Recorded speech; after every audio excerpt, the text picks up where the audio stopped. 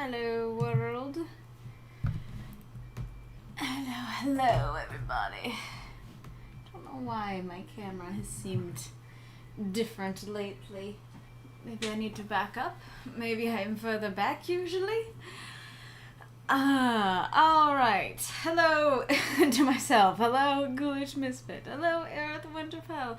Hello, Magistrate Ironlong. Hello, Reincarnator. If we had more people, I would go much higher. I saw, where is it? Oh yeah, Ghoulish. Hold on, let me get some ibuprofen. My shoulder is in pain. I feel for you. I feel that.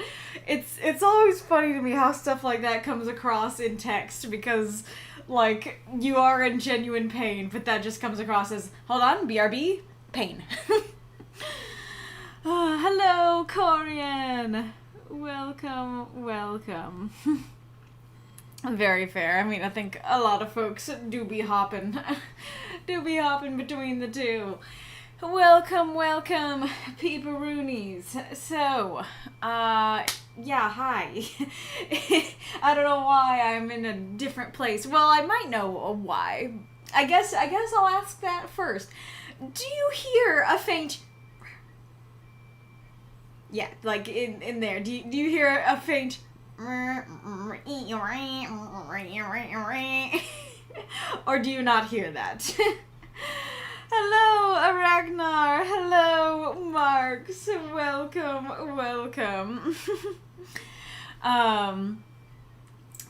So, yes, if you're new here, here's how it works. Every week we have a prompt that is submitted by supporters and voted on by everyone.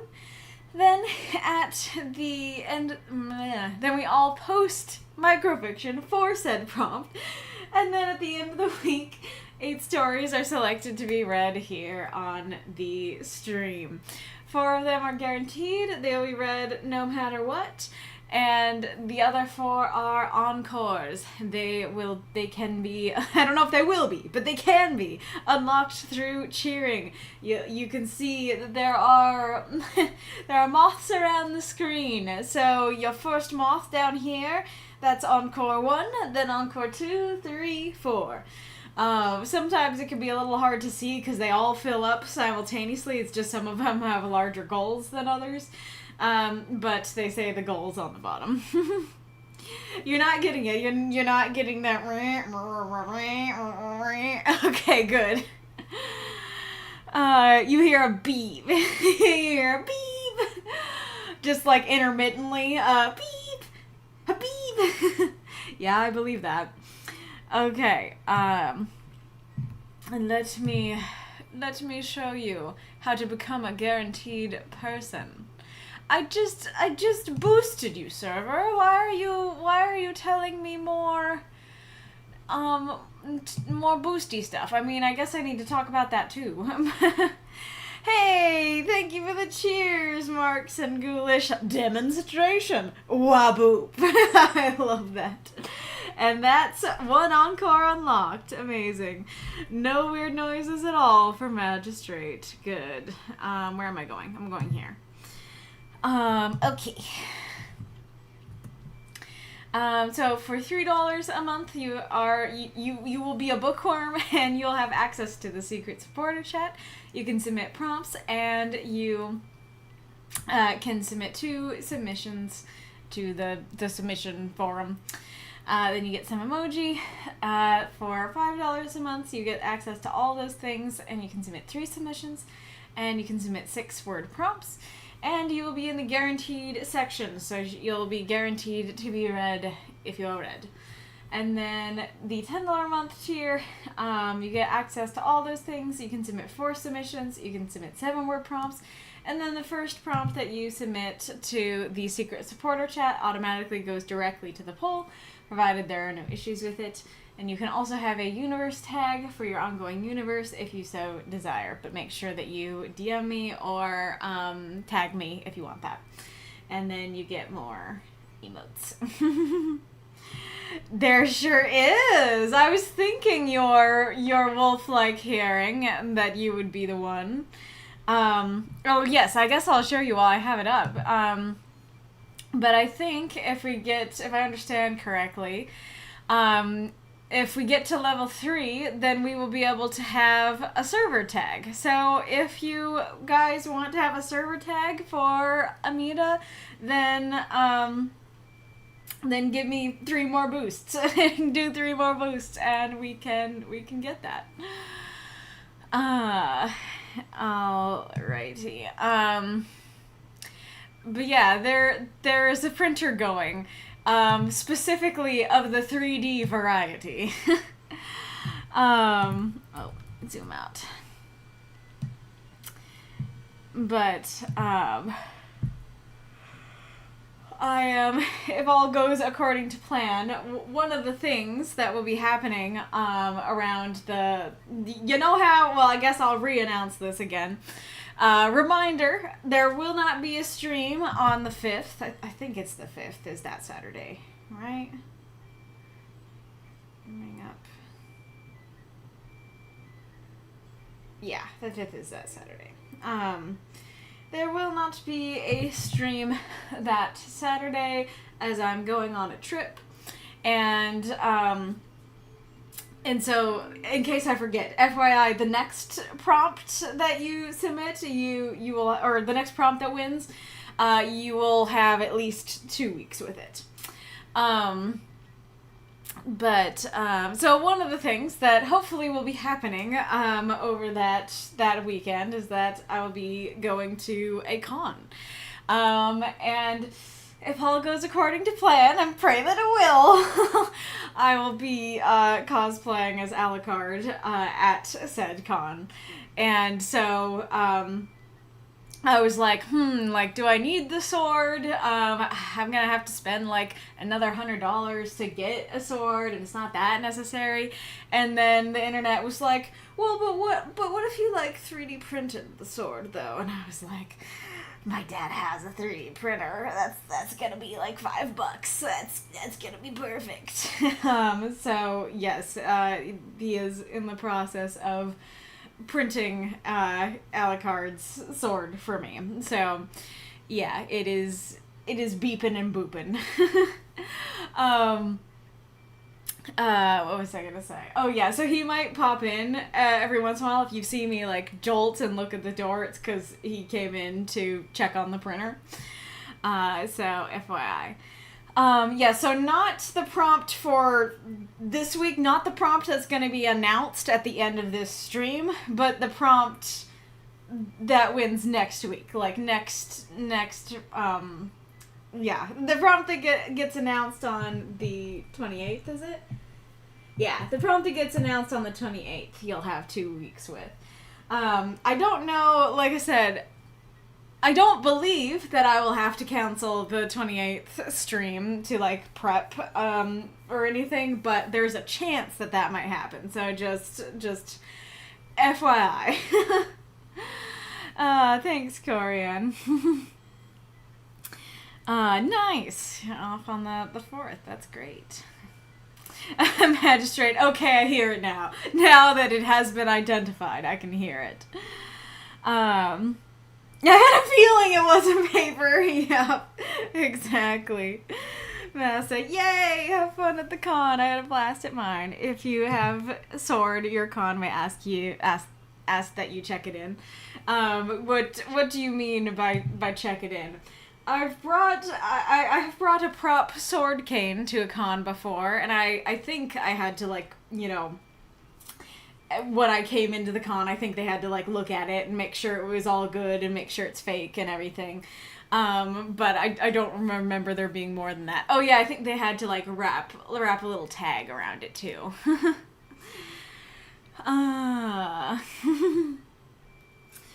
Okay. What was I gonna say? Oh, yeah, I was gonna say, so I've been doing lots of hair experiments. I guess I could show the pictures, potentially. But I've been doing hair experiments to see if I could make my hair more wavy, and I've been asking people for feedback on that. So I kind of wish that I had waved my hair up for today, but I was nervous to do experiments that potentially would look bad on stream. Thanks, Arith and Marks. What? More Alucardi, yes. Yeah, same deal. Mine has a check-in booth to make sure it wasn't a real weapon. Yep, for sure. And that is appreciated. I do appreciate cons doing that. Oh yeah, you can actually really see the discrepancy between the amounts when you look at Encore 1 versus Encore 4. Alrighty, Rue. Our list for today is Arith Winterfell, Lilladyeva, Palmothemus, myself, and a potential bonus 5th. Then for our encores, we have Reidrev, Joe, NightWolf, and our wonderful returning hero, Aracnarquista. It would be very lovely to get all of those unlocked, but I also understand if that is not possible. Oh yeah, and you can also remember that, you know, you can use some of your cheers for the July 5th stream on this stream or next stream if you want.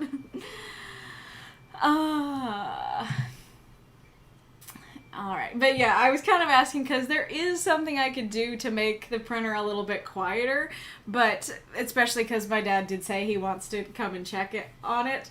I don't want to do that and make it harder for him, so as long as it's not too annoying, then I won't do that. I always find it funny when I have to check in my cap shield. Oh, nice. I mean, I don't know if you're willing to share pictures, but now I want to see you in your cap outfit. Oh yes, and the prompt. The prompt for this week is Death's Right Hand. I myself quite enjoyed this prompt. I think you guys did too. We have some very strong emotions for this stream. We have really dark and sad ones, and really light and happy and funny ones. So we'll see what y'all think of them, but I think they're pretty good, pretty fun. Monthly freebie? What's the monthly freebie? Oh yes, the I thought you were saying something regarding cheering, that like the July 5th thing was a monthly freebie, and I was like, what?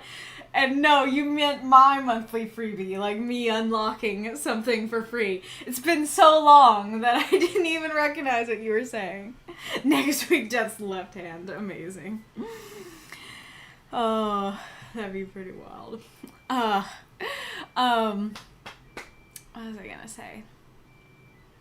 I was gonna say something else. Well, this isn't what I was gonna say, but I'll still say it.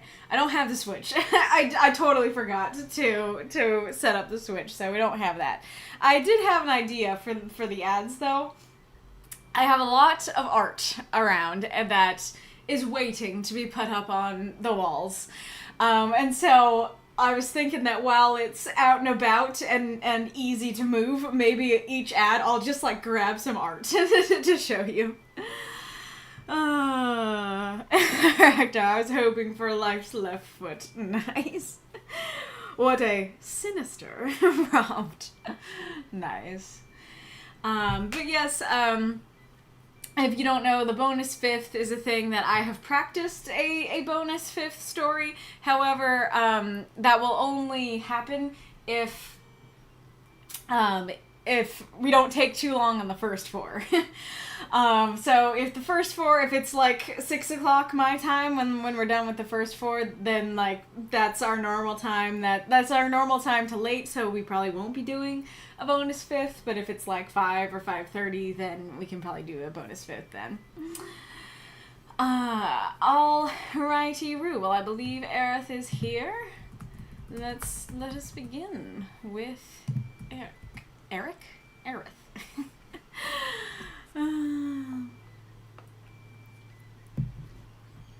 All right. Not Alone by Arith Winterfell. 304 words. Content warning, topics of cancer and death. The steady beep of hospital machinery continued without ceasing. Jonathan lay there, wearing the oxygen mask that made his labored breathing a little easier. He felt sleepy. That was the morphine for the most part. He kept the pain of the cancer away. Made it easy to fall back asleep. But he didn't want to sleep, so he struggled to stay awake, trying to hold on to every moment he could. A man entered the room. He was dressed in everyday clothes and a black trench coat. Clearly not one of the staff checking on him. He didn't recognize the man. Not that he expected any family to visit him. He had none. Why had this stranger chosen to visit him? The man sat down at Jonathan's bedside, looking down at him with a kind face that crinkled a bit at the corner of his eyes. "Hello, Jonathan." "Who are you?" Jonathan said sleepily. "A friend. You may not know me, but I know you well." Jonathan could sense something strange about the man visiting him. "You're not normal, are you?" Jonathan muttered, struggling to think clearly. "No, Jonathan, I'm not. I'm just a servant for the big man upstairs," the man said softly. "God?" Jonathan asked. "No, not God. Just the one you've been waiting for." "I don't want to die," Jonathan said weakly. "I know." The man held Jonathan's hand. "It's going to be okay. Don't be afraid. Just rest. I'm right here. You're not alone." Jonathan's lungs began to finally fail completely. His breathing became strangled gasps. He clenched the man's hand. Finally, he exhaled his last. The heart monitor flatlined, and Jonathan was gone. The man rose from his chair before the orderlies could enter the room, and faded away into the light of the sunset, peeking through the blinds. Throw up those moths and monsters. Cheer for the story if you loved it. Uh-oh, Magistrate says he's getting a lot of repeating. Is everybody getting that, or is that just Magistrate? Also, I realized I should ask, Marks, how long will you be here? Will you be here for the whole thing, or will you need to leave? So I added this content warning, and I realized it's kind of dumb to add a content warning of death on a prompt that's Death's right hand. What I meant is, like, I feel like this story could trigger people in the sense of, like, this is different than, like, oh hi, the Grim Reaper is throwing his scythe around in his office. Like, that's a very different story from this, which, like, might trigger people's memories of, like, their family dying and stuff, and so I was like, this story could be a bit triggering to people, and so I wanted to add a content warning for it. But I don't know how to specifically, like, I would say death of a family member, but the story specifically says he didn't have family members, so I don't know how to properly, like, trigger warn people of that topic specifically. Ghoulish says mine also crashed. So I can't tell if that means that it's crashing for everyone or if it's specifically Magistrate and specifically Wolf. Mark says I should be here the whole stream. Oh, fantastic. Interestingly, the beeping in the background fit as a sound effect. That's a good point, yep. Oh, Ghoulish still has buffering. The printer noises are providing ambiance. Nice. Well, you guys are saying that as a compliment, but that's sounding like it is, well, hold on. That's sounding like it's too loud. However, there was another noise during that story, which was my mom's alarm. And then my mom's alarm on her phone went off. It was like, diddle-lit, diddle-lit. Was that the noise that you were hearing? Is that why it was louder? Oh, crap. Mark said, okay, so Corian's been buffering. Oh. Why did I not look at that?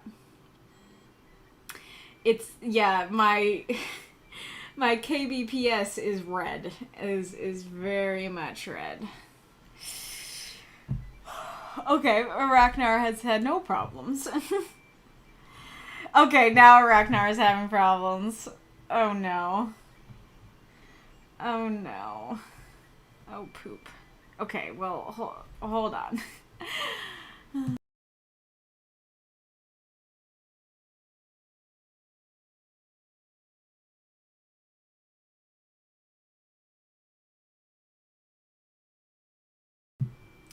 Alright. Are we back? Oh, and there's the ad. Okay, Lala's buffering. You have the music. Okay, you said, yeah, it's the loading screen. Mm-hmm. I was supposed to be. Yeah, I should have. Well, I guess I don't have it anymore because there are those like not connected screens that I got, but I didn't get one from this artist.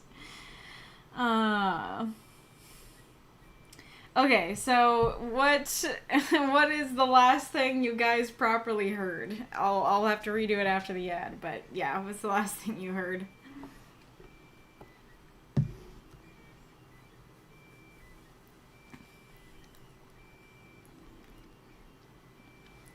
Yep.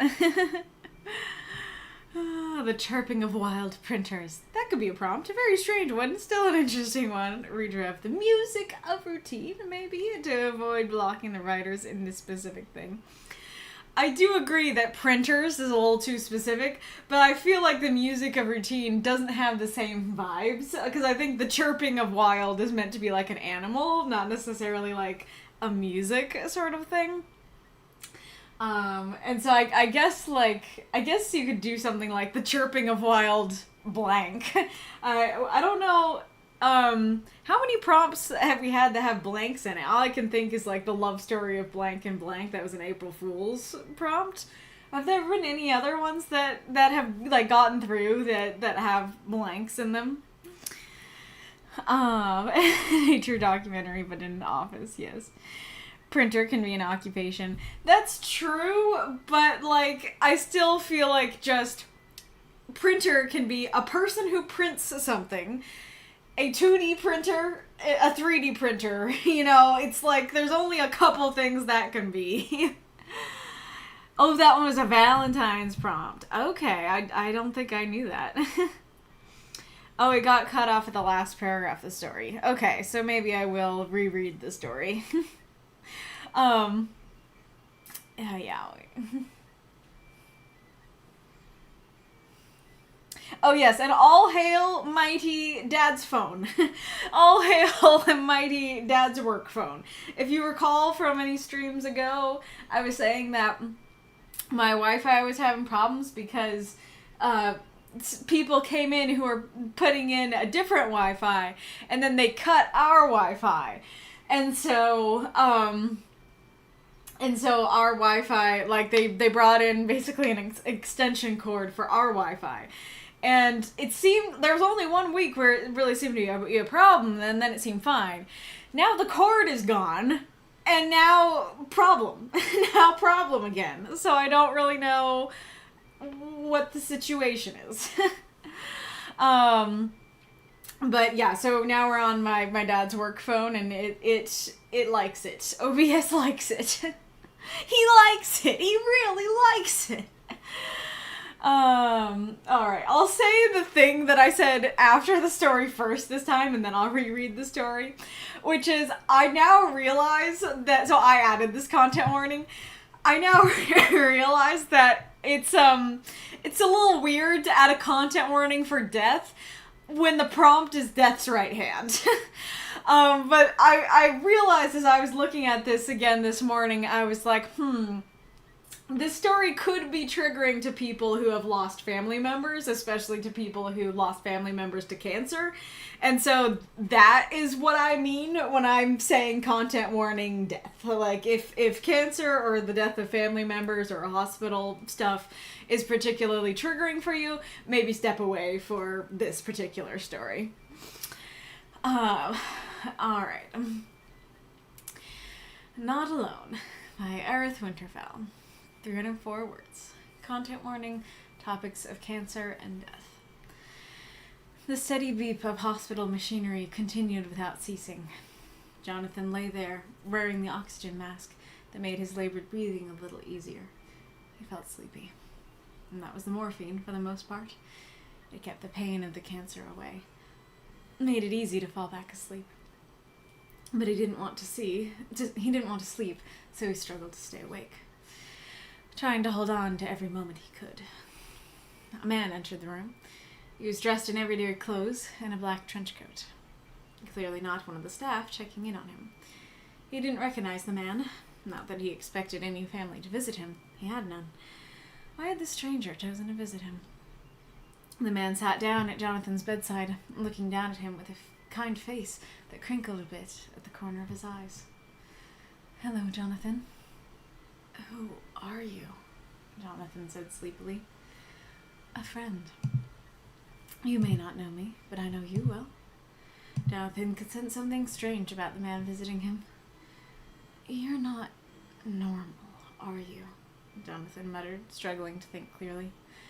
"No, Jonathan, I'm not. I'm just a servant for the big man upstairs," the man said softly. "God?" Jonathan asked. "No, not God. Just the one you've been waiting for." "I don't want to die," Jonathan said weakly. "I know." The man held Jonathan's hand.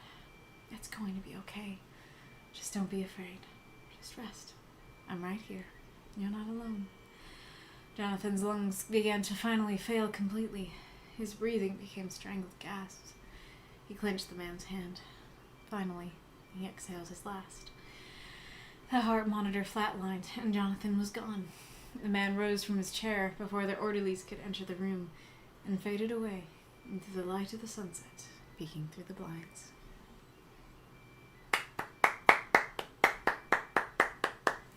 Throw up those moths and monsters cheer for this story if you loved it. We're not getting that fifth, are we? Don't speak too soon. We'll see if we make up the time. Song of the Machine. Okay, that's a good one. I like that one. Alright. Arith's note. Small side note, the story was actually inspired by an SCP story of a figure who visits the dying in their final moments and offers them a cigarette. So the idea already existed before the story, but I felt this was a good way to explore this prompt. It's not set in the SCP universe or anything, just generally inspired by the idea of a figure who comforts the dying. Hopefully it was an enjoyable and heartfelt story. Thanks for reading. So I'm very curious for those in the chat. Did you find this story sad, comforting, or both? And if it was both, which one more? Were they tied, or was it more sad? Was it more comforting? This was really interesting because Arith said in the council DM chat, he was like, I don't know, this story's pretty sad. I don't know if it's gonna be too much. And then I was kind of tense to when I went to read it, I was like, okay, he said this is sad.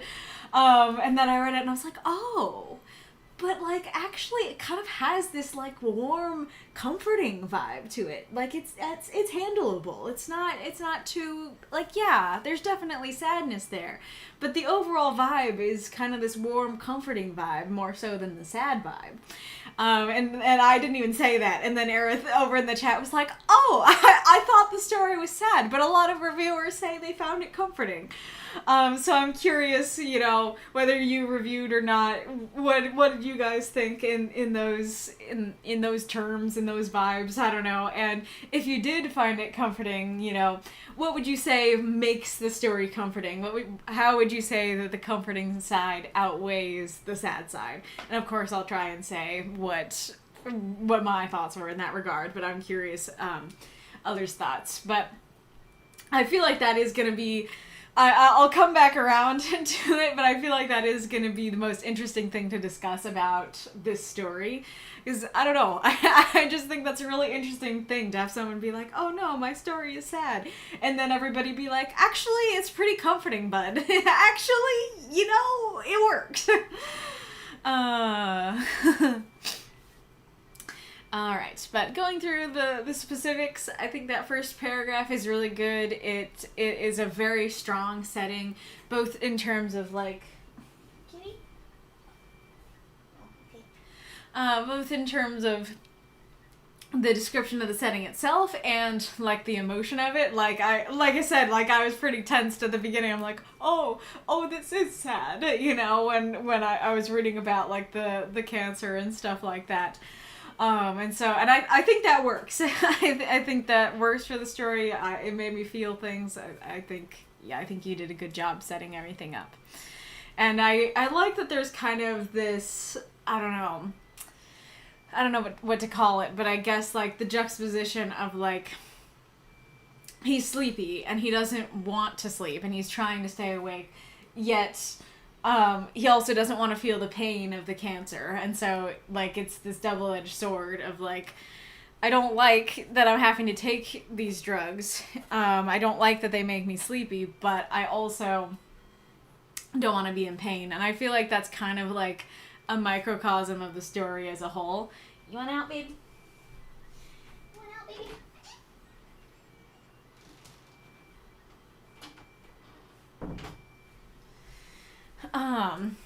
It's kind of a microcosm of the story as a whole of, like, I don't want to die, but I want the pain to be over, you know, that kind of thing, where it's like, I don't want to die, but, like, you can, it does have this vibe of an easing of pain to it overall, which I think is really interesting. I like the description of the man. I think that works super well. It's just like, here's what he looks like. I don't recognize him. Why did he come in? I think that works super well. And also, him having no family is super sad. I really like this description here of crinkled a bit at the corner of the eyes. Like, that is, that's not just like a, I don't know, because you could say he had kind eyes, and that would be nice, you know, that would be a nice description. But there's something about this that's, like, way more, I don't know, way more striking than just he had kind eyes. I guess it's because, like, kind eyes can just be like, that's the quality of your eyes. That's the eyes you've got. But crinkled a bit at the corner of his eyes kind of, I could be wrong, but it kind of conjures this image of someone who smiles a lot. You know, they smile so much that it has crinkled, you know, the corners of their eyes. And so this isn't just somebody who was born with kind eyes. This is somebody who actively, like, has done something to cause their face to look kinder, you know? They have actively done the kindness, and it has affected the way that they look. And so, or at least happiness, if not kindness. And so I think that's love Pacha meme, love that description there. And then the conversation here works well. Of course, I like the, you know, you may not know me, but I know you. I'm not sure how I feel about, like, he could sense something strange. You are not normal. You know, I don't know if it would be better to just say he could sense something strange and then him not voice it, or to have him just voice it and say, you're not normal. I think I'd lean towards the second one. It's not bad what you have, but I don't think it was needed to say both, and so I think just having him, like, kind of squint and go, you're not normal, would flow a little bit better. And then, so this part here, I do like, how do I explain this? I do like the flow of the conversation of, like, the big man upstairs. God? No, just the one you've been waiting for. I don't want to die. I do like it, but there are some, I don't know, there's a little bit of bumps in there. So I think that what's going on here is, like, the one you've been waiting for is death. And so that's why he says, I don't want to die. And absolutely, you can wait for something that you don't want. You can be like, well, you know, I'm not happy. Like, I don't know, you can be waiting for your dentist appointment, right? You know, you don't want to go to the dentist. You don't want to have an appointment with your dentist, but you can wait for it, you know? And so I think that's kind of the vibe. And in a sense, that is really interesting, or a really interesting concept. But especially because it's answering this question of, like, well, there's two questions, right? There's a question of who's the big man upstairs and who's Jonathan been waiting for. And the answer kind of answers, but you're not really sure. And you're like, I guess he's been waiting for death, but is that the answer? And is that who the big man upstairs is? I don't understand. And so, because it's interesting, right? Because if Jonathan's response is, I don't want to die, it seems like he clearly knows, like, oh, you think I've been waiting for death, but I don't want to die, you know, sort of thing. So it is interesting in that way. And then I think I have seen riffs on the big man upstairs before, like, especially with if somebody, like, literally lives in the apartment above you. You know, I've seen jokes of that and stuff, too. But especially because it's all, we don't quite get the answers in there, then I'm also kind of left going, who is the big man upstairs if not God? You know, why'd you use that phrasing if it's not God? So I do think that a little bit more of a definitive answer to one or both of those questions would be helpful there. The flow does kind of feel like it trips a little bit at the end there. But I do like the conversation. I do like, you know, the ideas and stuff that it brings up. And then, of course, very, very nice, you know, what the man says and does with him. And then it's really interesting, because, like, the end is objectively really sad, and you might even say dark. Like, he does, you know, full-on die there at the end. But there's just something about the way that you do it, the way that you portray it, that makes it really work and makes it feel more gentle and more like he was released from his pain than it does, you know, this horrifying tragedy. Oh yeah, and in a comment here I said, it's slow, it doesn't crash. Yeah, so it's not like the death slams into us and hits us hard. It's like we're eased into it throughout the entire story.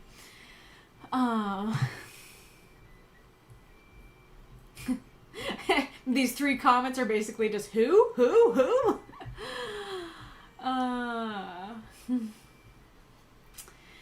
And it's really interesting to me because, you know, okay, why does the story have this comforting feel to me? To me and others.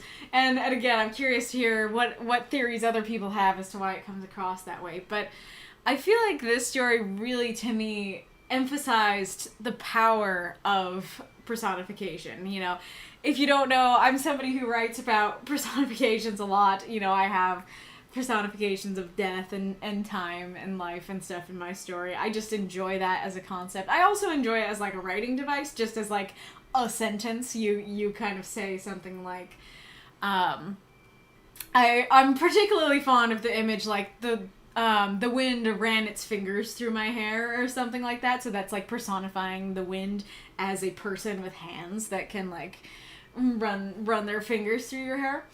I like both. But I don't think that it really hit me just how much power that device can have, especially in a story like this, because, you know, I from your note, I don't think that this is Death himself. From the note and from the prompt, I don't think this is Death himself. I think this is basically an emissary of Death. And which I guess is also, you know, kind of the thing here of like, okay, I think that, you know, he works for Death. And so, like, this guy is an emissary of Death, and they could be dark or scary or mean or anything like that. And Death itself, like, without the personification, right? What would this story be? This story would just be about a man without any family dying of cancer alone in the hospital. And that is incredibly sad. That is heartbreakingly and gut-wrenchingly sad. And, like, what is happening is the same. Like, that is what's happening. But all you did is you made the emissary of Death a person. Is you added a person in there. And so because there's a person there, then it makes him feel like he's not alone. It feels like there's someone there. Even though we know, or at least I know, that this person is technically from the thing that is... I mean, killing him sounds like too active of a word. But, you know, he is an emissary of the thing that's killing him. Yet, even so, it's still comforting because this is a person. And this is a person who's kind to him. And, like... all he does is just sit with him and hold his hand and say something nice. But, like, that's all we need. All we need is a person to be there so that he's not alone. A person to comfort him. Oh, that's getting me misty-eyed. And that's enough to add this comforting vibe to the story. And I think that's kind of crazy. It's kind of wild how just changing that one thing, just making the emissary of death a person is enough to do that.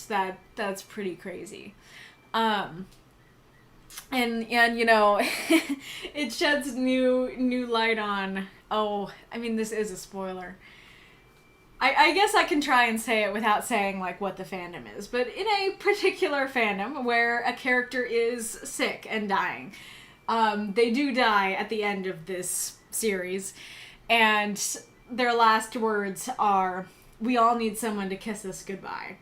That she has never been kissed before, and so she asks the doctor if he'll give her a kiss.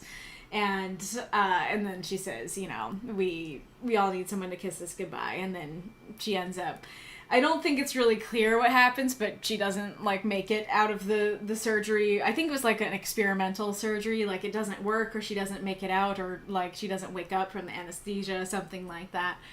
And so, I don't know. It always kind of sounded, I don't know how to describe it. Cheesy feels like too strong of a word, but...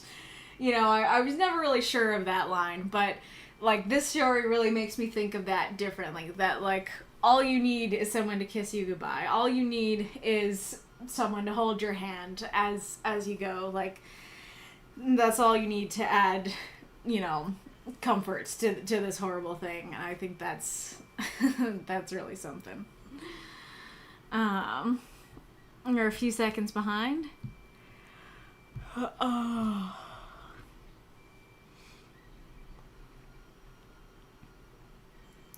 Arith, the face desk. My friend came by literally at the end of the story. Also, the story isn't up on the street. Oh, gosh. FYI, if I ever do something like that, use your channel points.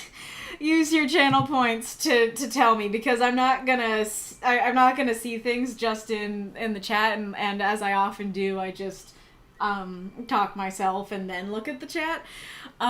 So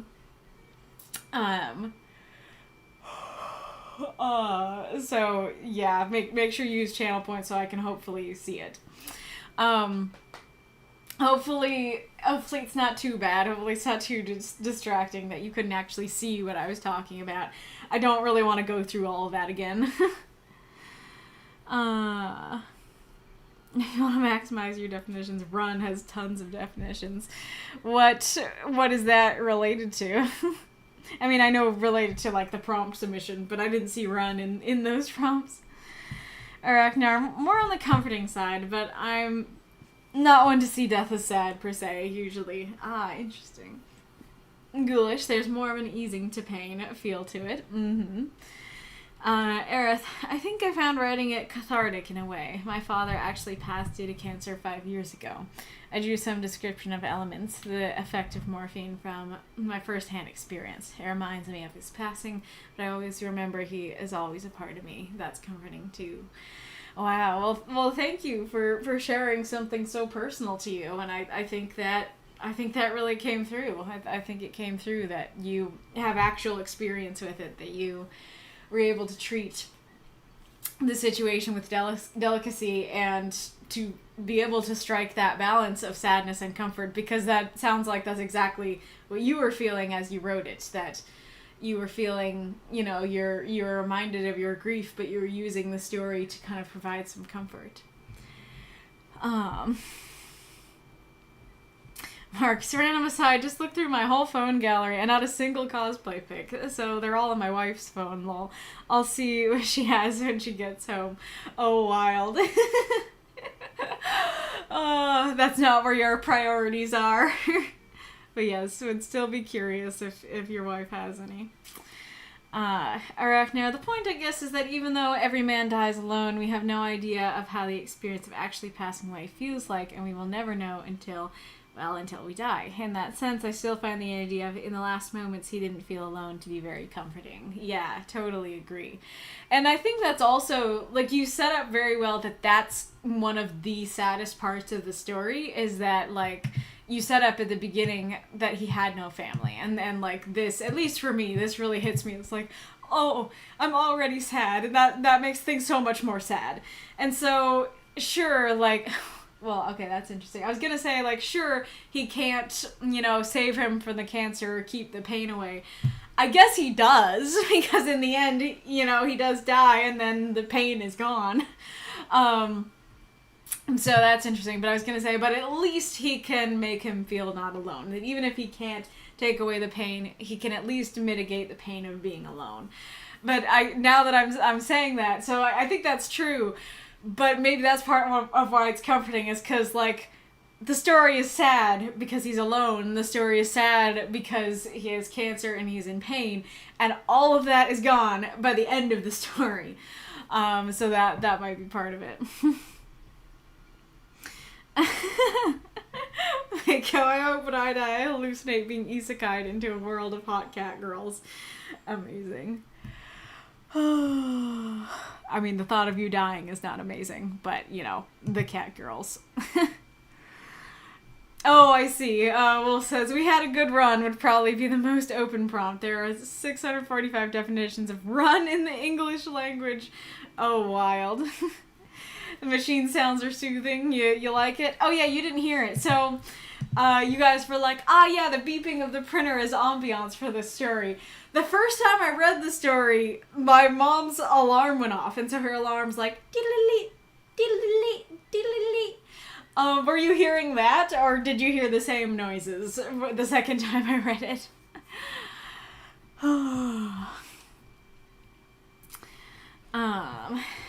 All right.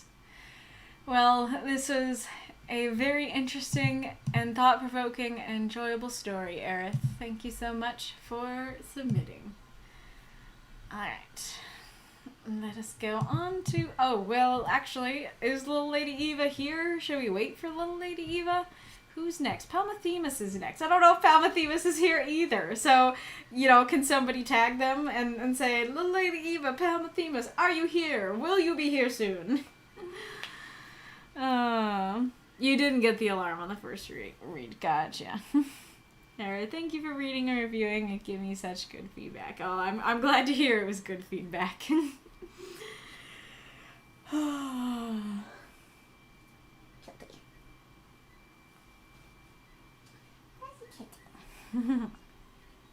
Here, I will show you cat.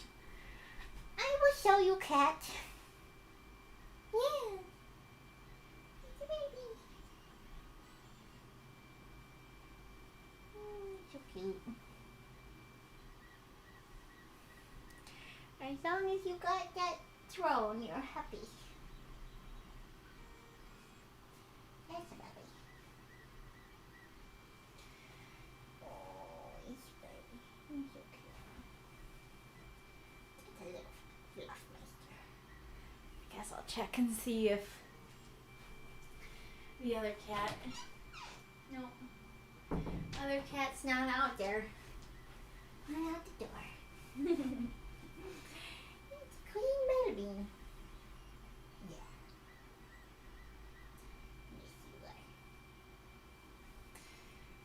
Yes, you are. Sleepy, fluffy creature. Aw, yes. Well, if we don't hear from them in the next minute or so, I guess I'll read mine to give them more time to get here.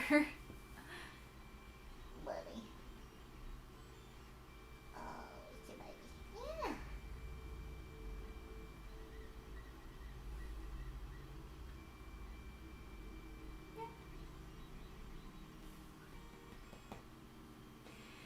It's the baby.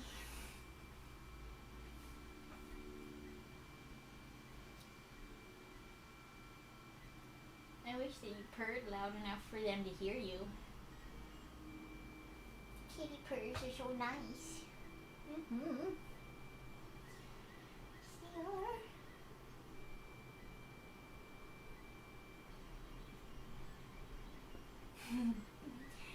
Little biscuit make it Bella.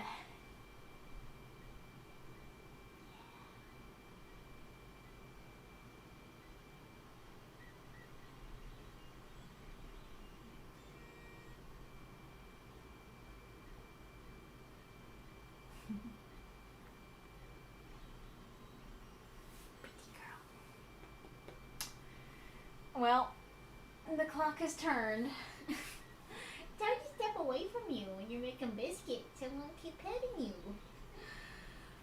baby Bella. Do you think I could read the story from down here? Do you think they could hear me?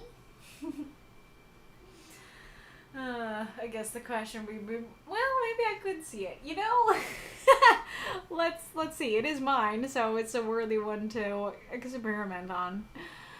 All right. Can you guys hear me okay from down here, or not really? Oh, I hear Mel. Hi. Come here. Come here, baby boo. Come inside. Yeah.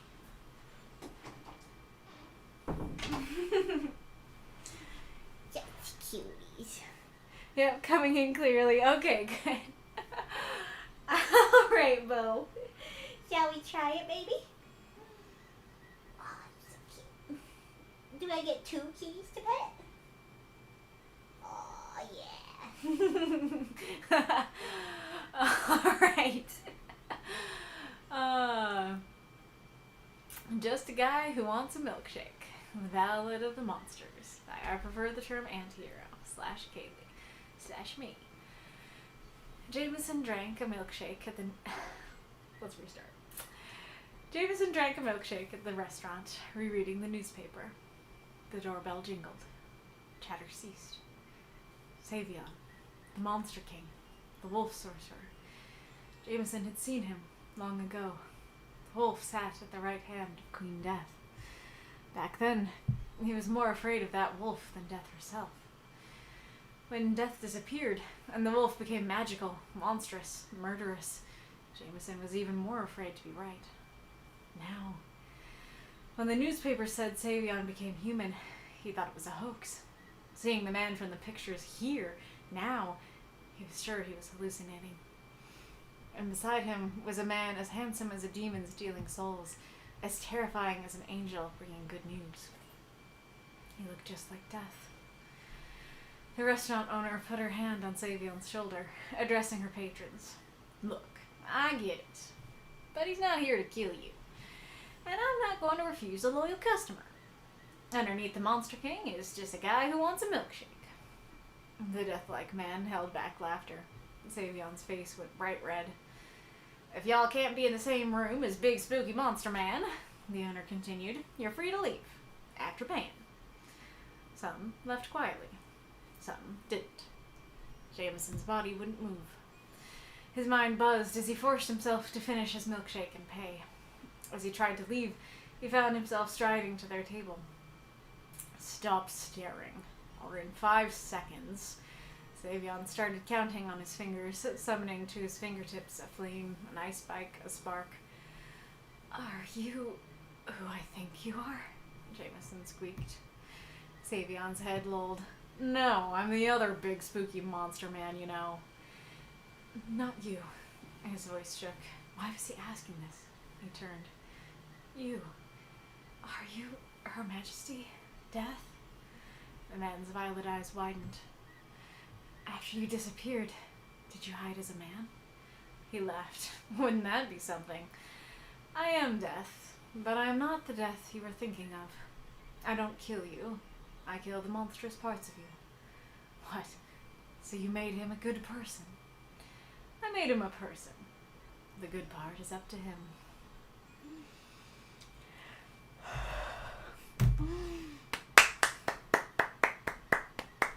Throw up those moths and monsters cheer for this story if you loved it.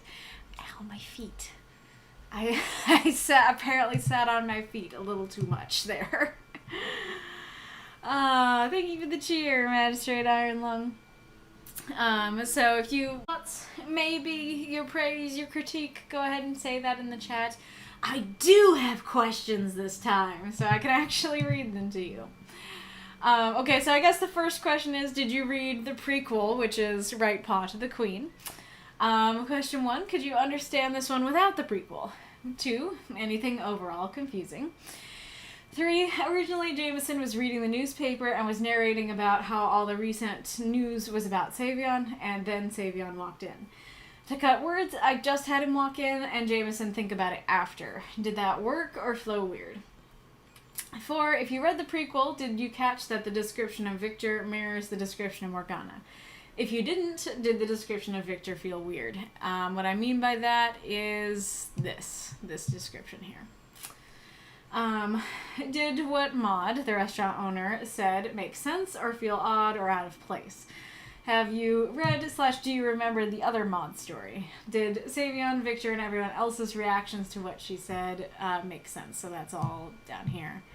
By the way, I had to kill a darling of Lestaire being there on Victor's left to stifle his laughter too. Some left quietly, some didn't. Did this read as some left, some didn't? Or some left quietly, some left loudly? Both are true. 7. Did it make sense Jameson walked up and talked to them? Or was it like, you're terrified of them? That makes no sense. I liked Mako's interpretation that he has some amount of reverence or fascination with Lady Death. So it really is about being like, I have to ask if he's death. It'll eat me up later if I don't find out.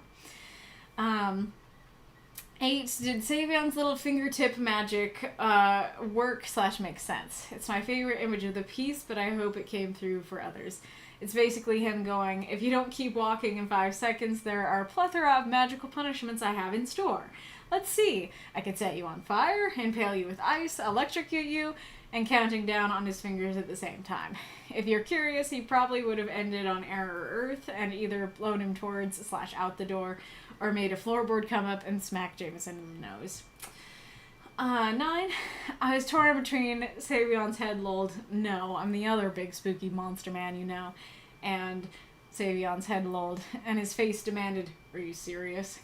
Which do you prefer? 10. Did Jameson's question of if Morgana turned herself into a man make sense or seem weird? 11. Did the ending lines work? I love them a lot, but I feared I suddenly went too philosophical / morally, and it didn't fit the rest. 12. Did I need to state that Savion was sitting on Victor's right? I mean death. That Savion was sitting on death's right. 13. Did the idea that Savion has been at the right hand of 2 versions of death come through? 14. Favorite lines. 15. Any other comments? Okay, I guess I can... Let's see. Can I? I can try and copy this to put in the chat because I know that it is a lot. I'll take that one off. There you go. There are the questions in the not so private chat. But yeah, I feel like now I'm kind of curious. Because I probably would have asked the same questions if I just went through the story and asked them. Do you prefer when I just go through the story and ask them, or do you prefer it like that? Because I feel like that could have easily just been like very overwhelming of me stalely reading the questions. Thank you for the cheer, Mako Cam. Finally! I don't know what you're finally-ing about. But while you guys are answering those ones, I did get some more. I did read this to my dad, and so I got some more things to ask from him. So what did you think of the title? So do you feel like the fact that it is literally a line in the piece undermined that line in the piece? Because that, I can't believe, okay. So here's why I did it. Here's why I had that title. Well, first of all, I was going to say, first of all, it was 3 a.m., but this might have been one of the times it wasn't 3 a.m. One of the very rare times. But I kind of liked it because it applies to both, that Jameson is just a guy who wants a milkshake. He doesn't want this terrifying, villain to walk into his milkshake establishment. He just wants to drink his milkshake in peace. And Savion is also just a guy who wants a milkshake, as Maud literally points out. And so it's kind of this connection of like, you're both people. You're both here for the same reason. You're both here for a milkshake. But did that make, like, either the first line or the line that Maud says about Savion, which is literally this, have less impact or feel repetitive?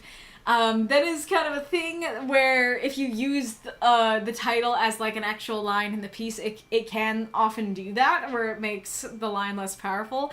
And I don't know why I hadn't really thought about that, because reading it this time, I really felt like it did that. I really felt like it took away the power. So I'm curious what your thoughts were there. And what would you have titled it, if not this?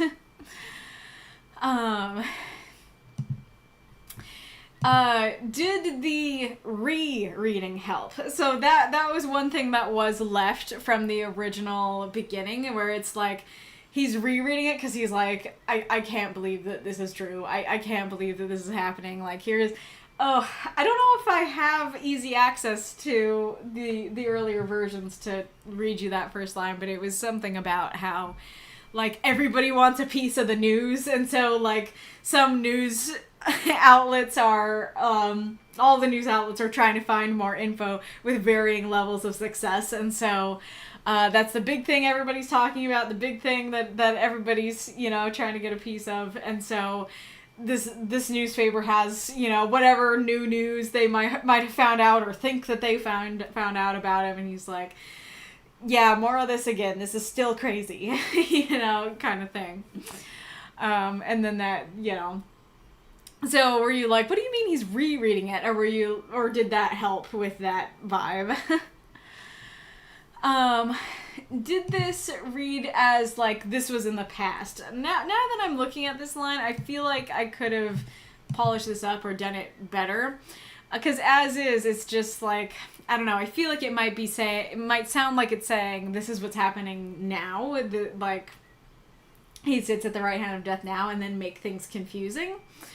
I think maybe, and I was I didn't put my word count in, but I think I was at 350.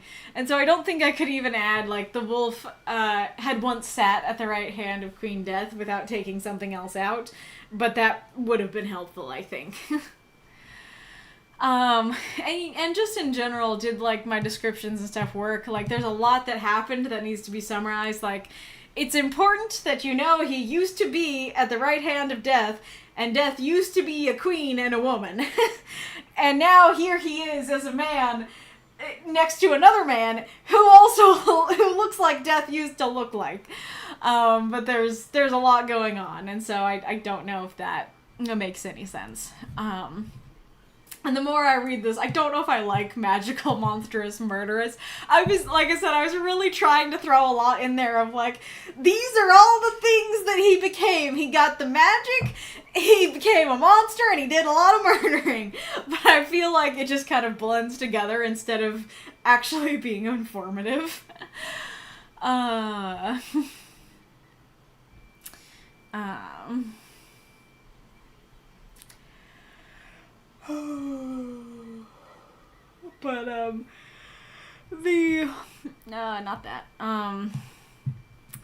the description of Morgana in the other story was, a woman sat there as beautiful as a relief after a long night, as terrifying as grief after happy days. And so I really liked this idea of, like, beautiful and terrifying, and like, just trying to use actual death imagery that, like, death can be a relief after a long night, like we saw in Arith's story, but it can also be a terrifying thing, if it comes when you're happy, that kind of thing.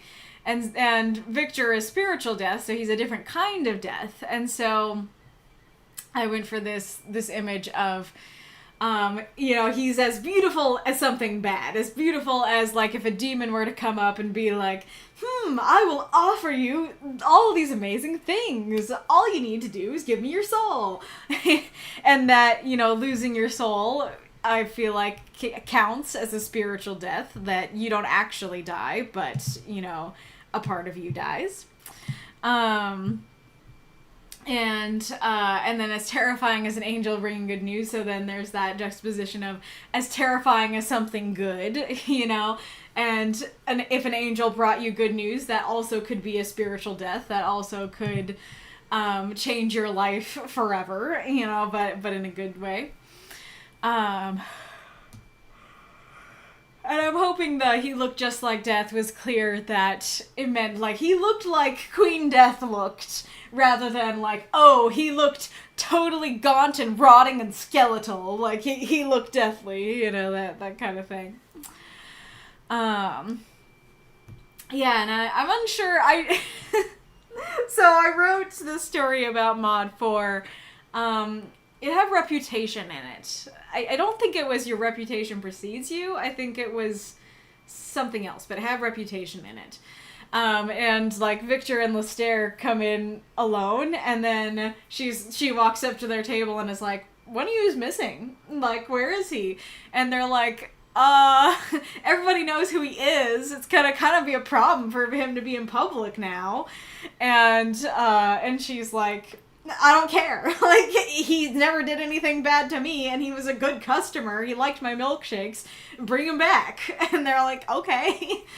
And so they do, and so especially because she's the one who told them to bring him back, then she is basically saying, like, "Hey, I know this is weird, but I invited him," you know, kind of thing. But I'm not sure if that really, messed with the flow of the story or felt like a weird aside or anything like that. I also would like to know if he's just a guy who wants a milkshake was funny. I don't know if it was like, that was awkward and cringy, or if it was funny, or if it would have been funny if it wasn't the title. And then I guess I'll ask now, did I need to say that Savion was on death's right? For the prompt to be clear. I do feel like this was my weakest prompt use of the week. I do feel like my other two were better. I picked this one because I had the most questions about it, and because it was a brighter story.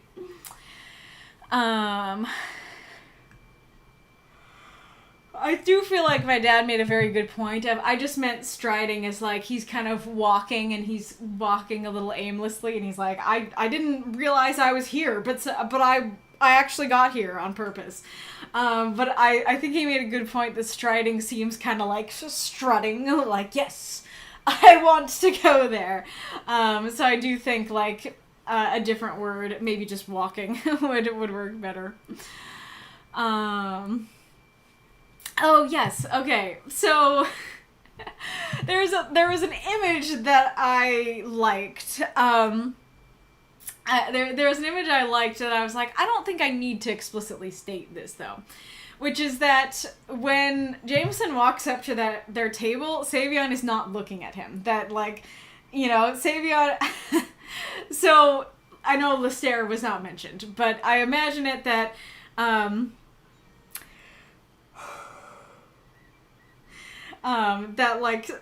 Savion is kind of sitting at the window, and then there's Victor, and then across from them is Lestaire.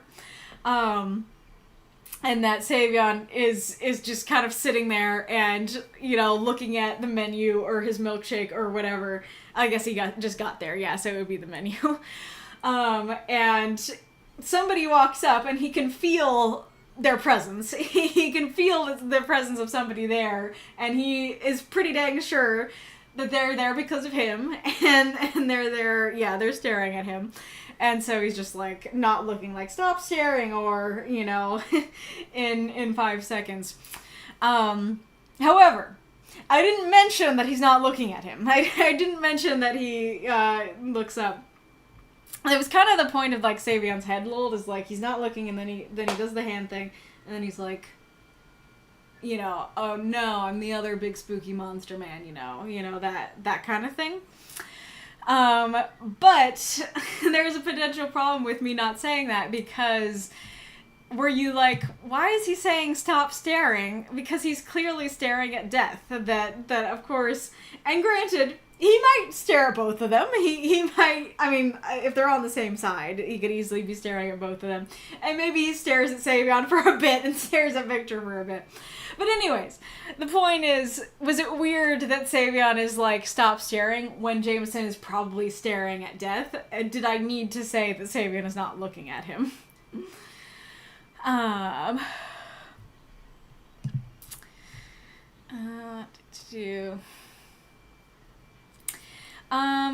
And then, oh yeah, so I kind of did that thing too, where I didn't really have Victor answer. I didn't have Victor say no, but wouldn't that be something was meant to be like, that's wild to think about, but no. And so I'm curious if you were left wondering like, okay, is he Queen Death? Or if you were like, oh yeah, that's clear that he's not. And then,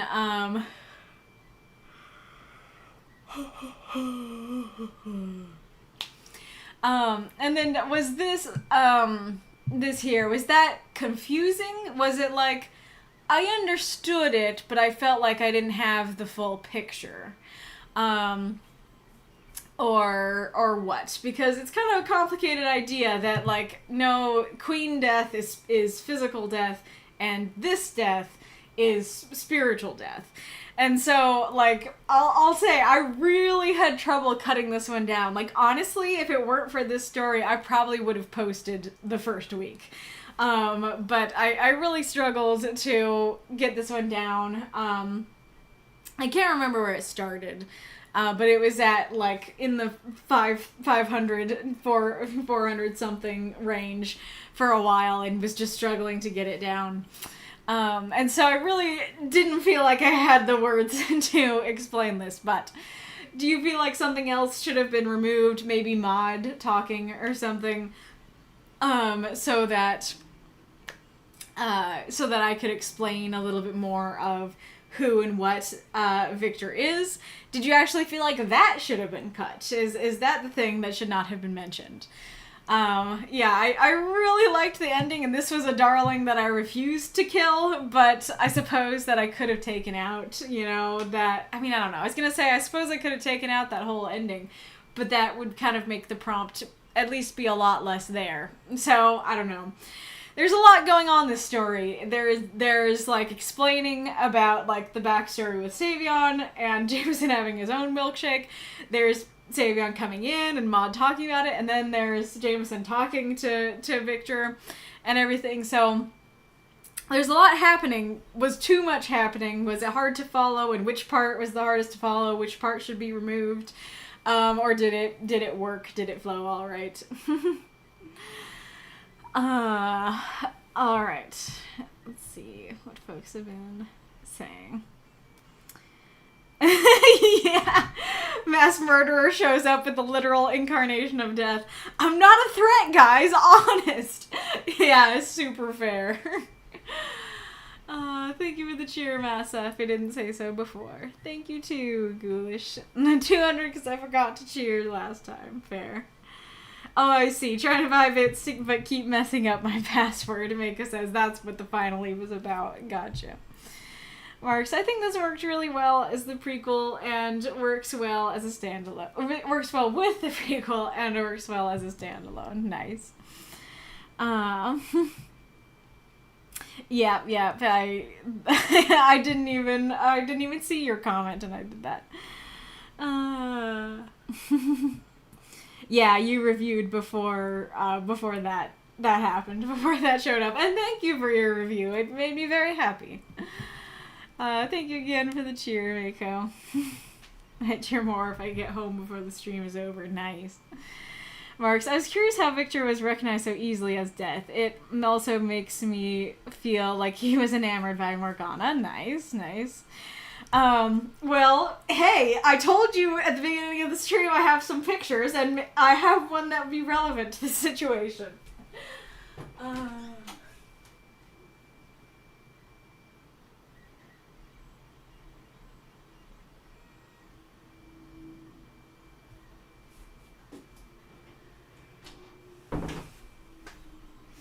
Might have to make it,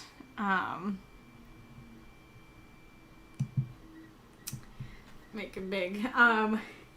So, this right here is Morgana, and yeah, what is happening? What is happening? This is Victor. So they look super similar, especially when Victor has the long hair. They kind of look like fraternal twins, or like twins that are different genders. Honestly, it's more of a question of how and why more people don't recognize him.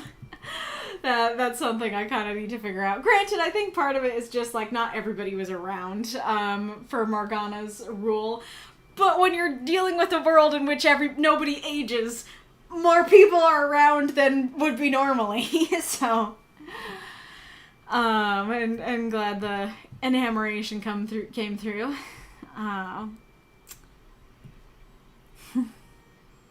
Arachnir, going through them all, the questions first makes us notice the highlights of what we might prefer to comment. Interesting.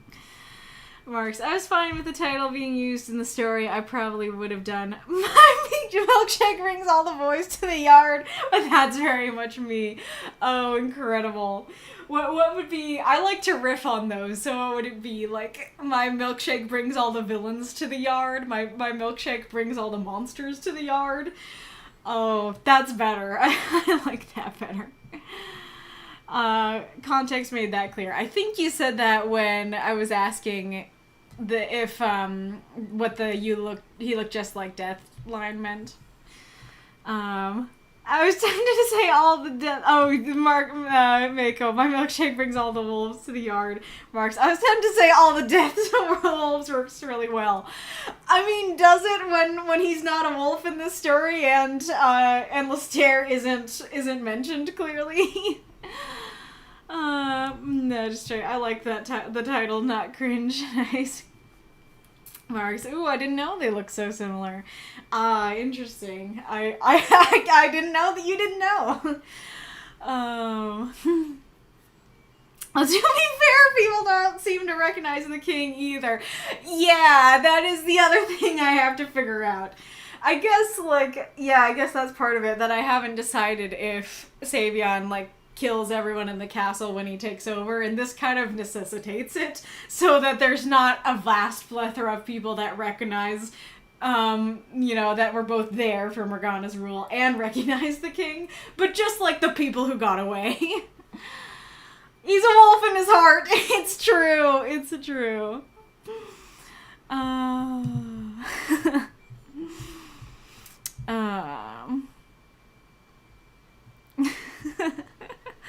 We've got milkshake gifts. Amazing. There's a milkshake here with a cake on top of it. I mean, I guess I don't know.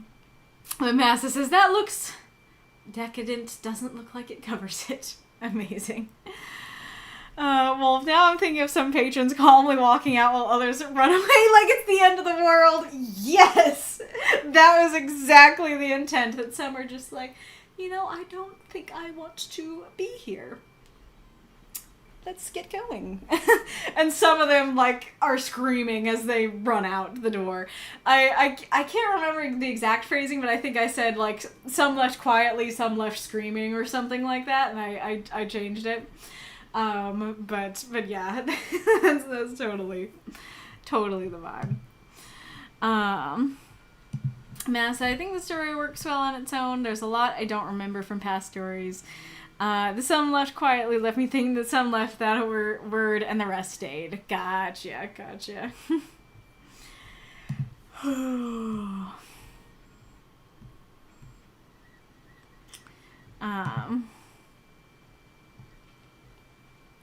Milkshake chicken? What do you mean? Is that you're playing chicken of who's gonna leave first? Who's gonna leave their milkshake first? Yeah, it might be. Well,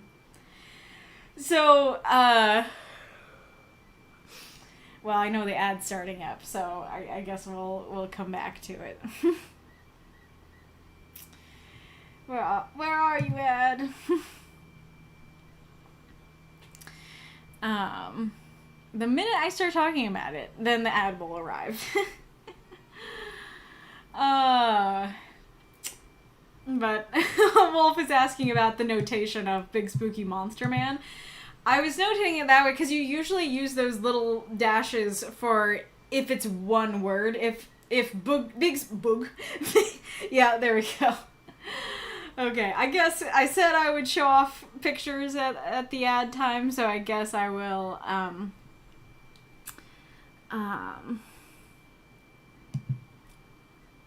need to get the Discord stuff here. I also, let's see if I can quickly,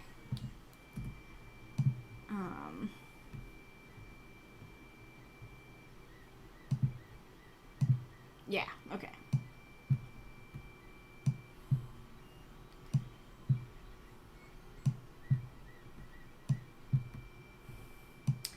I wish OBS had an easier way to get your new thing down. Down in the source list.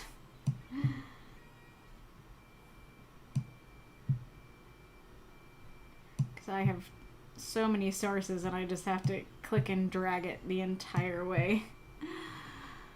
Oh, I guess it's there. Yeah, it's there. It's just behind things. Okay. There we go. I like that. Oh, that looks really nice with this setup. You can actually see the lantern over there. But yeah, I told you I'd show off pictures, so I guess I'll show off the rest of the picture. The glare makes it hard to see. But up top is Kairos. Over here is Wolf Savion. Then Morgana. Then Peter, then Victor, then the directions are reversed, and so it weirds me out. Then Kronos, then Elan, and then Lister, Wolf Lister is there, Human Lister, Human Savion, Lanai, and then they all have stuff associated with them, around them. You know, there's watches and rabbits around Kairos. I think there's a broken toy too. Yep, there's a stab toy. And then, oh yeah, there's a skull around up near Morgana, and she has her pipe. And Peter and Victor have a little Jolly Roger between them, and a thimble. Glare. A thimble between them as well. And then Victor has the hat and thread near him. Kronos just has like gears, and then he has an hourglass in his hand. Oh, I can't. Whenever I look at it to remember what's on it, then it gets in Glare Town. And then Elan has a toy sword and a rose and a crown, and leaves. And the stair just has an ice cream and strawberries. Savion has a book, as a book over him. And Lanai has her sword, or dagger, I guess, in that case. It's kind of cool because there's a stabbed plushie that is between Kairos and Lanai, so like it kind of fits them both. But yeah. All right. Back to stuff. Okay. Arachna, I read the prequel, but I think I'd understand it even without it, too. I don't think there's anything particularly confusing. Okay, now I have to open up the questions again to remember what they all are. Okay, 3 worked. 4, didn't catch it at all. Don't remember thinking Victor's description striking me as weird. 5, actions and reactions here make sense. Thought there is that whole vibe of mass murderer walked into the room, everyone behave factor for the reader to get through. I don't remember a previous mod story. Very fair. I am curious if that was long ago, that was when you were here, or if that was during the time you were not here. Six, the way I read it, it emphasizes the distinction of leaving quietly or leaving showing their annoyance, displeasure. Yeah, there could be people like, ugh, scoffing. Well, I don't know, I was gonna say maybe there are, but I think people are scared enough of him, they probably wouldn't do that to his face. I think it does work very well. It's good to hear. Not particular with anyone, but I confess that part was my favorite. Was far from my favorite in the story. Gotcha. So that didn't really work for you either way. Didn't make sense. Everything the story points out to it. Gotcha. Loved the last lines. That's great to hear. No need for it. Didn't really notice it. Very fair. Very fair.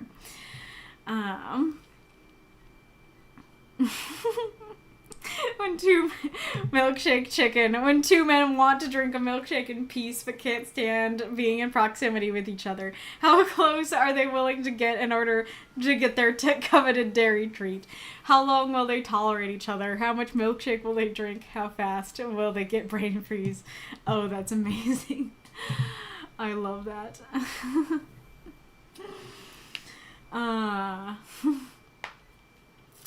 Ragnar, inside Savion, there are two wolves. Marks, at least two different Superman actors weren't recognized as Superman when they weren't in the costume. I don't doubt they wouldn't recognize someone as the king. Interesting. Yeah, I could try and make sure that the clothes he wears are different when he's king versus when he's not. Marks, I also love the idea of people leaving because Savion makes them uncomfortable. Ro can kill you with his mind. Leaving won't help. Just enjoy your milkshake. This is true. Oh, that's a great point. It's like you were scared of him when he was off in his castle far away, and he absolutely had to get the power to kill you from there. Him being in the room with you isn't different, other than you might have the chance to annoy him more in his presence. Milkshake's so good, even the Wolf King can't say no, yes. Oh yeah, I thought I saw something about mods and milkshakes somewhere, but I don't remember where that was. Oh yeah, the Massa said, Ma's milkshakes must be freaking amazing if it brings people from all walks of life to her diner, yes. Oh yeah, I didn't ask that. Should I have called it a diner or a soda stand or something instead of a restaurant? But yeah. I mean, I guess there's also a question of like, is that true of all restaurants, that people from all walks of life come to enjoy the food? Leaving too quickly might offend him. Leaving too slowly might offend him. Oh my gosh. This makes me want to write a sequel of like just somebody else's thoughts when he walks in. It's like, I want to leave. I don't want to die. I don't want to be here. But if I leave, it might offend him and he might kill me. But if I don't leave, then it might offend him and he might kill me. Malt shop, Maud's malt shop. Oh, that'd be cute. The malt shop was spelled with an AU. I must leave at medium pace. Oh, incredible. I do. It'd be especially funny if someone is like, yes, I have to just like time my steps perfectly, so I'm leaving at medium pace. And then like, I don't know, somebody else like, oh, I just lost the train of thought. Somebody else like tries to whisper like, but if you leave at all, he might kill you. And then Savion is just slurping his milkshake, just staring at them, enjoying the chaos. But anywho, thank you all for listening to my story. Really, really appreciate your thoughts. Let us go on to Lilladyeva. We have not heard from either of them, so I'll just read it in the order that they were in.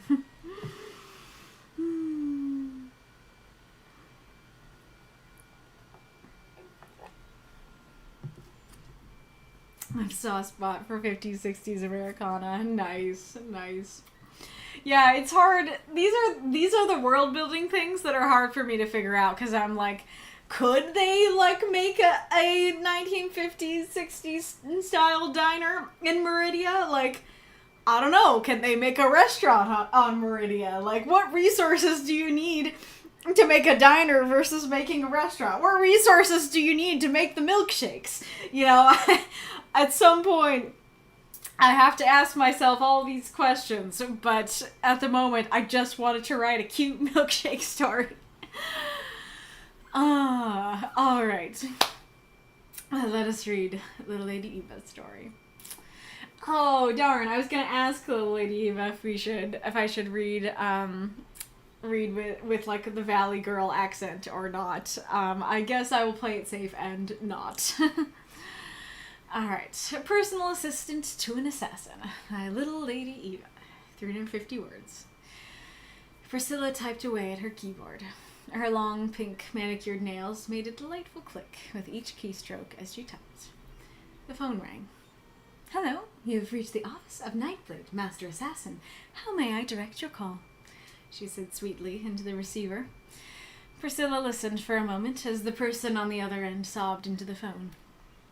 Well, I am sorry that you have regrets about killing your husband, but there are no refunds for work once completed. Additionally, your invoice is 2 months overdue, and we are looking for that presently. Priscilla waited a few moments as the sobs continued. I see. You won't pay, and don't care if he kills you too. Well, I'm sorry to hear that. I am sure your nephew Dominic will be sorry too. We are considering him collateral.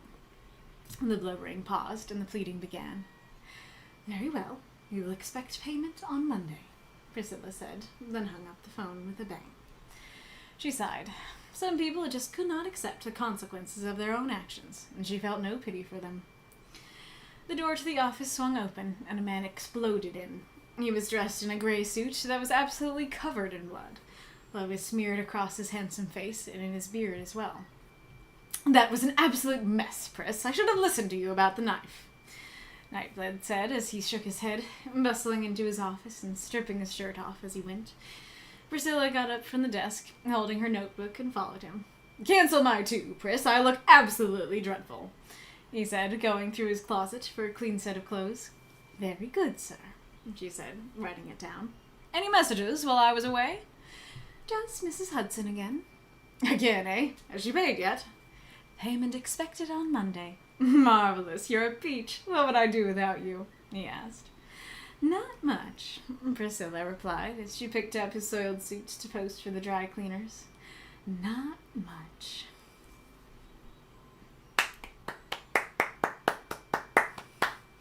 Throw up those moths and monsters cheer for this story if you loved it. Well, I sure did. I thought this story was really cute and fun and enjoyable. I don't know, I really liked it. Thank you for your cheer, Magistrate Ironlung. What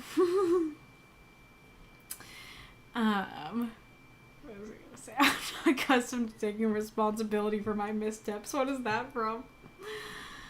Oh, jeez, milking sentient cows. You know, I have thought about, you know, how it would be harder to, like, hunt and kill animals in Meridia because, like, they can actually talk to you and, like, beg for their life and stuff. Somehow I've never thought about the actual milking process. You're right. You're just trying to milk the cow while it, like, looks you in the eyes and you have a conversation. Hey, Desed, welcome, welcome, welcome. Thank you for the cheer. Yeah, the gall of someone that hires an assassin and then thinks it's a good idea to delay payment. The nerve of some people. Yeah, I don't know if Valley Girl would have been the right voice for Priscilla. Very fair. I felt like they both should have, like, some kind of specific voice or accent, but I couldn't figure out what exactly the specific voice or accent for them should be. So, hopefully what I did was acceptable, at least. Pretty fun story, considering the title. I mean, the title kind of is, like, super accurate to the story, though. The Encores are you, Joe, NightWolf, and Aracnar. And you and Joe are unlocked. Alright. So, let's see. I'm trying to figure out. So, I'm trying to figure out if I should say this ahead of time or say it after I go through the story. If it should be like a little game that I play or not. I guess I'll say it first, especially since I said that. So, this may be a rare story that I have nothing to critique for. So I'm gonna go through the story, you know, line by line, and see if truly there is nothing to critique. The title works super well. The title is literally like, here's a story about a personal assistant to an assassin, and that's exactly what the story is. I really liked the opener. Like, I can totally visualize that. I like the little sound description. I think that's great.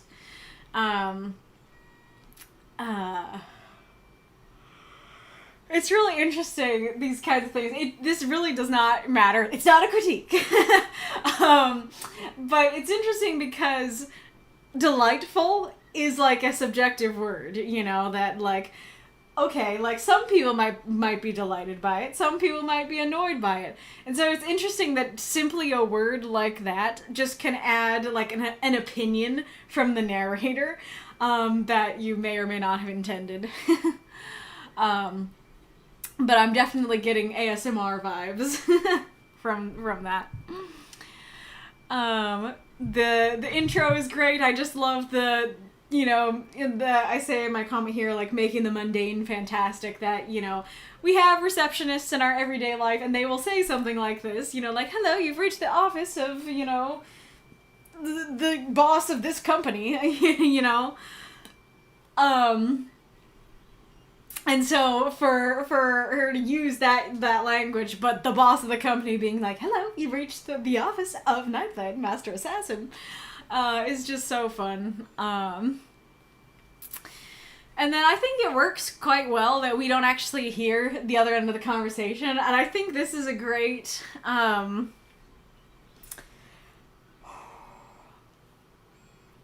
I wouldn't have, like, recommended this in general. I wouldn't have thought about it before. But if you can, you know, if there are phones in your world, and if this conversation can be had over the phone, this can be a great way to cut words. Because it would take, like, twice as many words to do Mrs. Hudson's part of the conversation, right? And so just having it be her side and we know exactly what was said, even though we don't have the direct words, and you just have, like, a much shorter description of it, I think that worked super well, and that's something to consider. I guess I can put that as, like, a challenge, maybe.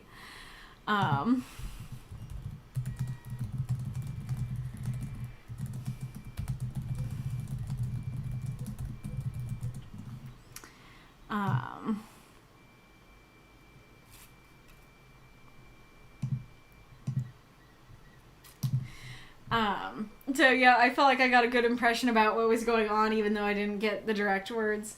I do really like that it's like, you paid him for a service. He provided that service. Just because you're no longer happy that you asked him for the service doesn't mean that you get out of paying him for that service.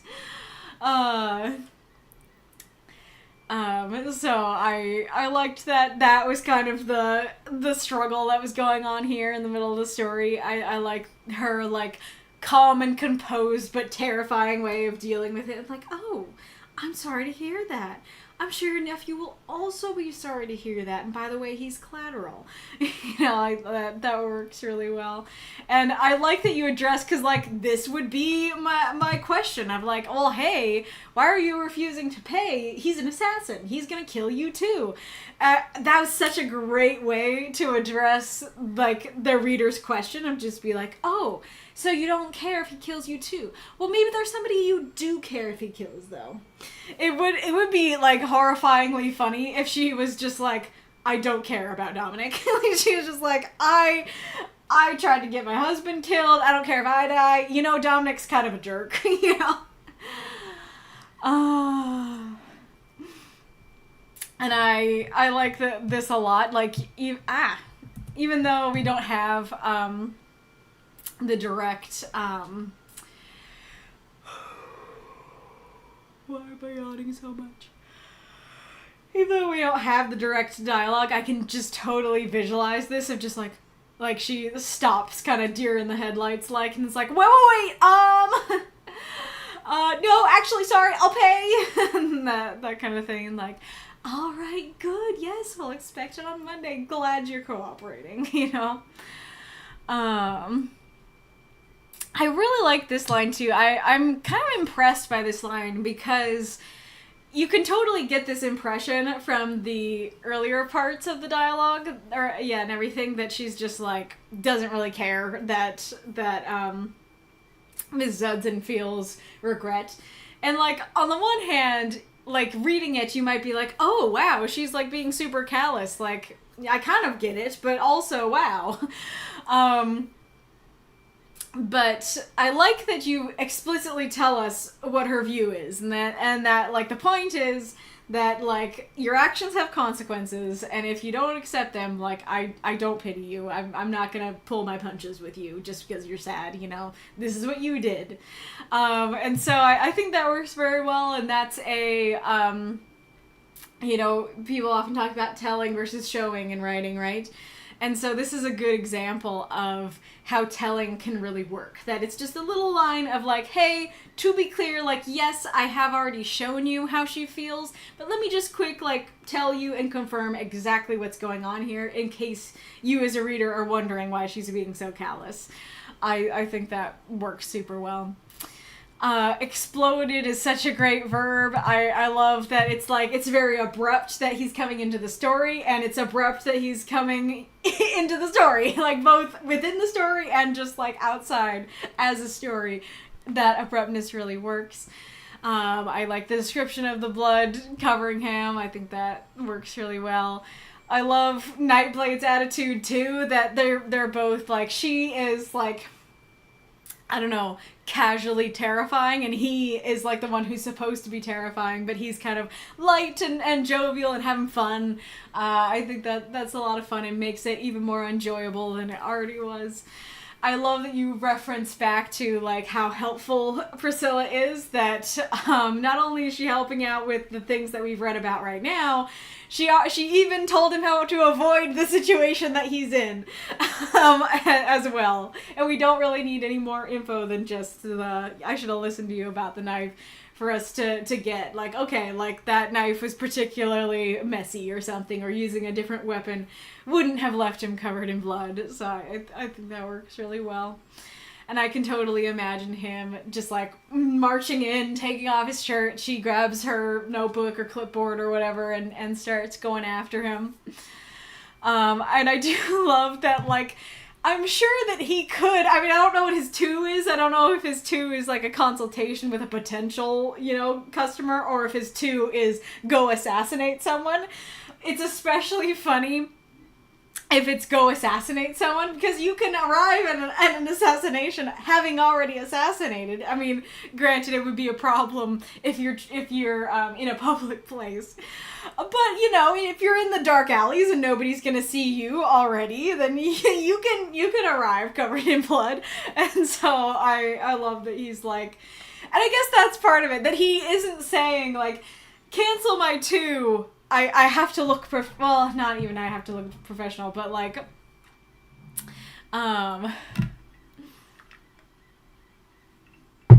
cancel my 2, I'll never be able to hide like this, you know, I'll never be able to, I don't know, some version of, practically it will be bad if I look like this. No, it's, I look dreadful. And he cares about his appearance, he cares about how he looks. I think that's great.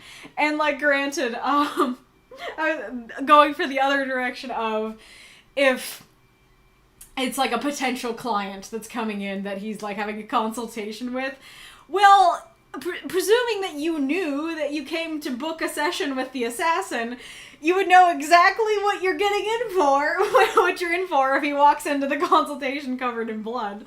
So again, not the hugest problem. Sure, you don't look very presentable, but it's not the worst thing in the world. And so I like that he wants to look presentable for them.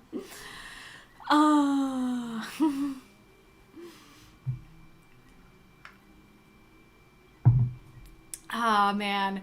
This might be my only critique. It's really not that big a deal, but I'll still say it. The very good sir, like, I think it's just her just kind of like, I don't know, muttering something that she isn't really fully intending to respond to what he said. She's just being like, yep, okay, kind of thing. Yep, very good, sir. But it doesn't quite follow from what he said. I think saying something like, it's done, sir, or I will, sir, or something like that would work a little bit better. And then referencing back to Mrs. Hudson, I think that works very well. I love you're a peach. I think that's great.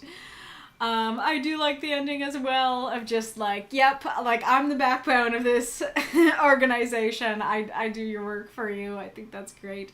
I am curious what you guys thought. Did you like kind of the twinge of like arrogance in the ending, or would you have preferred something maybe a little bit more humble?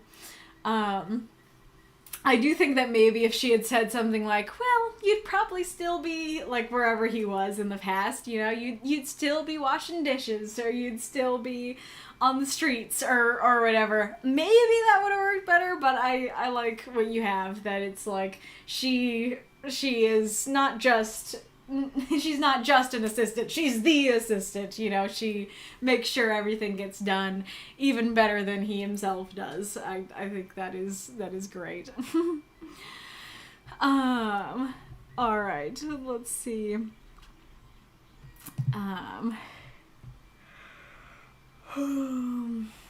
We have a fully readable / understandable character interaction with the least amount of dialogue possible. Yep, that could be a more general way to do that challenge. Well, I wish my husband was dead. I can do that for a fee. Okay, did hubby. I didn't actually mean it. Too bad, pay me. Yeah, I don't know about My Last Duchess. It looks like that's a poem. Interesting. Massa, look, we had a contract. You wanted your husband dead. We killed him for you. You can't have buyer's remorse now. We can't undie him. Now, fulfill your end of the bargain, or we start killing other people you love. Yep, totally. Alright.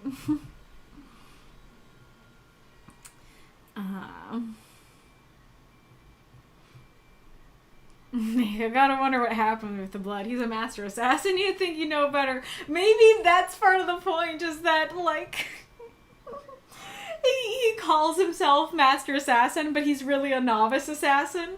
And the only reason that he comes across as a master assassin is because of Priscilla. Oh, that'd be great. Most dairy cows would be relieved to be milked. I don't know if I want to know why. Nasal. Is this the party to whom I'm speaking? I don't know. That sounds like, that sounds like a, actually, which I don't think is her vibe. Kind of wonder what happened with the blood. Unexpected high blood pressure on the victim. Lovely to hear, Reidrev says. I think about their story being unlocked. Aracnar, my critique. It eventually ends. Yes, great point. As per usual, I would love to read more about these characters. If you decide to write more about them, I'd love that. You can tag me.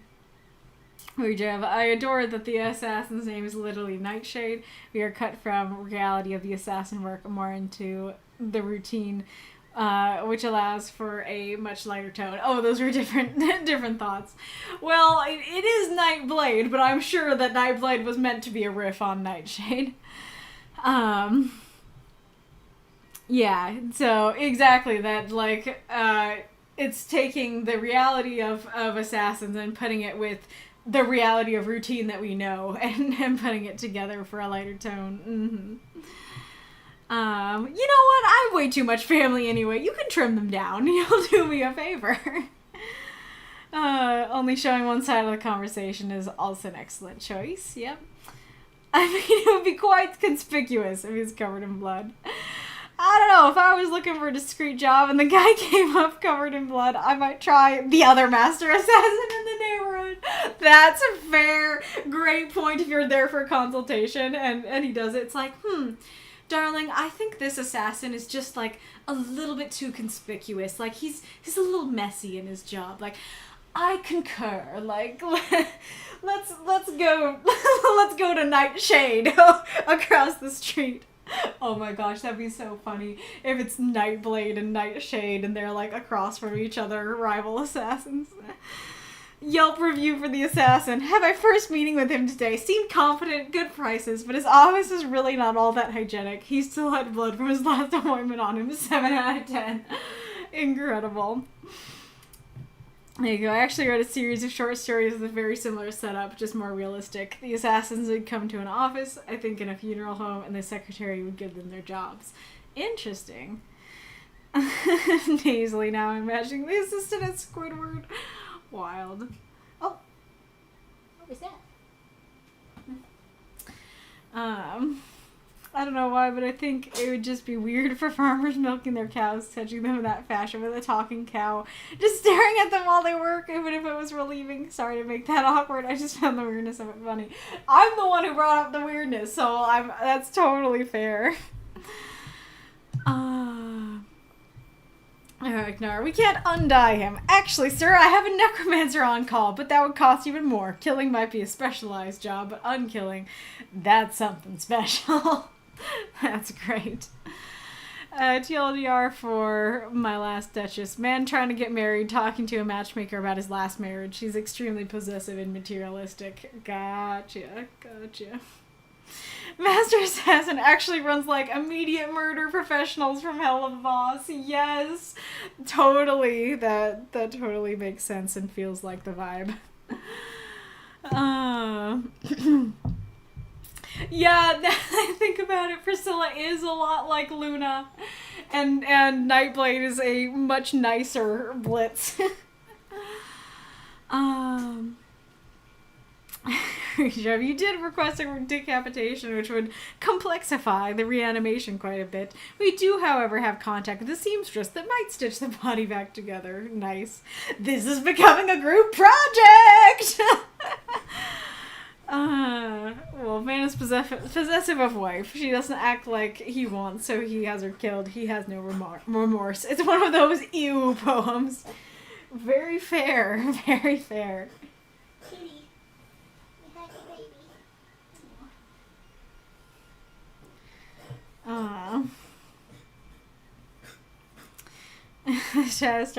Story is starting to sound like an alternate setup for Death Becomes Her. I don't think I've seen or read that either. It would probably be like getting a manicure for them or a massage, the cows. Interesting. You're gonna have to DM me what you know about cows, I guess. Alright. Fantastic story, Lilladyeva. Alright. Are you done, baby? Here. Can you guys still hear the printer? Is it still soothing? Maybe. Oh, the baby cat. I'm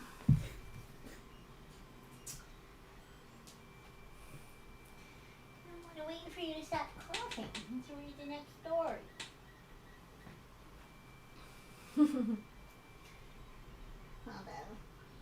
Oh yeah, I didn't tilt the camera down. Alright. Tell me everything you know about the cows. If animals in Kaylie's were talk, would there even be a domestication process? Yeah, I mean, actually, put a pin in that. We'll talk about that next ad. I was like, I don't want to take too much time for my stuff, but I can talk about it during the ad. Okay, so I actually, you know what? We'll get a consensus about this. Palmothemus isn't here, so I can't ask the author, but let's get a consensus. So we have this line here of the Silver Lady, tallest of the three, spoke in a deep voice like a roaring storm. So to me, roaring storm sounds like but I'm not sure if Palmothemus meant more of the thunder of just like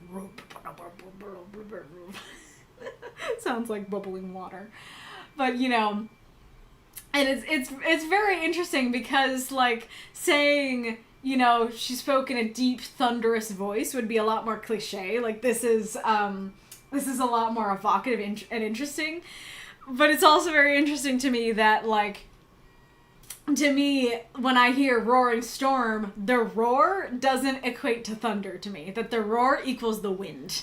And so I'm curious what, how you guys would read that, you know? So do you think I should have her voice, more like, this is the end, or this is the end, you know, or this is the end. What sort of voice do you think I should give her? Reidrev says, I would say more like the rumbling of thunder, so you go for more of the deep voice. I don't know, so the problem with me doing deep voices is that, like, and you guys can say, if you agree or not, but, oh, I didn't get the period. Of course, I don't mind doing deep voices like, this is the end, and stuff like that, but I feel like it doesn't sound great, because it's very obvious that I'm trying to do a voice, whereas, you know, with Priscilla's, then it that kind of like, not much, could be, like, how I actually sound, and so it doesn't sound like I'm putting on a voice. And so I feel like, and so I don't know if doing something that's a little more, I don't know, like, this is the end, like wind, if that would be a little more interesting and actually sound intimidating rather than me just putting on a deep voice. What was the second one? I don't know which one I said first. If you've heard the low register of super high winds, it works. I've mostly heard high register and high winds. And also, this is speaking from somebody who unfortunately experiences storms often. But yeah, like, I don't know if you mean like it's not really a storm wind. I would call this more of just a normal wind. Where there's like a whoo in there. But when it's roaring, it would be like just super deep voice.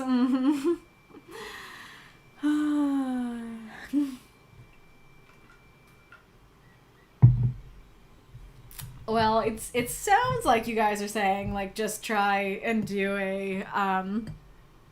a deep voice. Winds can be interpreted differently. It can be breathy or reedy. Don't know if I know what reedy would sound like, but yeah, I guess I could try to do and see if I could do a deep voice that's also breathy. I don't know if that'll get through, but I'll try. I mean, like, that's what I'm thinking of too. Like, granted, I am lucky in that I have never encountered a tornado right outside my house, but you know, I have many a time had to go to the tornado shelter because there was potential warning of it, and those winds were very much winds. So I don't know if tornado winds are suddenly much deeper, but I have struggled to imagine that would be anything but high pitched. Reedy is more felt in the nose. That's what I was thinking of, but that brings us back to, like, this is the end. And I definitely don't think that's the intention. So I think that I will just try and do a deep voice and see if I can make it airy too. Alright. A Shield to Lean On by Palmothemus. 348 words. Cloaked in silver silk and tears of the lost stood the giant maiden, hidden behind a mask similar to that of a white deer. On her left stood a dark hooded figure wearing a mask of a black rabbit, and on her right stood a lady whose mask resembled a white lace moth. Each towered over me like thunderclouds drifting towards peaceful lands. My hands and skin grew cold when they looked down on me, becoming paler the closer they drifted. They then stopped. Their robes flowed as though the void had currents of wind. Yet I felt no wind. How was it that their cloaks flowed like the waters dancing and undulating? The Silver Lady, tallest of the three, spoke in a deep voice like a roaring storm. "This is the end." I shivered. "The end? Do you not remember how you died?" Died? I did die. My efforts in trying to comfort my friends, all the laughing and crying we shared. Where are they? What happened to them? Is everyone dead? The Silver Lady in the deer mask looked at the white moth woman. "This is Ethmir's, my right hand. She will recount your deeds." She then turned to the figure wearing the black rabbit mask. "This is Kashul, my left hand. He will judge your sins." The Silver Lady then turned to me. "And I am death. I shall determine your value." Ethmir's, the right hand, approached me. "No need to tremble, child," she said in an airy voice. "I am your shield and your light. Show me the good you've done before you are whisked away." Her mind entered through the gates of my thoughts. I witnessed the small deeds and the hard tasks, the laughter and the tears, the justice and acts of kindness, like watching a movie. So many good deeds, so many I'd forgotten. Ethmir stepped back as I returned to the void. "You've made many connections, child, and you warm many hearts. From what I judge, your heart is compassionate. I know death will be kind to you."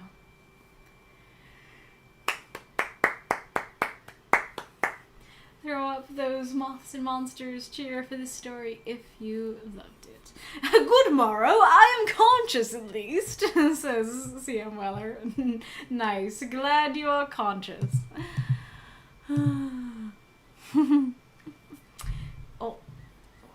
Oh, I didn't have many comments on this one. Alrighty-roo. Thank you for the cheer, Magistrate Iron Lung. Okie dokie. I enjoyed this story.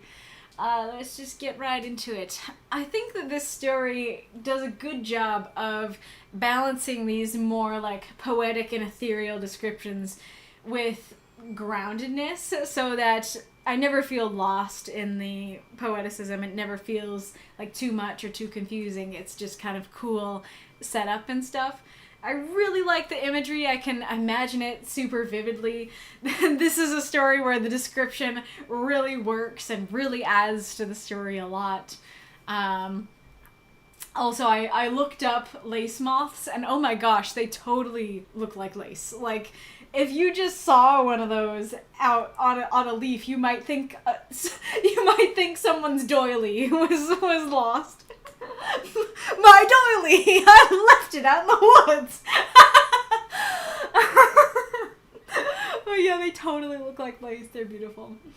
And I like that both, that the good deeds person, it has the white mask, the bad deeds person has the black mask, and then death is silver in the middle. Though it's interesting because it's not gray, because silver is like very bright and reflective, and so I definitely had this kind of shiny white image even for the silver. And I only just now, as I started talking about it, realized that you meant the silver as in the middle. You meant the silver as the gray. So that's really interesting.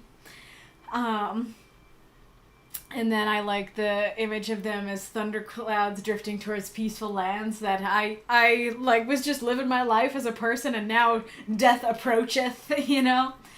I like that they seem to be like turning into a ghost or a shade as they approach, that they get colder and like they're starting to get like at least paler, if not straight up more transparent as they approach. I think that's really cool and interesting. I like the description of their cloaks flowing like they're in water. I do feel like you could definitely cut some words here, because it's like, their robes flowed as though the voids had currents of wind. How was it that their cloaks flowed like the waters dancing and undulating, you know? They're both great images, but it's just kind of the same image, especially with the same build-up phrasing. So I think you could pick one or the other, or at least take out that, how was it that their cloaks flowed like, you know, the second time.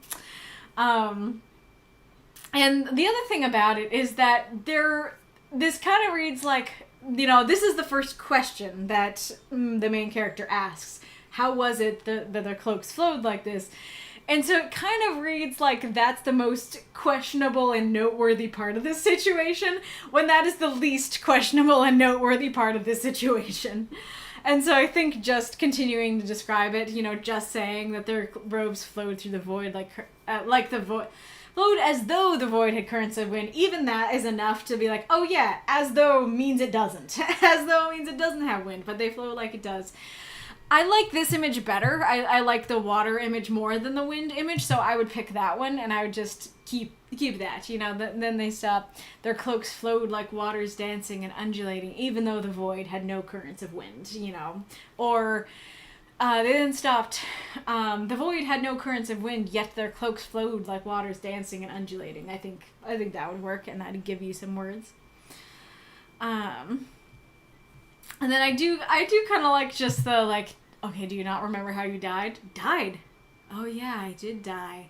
And I feel like that makes sense for the vibes of the story and how someone might react in that situation, that you might indeed not remember right away, and then you take a second and you're like, oh yeah, that did happen. I don't think that this part here is bad by any means, but I do feel like it's unnecessary and those words could be better used elsewhere. I will tell you where that elsewhere is soon. But I don't feel like, you know, I fully know what's going on with the friends or how that relates to them dying. Like, I don't know, like, if everyone died indeed, and it's not really relevant if everyone died. And so I think just alone died. I did die, and leaving it there would be perfect. You could give us a little more on how they died. That might be something worthy to put there, but I don't think it's as worthy a use of the words as what I'm going to talk about at the end. I like the names, especially Ethmir's. That's fun to say.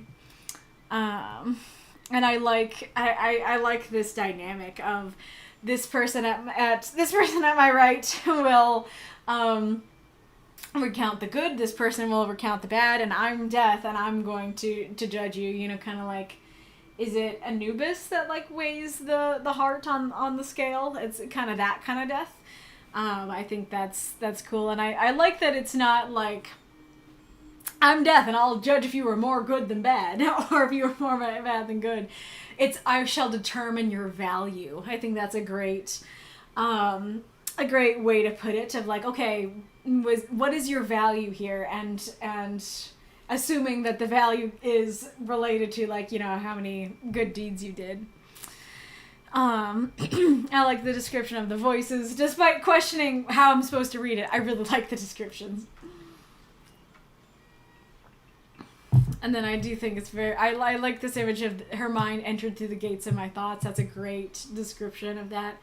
That it's like invasive but not invasive, you know, that they're like going in somewhere they shouldn't go in, but it's gentle.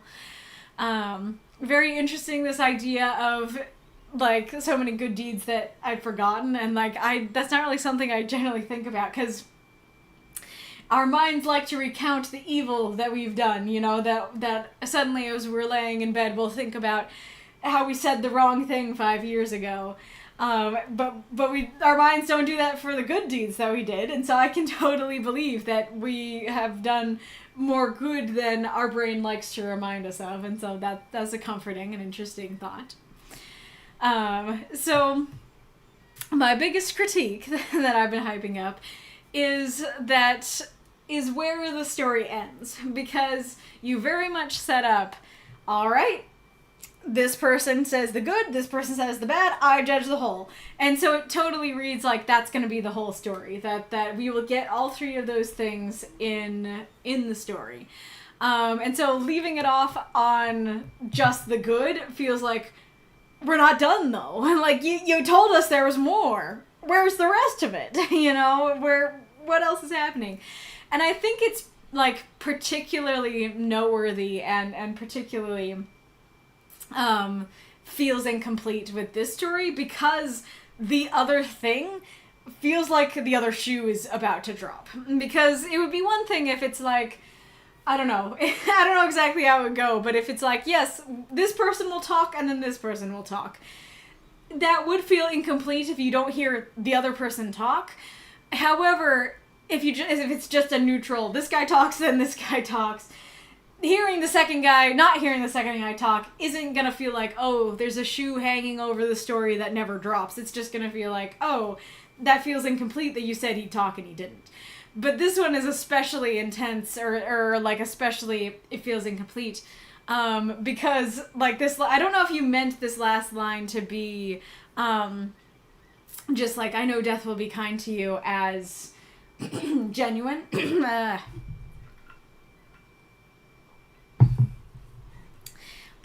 Considering that you did leave it there, you probably did mean that line to genuinely be like, oh yeah, they did more good.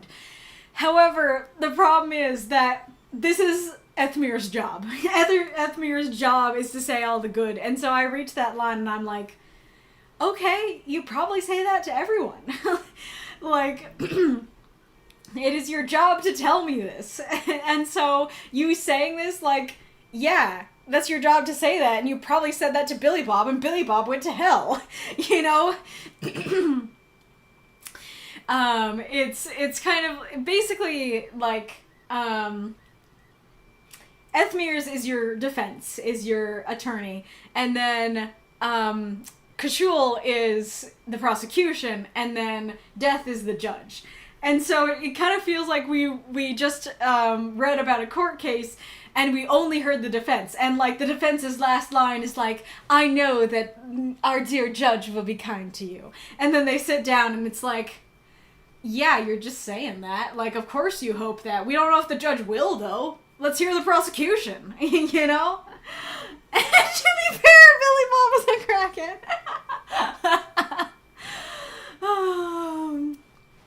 But that's the thing. We don't know if this person was a crackhead.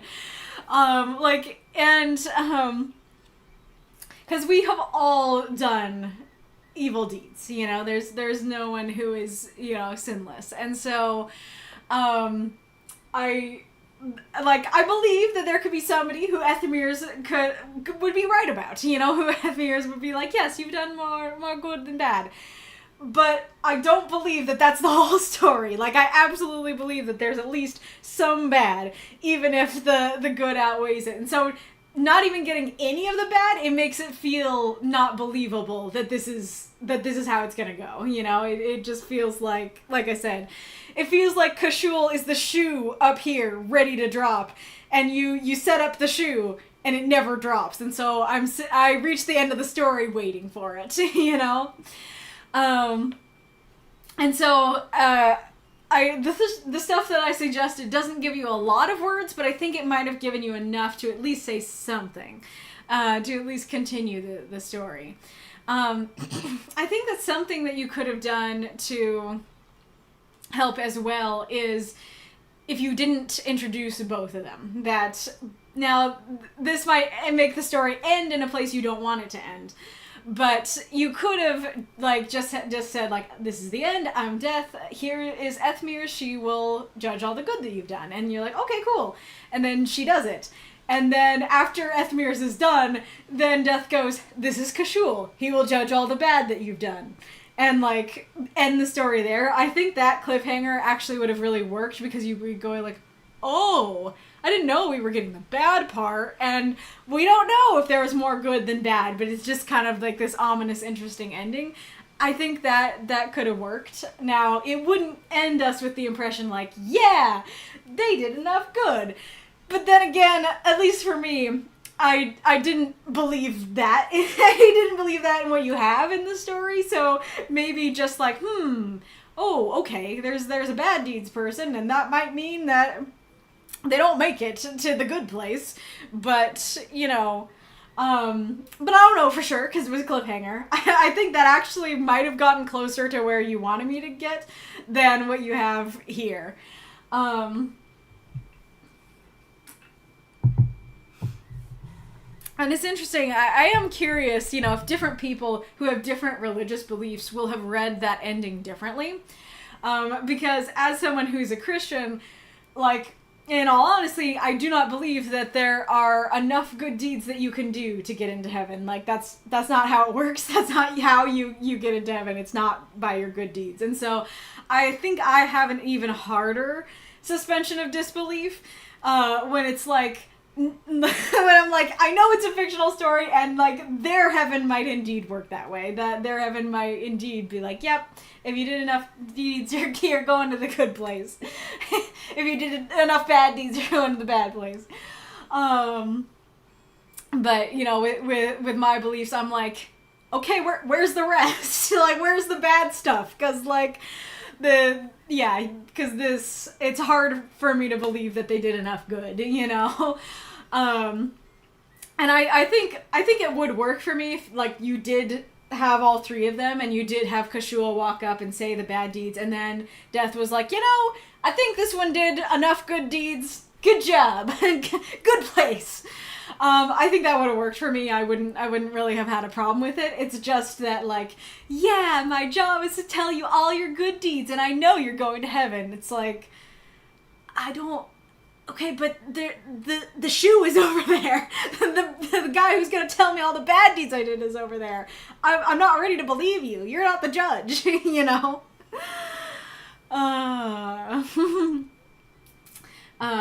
So I really like the story. I really like the visuals, the vibes, and everything that's going on.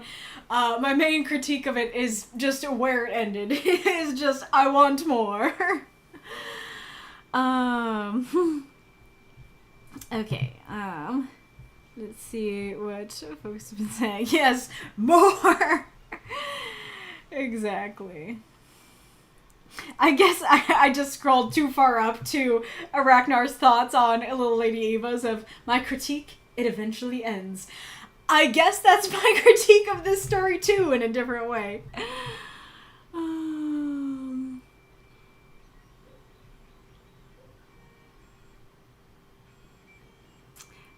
Thank you for the cheer, Foolish. Reidrev, I really like the phrase, so many good deeds, but so many I've forgotten. It's a really sweet acknowledgement that we remember more of the good than the bad. I think you meant we remember more of the bad than the good, but yes, that I totally agree. I agree, the transition between the I did die and immediately thinking about the friends is weird. It makes me, it seems like, it makes it seem like they died together, and it makes Death seem extremely cold to not answer the simple question. Yeah, that's fair, it does make Death seem colder. Or it's laying the compassion too thick, like the first thing you think about dying are your friends. That's a bit too sweet for my taste. Fair. And I mistook we remember more of the bad than the good. Oh, yeah, you mistyped it.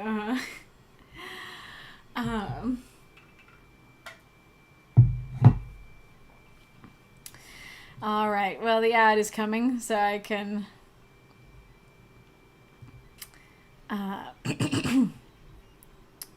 Oh yeah, if I had distortion, then that would work really well for the thunder voice, true.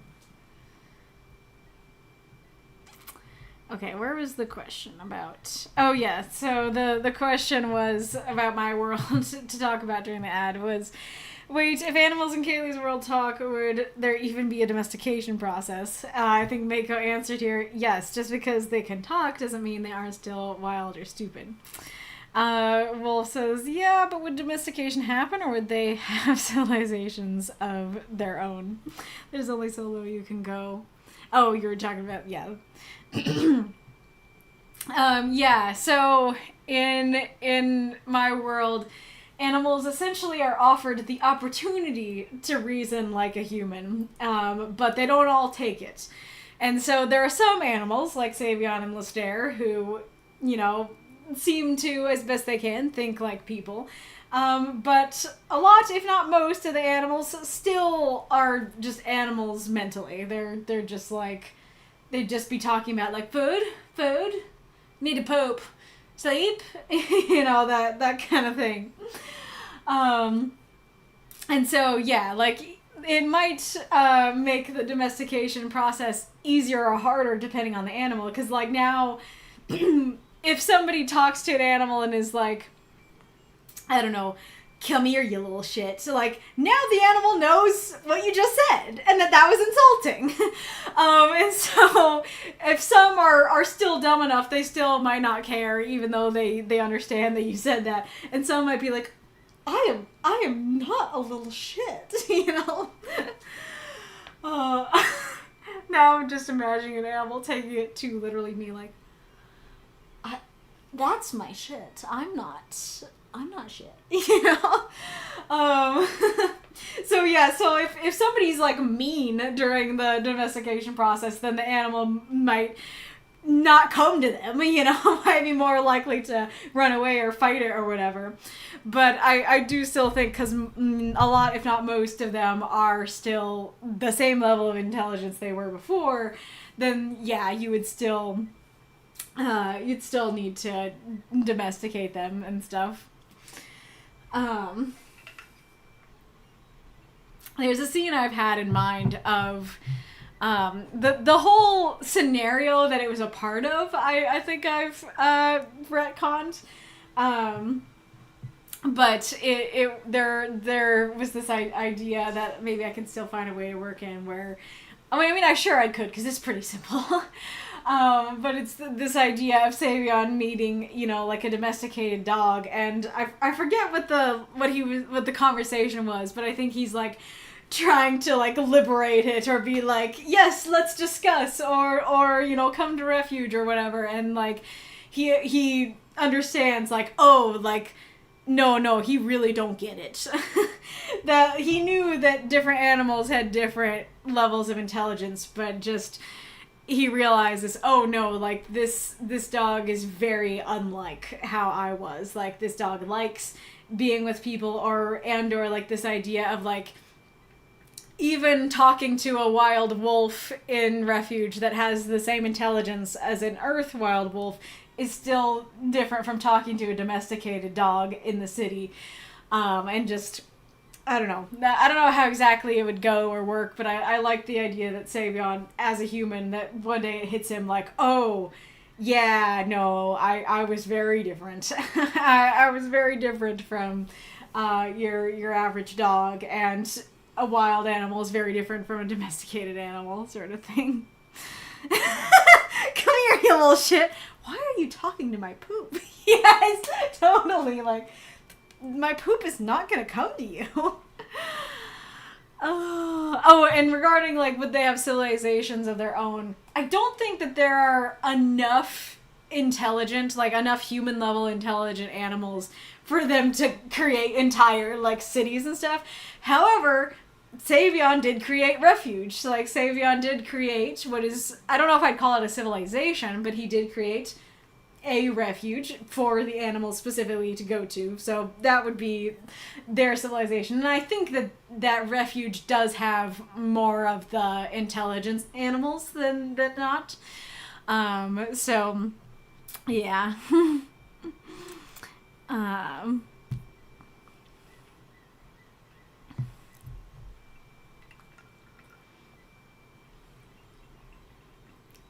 Aw, too bad. Palmothemus just missed it. Oh, gosh. That is unfortunately true. Here, Savion talks to a golden retriever. Golden retriever, I eat my poop. Okay, we're different. We are not the same. Reidrev. That would make domestication easier if my cat could say food or outside, or this feeling of emptiness comes not from my stomach but from my soul. I beg of thee, skinny god, feel it. That is great. Yeah, I do agree with that. That it would make communication and or domestication much easier if it's like you know exactly what your cat wants. That it's like it's the buttons thing, right? That you know the cats and dogs who have the buttons that they can be like outside, treat. It would be like that, you know, that they can actually say that. Oh, I can't believe I never made that connection before. That's exactly how I should explain it. But yeah, that's what it would be. And so instead of seeing your dog sitting there whining and you don't know what it's about, then he can tell you he needs to pee, you know.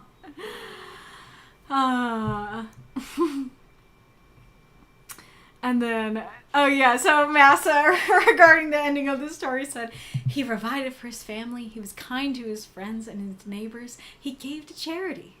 He also committed genocide, leading to the death of millions. Sorry, you're screwed. Exactly.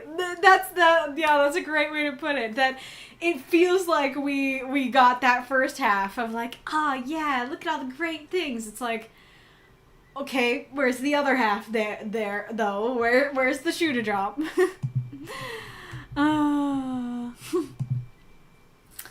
Alrighty, Roo. Let's see. I do be hungry, but also it's 15 minutes until 6. Do we think that 15 minutes is enough time to do our bonus story? I think 15 minutes might be enough time.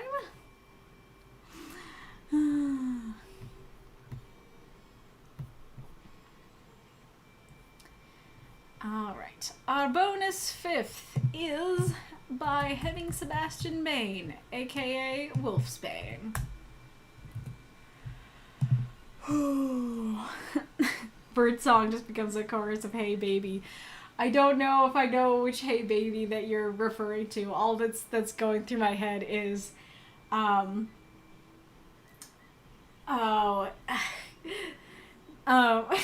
totally getting messed up in a bunch of ways. Why can't I think of what they're called? All that's coming to my brain is NCIS. And NCIS is the crime show. And then the song is Bye Bye something. I want to say it's Bye Bye Birdie, but I'm not remembering Birdie in the lyrics I remember for that song. And so it might be Baby Bye Bye Bye, but I don't know if that's right either. In Sync. That's what they're called. In Sync. But so I'm thinking of that or Baby by Justin Bieber. Marks, my mom's cat would be hilarious if she could talk. I want your food, give it to me. Sniffs it. Nah, fam, I'm good. Oh, that's great. Okie dokie. Me? Wolf says, yes, you. Alright. Spades and Skin by Hemming Sebastian Bane. 344 words. Adselinda dusted off her buckskin dress and dismounted her wagon. The grassland was welcome after days and days of desert. Too bad her destination was just in sight. Well, people like her didn't get to enjoy traveling, not with such a tight schedule to keep. Adselinda grabbed her spade from the wagon and walked towards her destination. It looked like a small cabin, shoddily made and barely standing.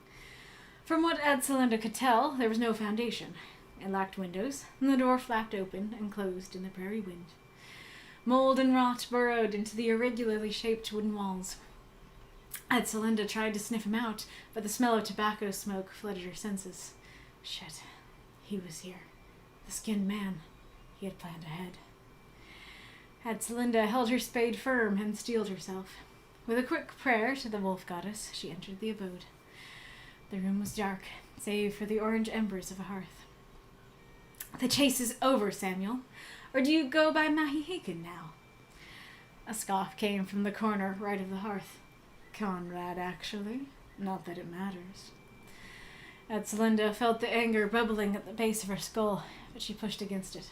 Now was not the time to rush in. No, I suppose not. The skinned man laughed from his corner. How did you find me so fast? The buzzards like you. Free food for them when you don't want to be Conrad anymore. A shame, isn't it? You've been running all this time, but you've forgotten one thing. And what's that, sweetheart? You can't run from death. Atsalinda lunged towards the voice and thrust her spade into the corner. Sharp copper embedded into the wood with a thunk. The skinned man laughed again. Funny. I was going to say you've run to yours. An unseen hand seized Atsalinda and threw her through the door. Wood splintered as she tumbled into the grass, skidding to a halt. Atsalinda forced herself up, her movements shaky. This job was going to put her behind schedule.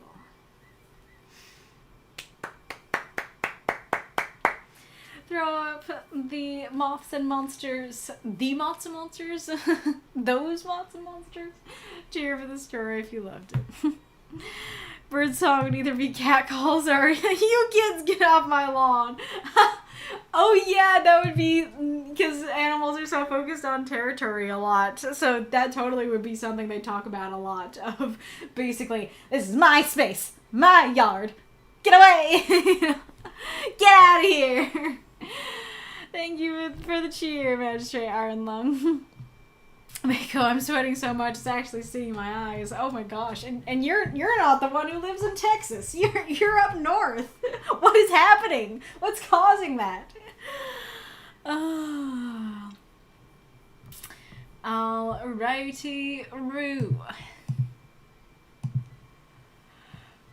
So Wolf said, I know I'm submitting last minute, but questions. Why does submitting last minute make you, I don't know, unable or unallowed to do questions? I guess it would be my issue of, I'm not able to write them down. But anyways. One of the two characters, which do you think is Death's right hand? Does one stick out to you more than the other? To the Skin Man's original rebuttal for Atsalinda's "you can't run from death" was funny. I was going to say the same thing, but I felt this was more confusing. Did I make the right choice? What would you change it to? 3. Does the cliffhanger work? I have a bad habit of ending pieces with cliffhangers, but I felt this one deserved one. So yes, I will come back around to those. I actually really like her name. And I was nervous when I started to say it, and then when I started to say it, hopefully I'm saying it right, I'm like, that's actually really fun to say. I like the setting. I can totally imagine it. You already kind of give me, I mean, granted, I don't know for sure if you meant this, but I kind of got this, like, Wild West sort of time period and vibe from the story, and I like that a lot. There is kind of an element of, too bad her destination was just in sight. That can read like, yeah, her destination is this city that I can finally see on the horizon. Rather than, like, her destination is literally the cabin 5 feet away, you know? So I think, too bad she was at her destination. It might work a little bit better there. I don't think I caught that you mentioned the schedule in the first paragraph the first time I read it. I think that's neat. That works well for the ending. It's very interesting that she uses a spade as a weapon. I'm very curious why that is the case. I like your description of the cabin. The no foundation detail is particularly interesting, that it's like, I don't know if that's meant to be like a symbol of the story as a whole, that one of them has no foundation or both of them have no foundation. I think that's neat. I think there is some confusion in the "shit, he was here" line, because it seems like she is here for him, that she's here for something. Let's see. We know that this is her destination at the very least. That's interesting. Okay, hold on.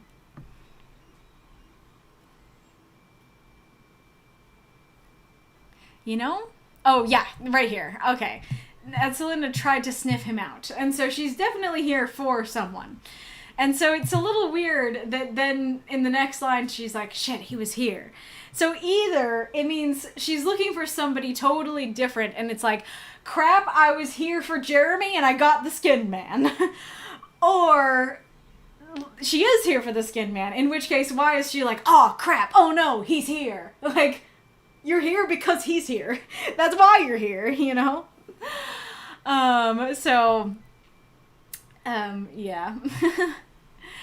On the one hand, I'm curious why he's called the Skin Man, and I kind of want to say that, like, we could use some more information. On the other hand, I feel like the further you go into why he's called the Skin Man, the more rated R the story becomes. And so I also appreciate that you didn't go into detail. I didn't catch this on my first reading, but I recall some stories that you've written where you have these werewolf characters who worship this wolf goddess, and so I'm assuming she's one of those characters. That's a neat thing. On the one hand, it's not necessary to talk about. On the other hand, I don't think it really adds confusion, and so it's kind of one of those things where, yeah, it tells you, like, who and what she is if you know, but if you don't know, it's not confusing. The orange embers of the hearth, I like that description a lot. So I like the I don't know, introduction of the different names, that it's like, okay, like, we don't know exactly why he's called the Skin Man, but it seems like he wears many skins. He wears many faces, or at least he wears, you know, many names. And so I like that introduction. Though there is kind of this element of, like, how would she know that he goes by Mahihikin? You know, that she knows him as Samuel. So how and why is she even asking if he goes by Mahihikin? How did she get the Mahihikin name? And then why does it not matter, you know? I do like this idea here. I mean, it's a horrifying idea, but I do like the idea here of, I found you because, you know, the buzzards are circling. There is kind of an element of, does he look skinned to the sense that, like, the buzzards are already here to pick on him? Or, you know, do the buzzards just know, oh, he gonna be skinned, and so we're gonna get food, so let's hang around him, you know, kind of thing. Why is it that the buzzards are here, but they will only eat him if he doesn't want to be Conrad anymore? You know, why will they give him the luxury of that choice? But I do like that idea. I do think that's really interesting. A really interesting introduction of, like, he can decide to be someone else and presumably literally shed his skin in doing that. I do really like the, you know, you've been running, but you've forgotten one thing: you can't run from death. And I like his response of, you've run to yours. I'll answer your question, but I like that. There is kind of an element here where she says, this was not the time, like, first of all, she's like, he's planned ahead, and then second of all, she's like, this was not the time to rush in, and then all she does is just come through the front door and then stab at him, you know, vanilla stabbing, not really a creative stabbing, and so there feels like a little bit of incongruity with, like, okay, what did having the conversation do? How would that give you any benefit or any upper hand? Oh, kitty. And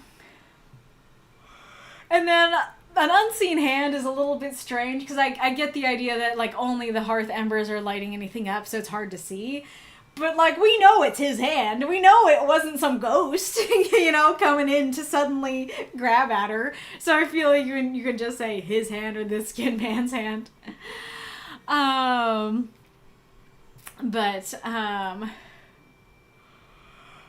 the story is kind of interesting because, like, what you have here works. The setting works, the characters are interesting, I get what's going on and the dynamic between them. But there is also kind of this element of, I feel like I'm lost for the why. I don't know why she's here, I don't know why he's here, I don't know why he's like this or even quite what he's like. And so, like, that does kind of hinder my enjoyment a bit, but I don't know. I'd be curious what folks in the chat think.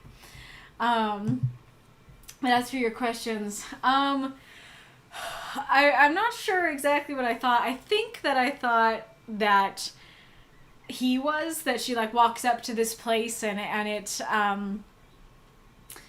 Actually, come to think of it, kind of reminded me of, I want to call it the Charnel House, but I don't know that it was called the Charnel House. But there was like this house in Rumpelstiltskin's universe that was like a house where death lived, and this kind of had those vibes. And so I think that originally, like, I thought that he was the right-hand man. You know, this is Death's house, this is the right-hand man at the door kind of thing. But now, you know, having read it, I think they both could be. I think, you know, it's really, it really has to do with that cliffhanger, right? Because we don't know which one of them is going to die. And so whichever one lives was presumably Death's right hand. But because we don't know, you know, who's gonna die and who's gonna live, then it very much seems like they both could be. I think he has a little bit more going for him because, you know, he is called the Skin Man and he do seem creepy, and we kind of associate with death with like creepy stuff like that. And so I think he has a bit of an edge on being considered the right-hand man, but either of them could be. And I do think that like her, like, this is my job, this is my schedule, does help a bit with her seeming like that, like, this is what I'm always doing.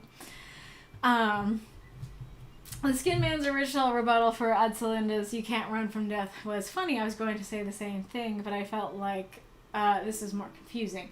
Did I make the right choice? What would you change it to? I really liked what you had. Like, I think if you said, like, I was going to say the same thing, I don't think I would have been super confused by that. I might have, thank you for whoever followed. I think I might have asked, you know, like, like, it doesn't seem like she's running from anything. It very much seems like she's running to things. So I might have had that question, but it wouldn't have been, like, outright confusing or anything. However, this works so well. I love the mirror, and I love that reversal of the words, like, you can't run from death, and you did run to death. I think that's really neat. So I think you made the right choice. I like it a lot. Does the cliffhanger work? I have a bad habit of ending pieces with cliffhangers, but I felt this one deserved one. So that is something that I've critiqued you for in the past, indeed. But I will say, I actually think this one worked, and I actually preferred it that way, because, like, I was gonna be pretty like, oh, that got real dark. It's funny how that is, but I would have felt like it got especially dark if Adselinda just died. And so I like that we're not sure who's gonna win in the end. I like that we don't know who the right hand of death is. I do feel like the Skin Man, like, has a little bit more going for him here, but I do think that, you know, her confidence of, like, yeah, this is gonna put me behind schedule, does help in giving her, like, okay, maybe she has a chance. But yeah, I think it worked pretty well, because, like, if you just had one of them die, then if it was her, it would be like, oh, okay, sad, dark, okay. And if he died, it'd be like, okay, she accomplished her job, I guess. But as is, like, just ending on, like, ooh, we're gonna have a fight, I don't know, it just leaves room for the story to grow and move and change and go to different places and stuff. And so I actually think the incompleteness of the story works in its favor in this particular case. Thank you for the cheer, Hellenic.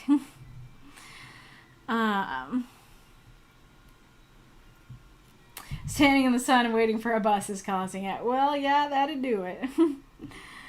Reidrev, I like the story a lot, but I was slightly confused on a first read. The beginning makes it seem like Adselinda's running from something when it's revealed at the middle part that she was the one tailing the Skin Man, and what an amazing epithet. Adselinda is Death's right hand because the schedule she mentioned makes it seem like those kills are orchestrated by an organization. Interesting. So you were thinking of if it's more orderly, planned, orchestrated, and that gives you more of the impression of the Death's right hand thing. That's interesting, because, like, I was thinking that could work, but also, like, he can be super spooky and super capable of killing, and that can make him Death's right hand. So that's interesting that leans you towards her. Ragnar, that current identity of him might just be skin deep. Indeed. Oh yeah, I was gonna say, just calling him the Skin Man reminds me of the blood-starved beast from Bloodborne, that they're like, yeah, their skin was peeled off so that their blood would flow. I don't think that is the image you were going for, but it reminds me of that. At least you can read him like a book. Heck, like a book with a ripped cover. Mako, this reminded me of another story where someone was being possessed, so I wondered if, when you're done being comrade, meant leaving the body behind. Interesting. I mean, it could be, but I honestly would have more questions if that was the case, because it's like, wait, if it's a possession situation, then why is he skinned? And why are the buzzards eating him? So it very much felt like that was connected to me. Aw, bus made a wrong turn. Well, at least you're in the bus. Reidrev, I don't want Edselinda to die because we followed her the whole story. Don't want the Skin Man to die because he's called the Skin Man and I expect more of a fight from him than what a flash fiction can work. Totally fair, totally fair.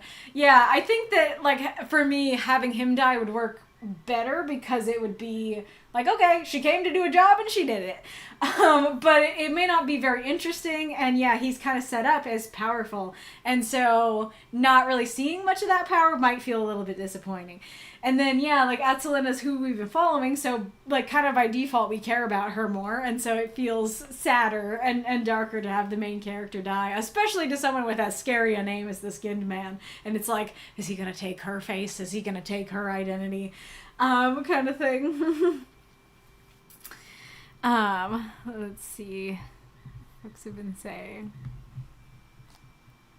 Western vibes were intended. Nice. Skinned people are notoriously hard to deal with. Mako, eyebrow raise. She met up with Samuel. He stole Mahihikan's skin and escaped. Ah, gotcha. If I don't, well, you had 344. I don't know if you were at the character limit, but if you could, I would definitely recommend doing something like, you know, or do you go by Mahihikan now that you stole his skin? You know, I think just straight up saying that would also kind of answer a bit more, clarify a bit more of why he's called the Skin Man and why this is true. And also clarify why she knows both names.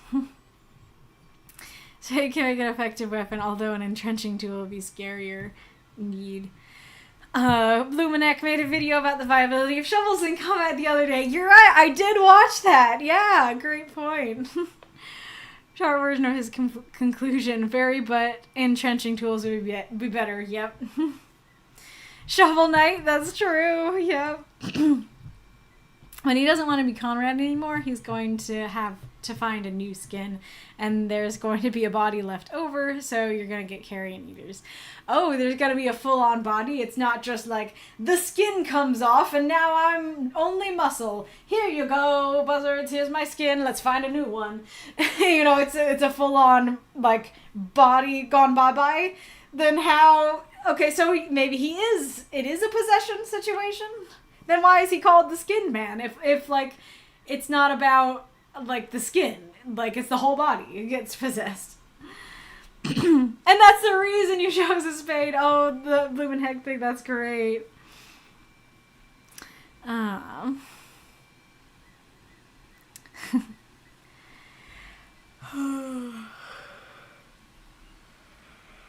Interesting. I have only watched Bloomin' Heck, but it seems I need to go watch the other folks. I think Edselinda does work for an organization. Makes sense. He has to skin his victims. But why? but why, though? Like, I don't understand. Soldier versus bully vibes, yep. My personal standard for being Death's right hand is the idea of servitude. If you kill for food, it doesn't work. Huh, interesting. I don't know that I would agree with that for me, but that's fair for your reasoning. You have to steal your face. Reactor. The way I see this would be one of the easy stories for us to have cake and eat it too in terms of who wins the fight. The Skin Man wins the fight. Edselinda leaves the cabin with a smile. Oh, yeah, that would be pretty wild. Yeah, Reidrev, I disagree. It's 1 a.m. where I am, and I am not ready for those nightmares. Super fair, super fair. Bus is sitting here while the driver tries to figure out how to get back. Oh no. I mean, that's the question though. Like, of course it's so he can wear it, but you're saying it's the whole body. So what is he? Like, if the whole body dies, not just the skin, then he must be a spirit. And if he's a spirit, then why does he need to skin a person if he's gonna just take over their whole body?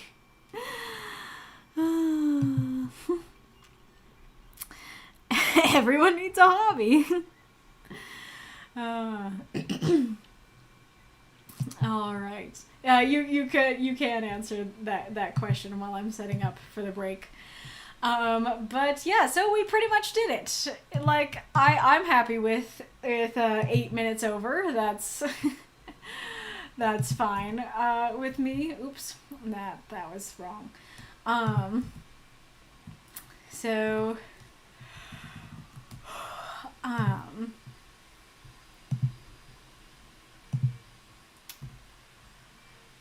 what do you guys think in terms of question time? What would you what would you like for our question? But whole bodies are gross. You just need the outer layer.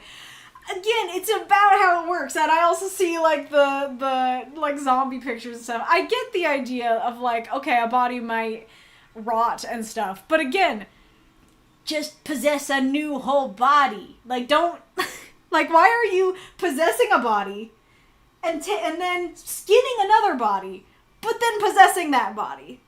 Like, I don't understand how that works. I don't know enough about Appalachian folklore to understand. He's not possessing. Okay, so like, what is he doing that is both skinning a person but leaving behind a body when he's done? You know? Skins eventually rot. Well, bodies do too. Again, the problem is, like, I would have no problem if it's just like, this is his body. He muscle. He needs new skin. He grab new skin. He get it on body. And then, like, I'm done with Conrad. Take skin off. Grab new skin. Put skin on. I would have no problem with that. My problem is that he leaves a whole body behind when he's done. And so it's not like he's taking a skin and then getting rid of a skin. He's leaving the whole body behind and then skinning someone.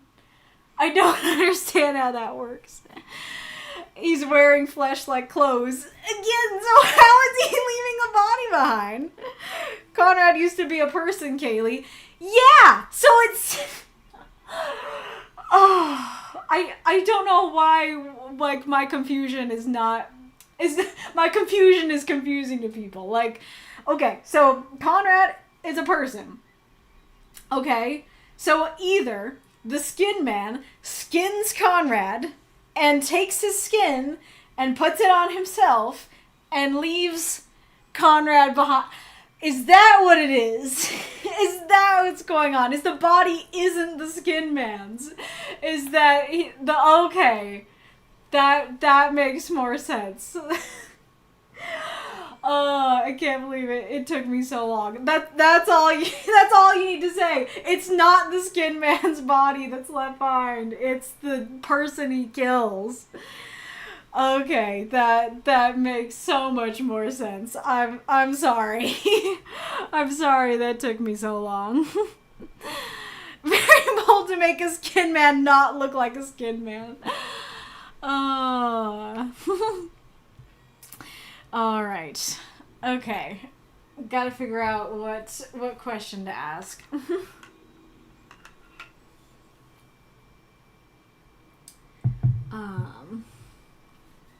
I haven't said... So I actually haven't looked at the answers yet, but FYI, I posted in the event announcement chat a little survey thingy for the summer seasonal event. So if if you have written for events before, if you have not written for events before, either way, you can still answer the survey thingy. And yeah, that'll help me figure out what to do for our next event. Skin man, you so skinny.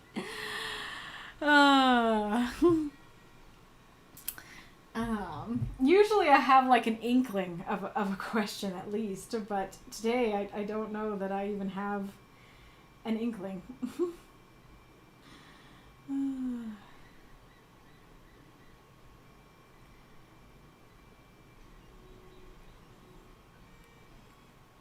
I don't think he's made the correct choice. What are you talking about? The bus driver?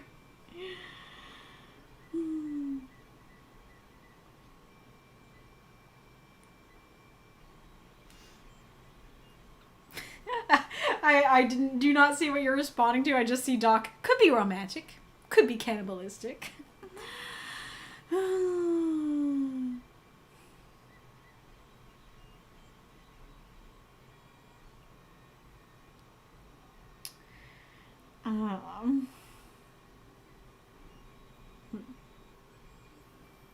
Okay, that's an idea.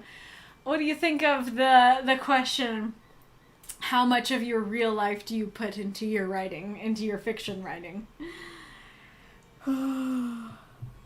Yeah, that could work too. Well, if the prompt is death's right hand, maybe how to deal with death in our story, how to approach it. Yeah, sure, that works for me.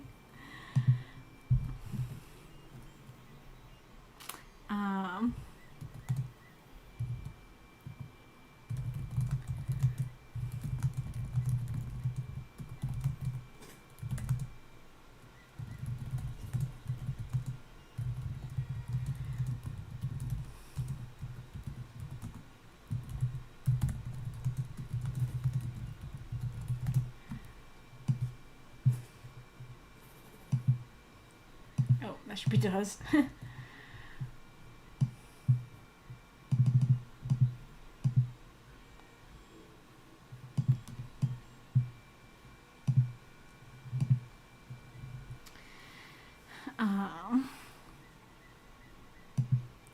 It wouldn't be a writing group stream without cannibalism being mentioned.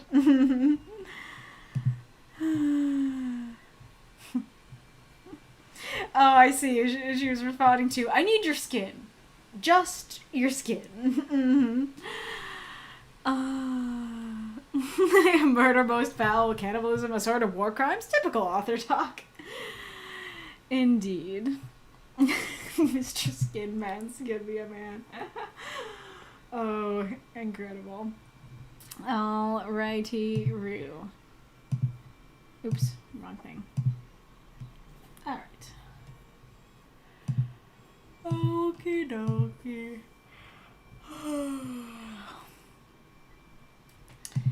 Yay, back on course. Good. Alright, I will see you all in a little bit. Let me get that music.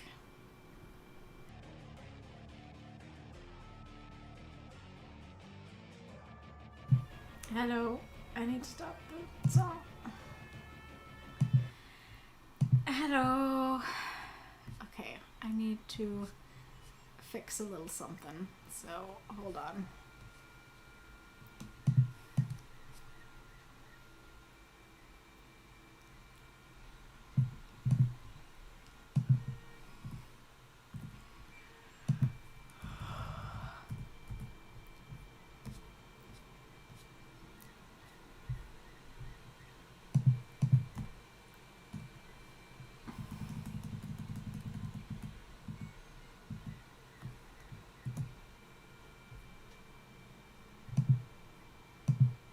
Well, that's annoying.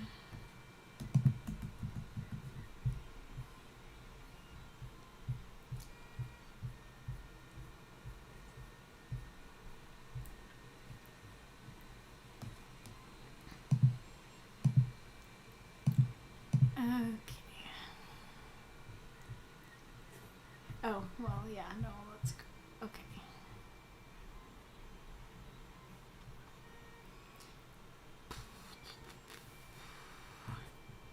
actually meant to hit the standby screen so that you wouldn't see me or the stories and I could fix it. And then I hit the wrong thing. Alright.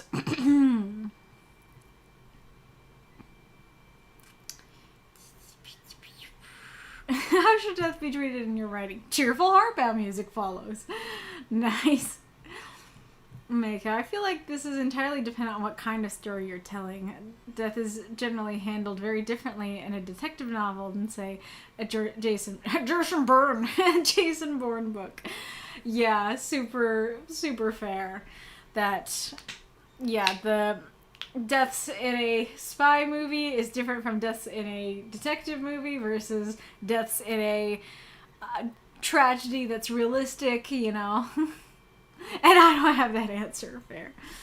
So death in fiction, it honestly depends on the death. If a deplorable character deserves it, I can make it feel like a victory. If a hero perishes before their goals, it's a tragedy. When Kosh died, spoilers, he went with a plan and his beloved kids by his side. It is a kind of peaceful victory. So basically, you can do anything you like. Very fair. Reidrev, I want to say I write about death with all the gravitas and respect it deserves, but no. I simply lack experiencing grieving, I suppose. Death happens in my story. Characters are sad. They miss the person and the future they could have had with them.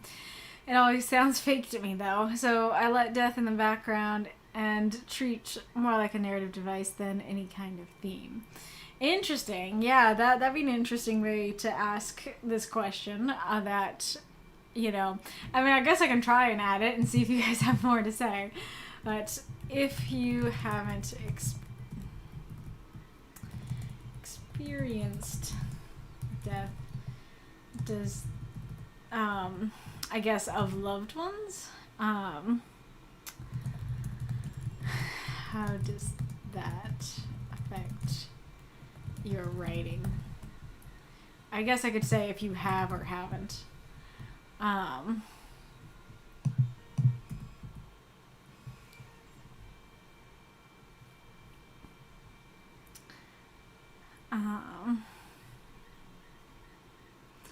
Aracnarquista, grief for me is a more interesting and involved subject to write about than death per se, and more of a touchy one as well. Yeah, that's a really great point. And it kind of goes along with what I was saying about... Oh, is mine? Oh no, that's seeming okay. I thought I was out of sync. But yeah, it's kind of like what I was saying with Arith's story, right? That I gave a content warning for death, and then I was like... Wait, but, like, the prompt is death's right hand. Of course, death is in every story in some way or another. But, like, having, I don't know, the Grim Reaper taking his day off because his assistant dealt with the deaths is a very different story than, you know, Arith's story about, like, cancer and stuff like that. And so I think maybe that's the right way to put it, is that, like... writing about characters dying, you can have a red shirt die in the background and nobody cares, and you can have a main character die in the foreground and everybody cares. So it really depends, and the grief is different. True death is kind of natural, but speaking of death is mostly the idea of everything that comes with it. The loss, the end of something, the grief, and the guilt. Also the judiciary system in most circumstances, but that lacks romanticism. Fair, yep. There's a lot of moving parts to deal with. Got some long answers in the not-so-private chat. Oh, here comes the ad.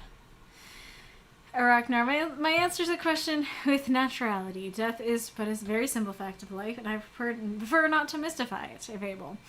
A lot of people know I have an interest in death as a subject, and I think Western culture tends to show a very bad attitude towards it, basically trying to not think about it, but makes it harder to deal with when we are eventually confronted by it. I tend to not shy away from it, but also not to make it a monumental thing. What is alive eventually dies, and death can leave scars on those that keep on living, such as life. Very interesting. How do people, do you have examples of how people in non-Western cultures treat death and how it's different? That is very curious. That I can definitely see that we try not to think about it and then it makes things harder. But this is the only culture I've lived in, and so I don't know what it's like to live in a culture that views death differently. Kitty cat. Dad, do be coming. I took her chair. Bobo will sit with me, but she doesn't like it when I try to sit on the throne with her. Right, Belle? You're so cute. Yes, you are. Oh, yeah. There's the hat. There's the hat, Bella Bean. Yes, no.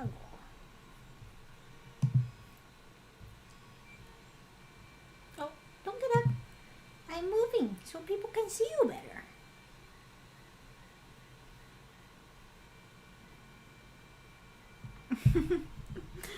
I don't... Bo is back there. I don't think you can see... Yeah, I think you can see the tiniest bit of fluff, but you can't really actually see it. Can I? There! There's the revelation of the fluff ball. I don't really want to pet him because he might wake up and then leave, but there is fluff ball. There's the fluff. There's the fluff. I could go grab more pictures, but I'm tired. I don't know if I want to. Right, kitty cat. Mark, mark, kitty cat.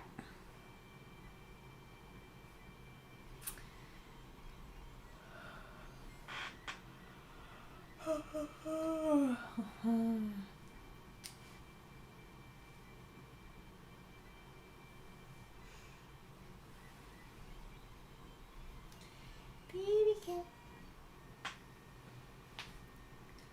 It's the baby cat.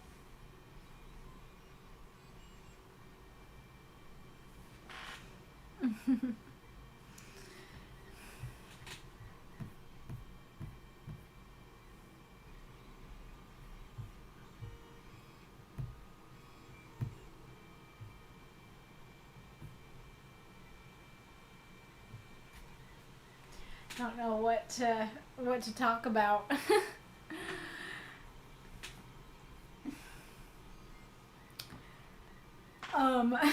My dad said one of the sword pieces fell over, so he's gonna have to redo it. This is a very long print. He said that this one's gonna take 20 hours.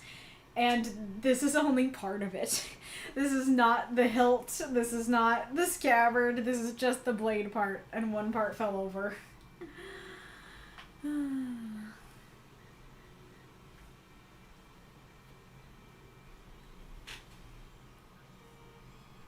I guess if you're stopping in and you weren't there from the beginning, if you hear beep, that is my dad's 3D printer. He is printing me a sword for a cosplay. I see we're in the single digits.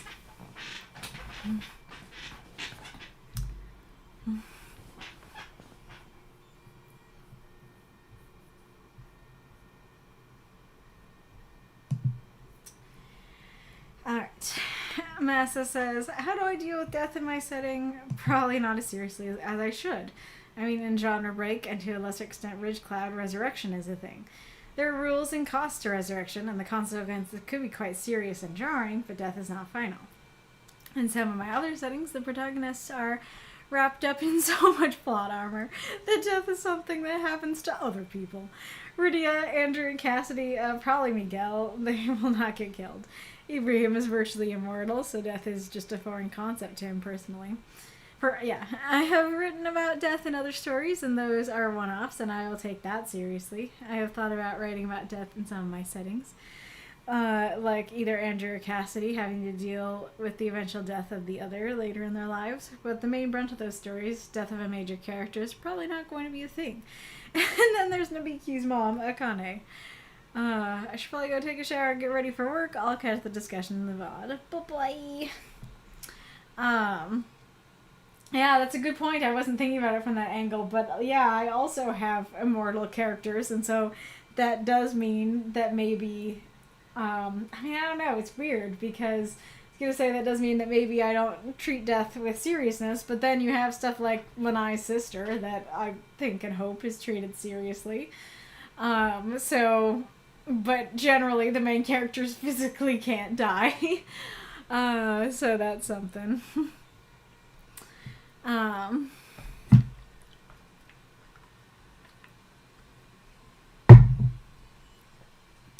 like, I don't really want to add another aspect to the question because I already added something, but there's kind of an element of like, okay, so what counts as treating death irreverently to you, right? Because there are different stories that have different tones, and so one story you might be able to treat death casually and nobody bats an eye, and another story, if you treated death casually, you'd get canceled. People would be very upset.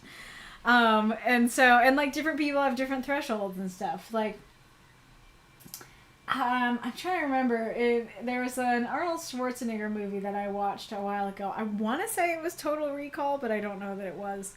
Where he's like on an escalator and he uses a random citizen as a meat shield. To me, that was too much. To me, that's like, yeah, I get that you're like the main action hero, and I get that people are gonna die, but I do not want to see my hero of the story using a completely innocent random citizen as a meat shield. Like, that's not okay. That's disgusting.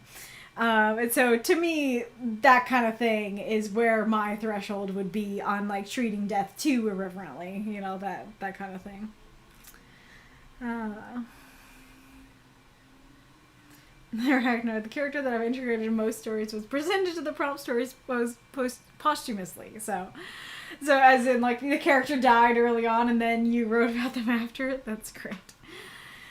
Well, with my proclivities, so the answer varies. It can be anywhere between avoided to as common as breathing. It ultimately depends on what emotion you want. Death is associated with fear and sorrow, so it's tempting to threaten characters with it or surround characters with it. However, death can be seen as the triumph of goodness in a world of evil. Someone running the race and fighting the good fight, come what may. Yeah, that's a good point, that it's like, if you have a particularly awful world, then death might seem actually like more of a release than it would in a more good setting. More positive, happy setting. So I say, ask yourself, 1, what does this character death mean? 2, how does it affect the characters in their immediate circle, allies and enemies? And 3, how are those characters going to live now that this death has occurred? I like that. That's a really good idea. What was I gonna say?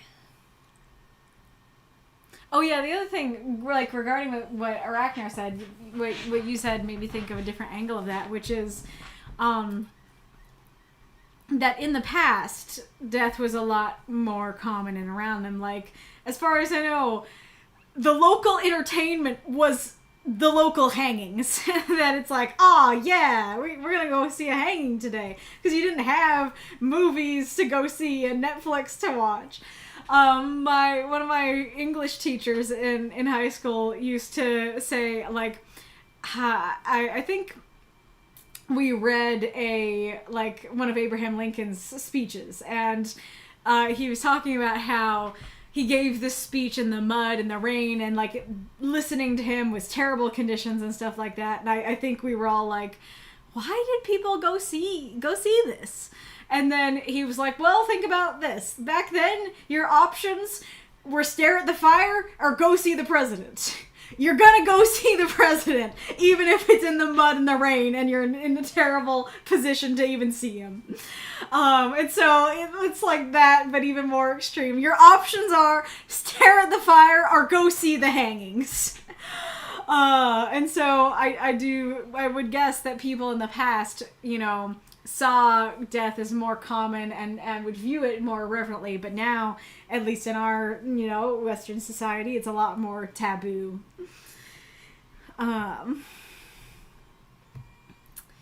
These strangely. You can treat death any way you want in your story. It's dependent on what exactly you intend to do with it. Do you want that character to be laughed at, or do you want the reader to feel the emptiness of their loss? If you're being serious, to me the key would be history or context. The ones you missed are the ones you spent the most time with, knew the most about, and usually liked to some degree. If you're just introducing said character, then at least add something to show what that character meant to someone else, or what this moment means to said character dying. I now realize I misunderstood the question with the section, but still we're talking about. In comedy, personally, go by this rule. You can laugh at how someone died, you can laugh at the death itself, but you can't laugh at the fact that someone died. Ooh, I like that. That's a great explanation of, like, the death itself is not okay. It's fine to laugh at, like, the method, it's fine to laugh at, like, the person, if they were a sucky person, but, like, someone is still dead, and that's still a terrible thing. That's a great point. And yeah, like, it depends a lot on the overall tone. Are you writing a comedy, or are you writing a tragedy? That if you throw a comedic death into a tragedy, that's not going to come off great. I realized that I don't really want to talk about the specific example for this, but I realized another criteria for me of, like, okay, I wasn't really okay with that death, that crossed the line, is if you have a main character who not only do, like, the characters care about, but, like, the audience cares about, and you off them for shock value, that also is not okay for me. That, like, treat both the characters and the audience's views and feelings with respect. That if you intentionally are like, oh, this is gonna upset the fans so much, then I don't have respect for you, you know, as the creator of this story. Like, don't... Like, it's fine if you are planning to kill off a character and you are, you know, as the author, you're kind of like hee about the audience's reaction. That's different from I am specifically killing them for the audience's reaction, if that makes sense. So treat the story that you have in front of you with respect, and treat, you know, your audience with respect when you kill off your characters. Doc, I'm intrigued. Find the topic of death fascinating in a non-morbid kind of way. It's very much a part of life. Depending on the mood, theme, or genre, and even the characters, I'll write more detail about the gore, what it smells like, what the room feels like, how long it's been. But in more sensitive topics, like in my story with the cat, Jasper, and the ethereal being that took his body, I pulled back and made it about the characters and made it candid. I remember one of my stories, Jasper the cat asked the being if his human owner will be okay with his death. And the being simply says no. I didn't lavishly add any details. I didn't say how devastated the owner will be. No, it was enough, and it gave some people validation, because some of us are in a culture that skirts around big feelings around death. I try to be as simple as I can when regarding some sensitive topics. That's the story you wrote for Cat Distribution System. For some reason, I was remembering, like, a story about, like, an old lady getting a cat and, like, a yarn playing with a yarn ball and stuff. And I thought that was you, but that must have been somebody else. Because, yeah, I totally remember the Jasper story. I'm saying this because you said, like, a week or two ago, you were like, or maybe not a week or two ago, it was longer than that you mentioned that you've written about one of my sensitive topics, and I was okay reading it on stream. And I didn't remember what the story was, but yes, I remember now, and I remember, yes, that you treated the topic with reverence. I think that's a great example, because you literally are using the example of something that can particularly, a kind of death that can particularly upset me, and I was able to read it on stream. Because you treated the topic with reverence and with reality, and I think I do remember commenting on that part of, like, I liked that you pointed that out, that it does make it sadder that the human won't be okay, but also, like, as a human who is not okay, I feel validated and stuff. So yeah, I think that's a really great example there.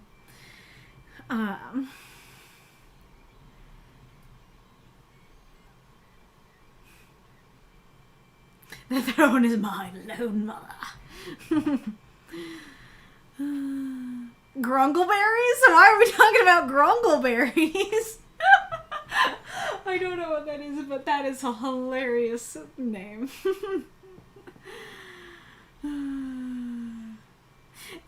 Well, Akane mentioned, I cry every time. Aracnar, I'd say in most places death is seen as a sad affair, but if not, something people avoid as avidly as a subject as we tend to do. Wakes and funerals can be less of a somber setting. There are cultures to whom death is more present. I like using the example of the Watermill Village segment in Kurosawa's Dreams. The discussion on death and the celebration at the death of one of the villagers is very beautiful. I don't know this, but very interesting. But yeah, that makes sense. That like to Western culture, we actively avoid it, and to other cultures, like yeah, it's sad, but there are reasons to celebrate, and it's more common and stuff. Yeah, I'm reminded of Dia de los Muertos, which is about celebrating the lives of past loved ones, for sure. So to be frank, I probably have about 3 or 4 stories about Namiki trying to come to terms with the death of Akane and how devastated she is. It's probably the most serious I've treated the subject. Yeah, that's super fair. And I mean, I think that's good, because like you were saying, in other stories, resurrection is a thing, so it's treated more irreverently, but in this case, like, this is a very real death that was very much permanent, and so you're treating it with the seriousness it deserves. It is from Total Recall, gotcha. Why does it remind me so much of the Craig? Yeah, the gift.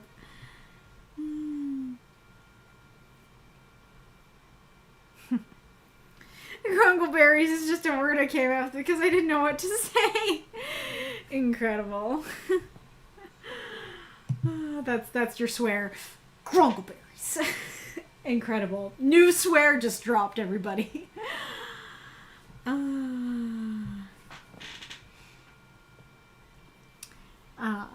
Good Omens, one of the characters believed to be killed. In the books, it's handled one way. In the TV adaptation, after one of the authors died, it's treated very differently. I do not remember. I have both read the book and watched the series. I don't remember what character this is. Total Recall. Did you see Kawato, the little conjoined guy? If it's something in Total Recall, I assuredly saw it, and but I don't remember it off the top of my head.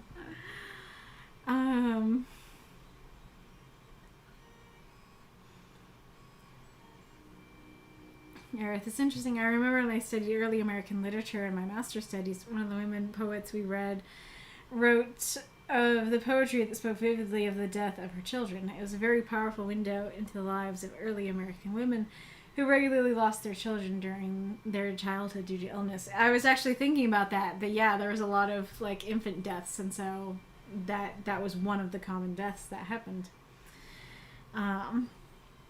I watched the thing earlier about how Spider-Man gets treated, and that whenever there's a Everybody Dies miniseries, Spider-Man always gets the most BS deaths. Interesting. Early American literature, in this case meaning the writings of people before the American Revolutionary War. Gotcha.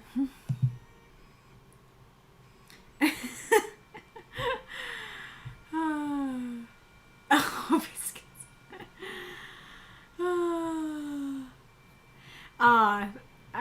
I think I know what you're talking about from the series, at least. I'm not sure I'm remembering how that goes in the book. Yeah, exactly. He doesn't die, he just gets disincorporated.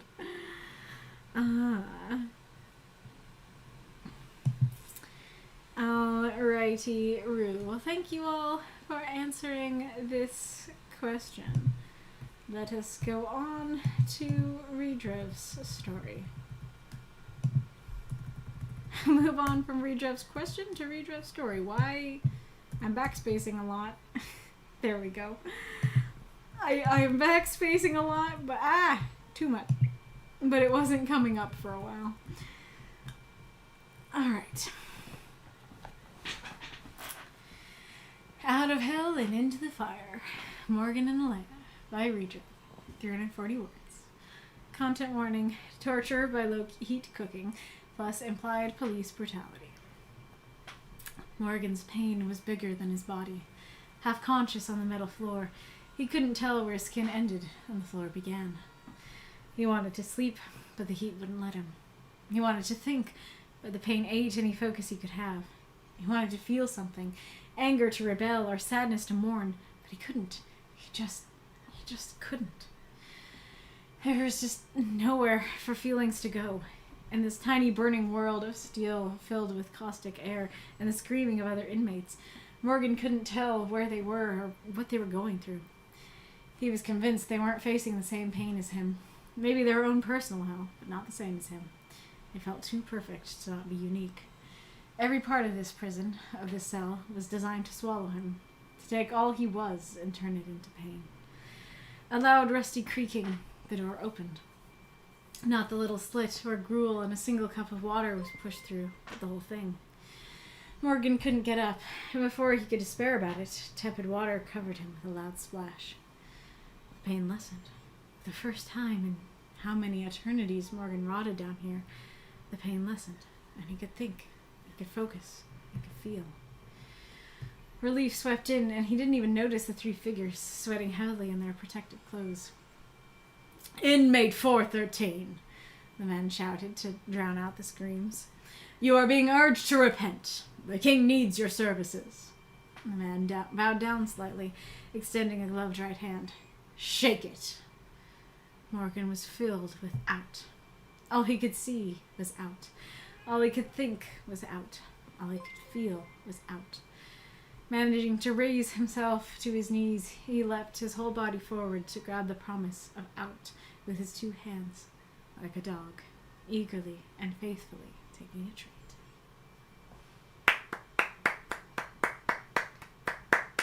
And thank you for listening.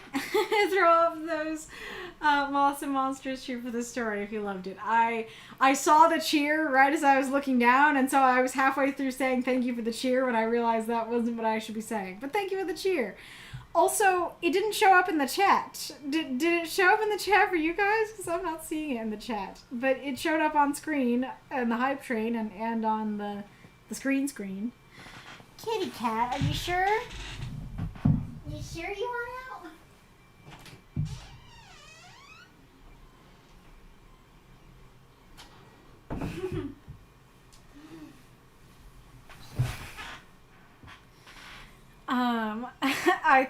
Well, the first encore is...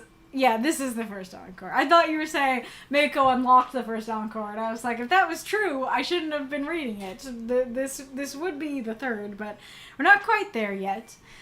But thank you very much for getting us close.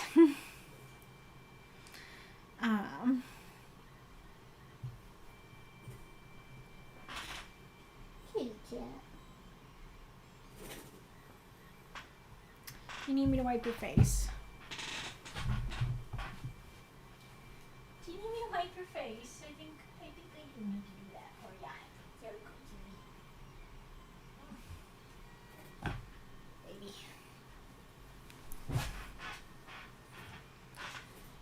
Did it add 500 for the sub? Well, it didn't add it, but What? I didn't see a sub either. So did Mako gift a sub? Why is that not there?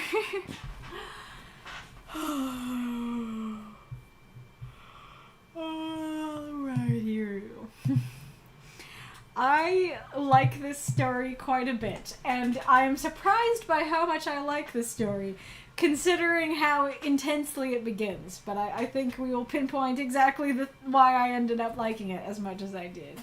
Thank you for the cheer, Death said. It went through the wrong chat. What? You can't cheer in the Discord chat. Hi, Boo. He's so cute.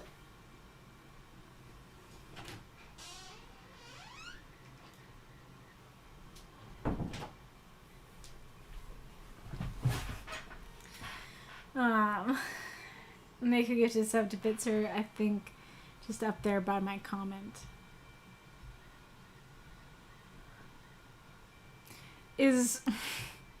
Let me...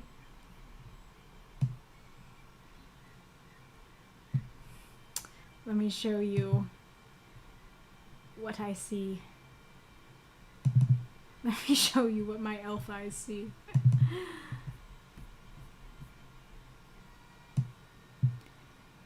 Is it supposed to be right there?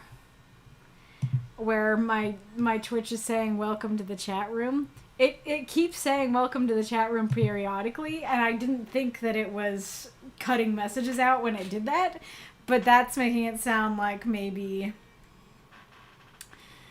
it did. Oh,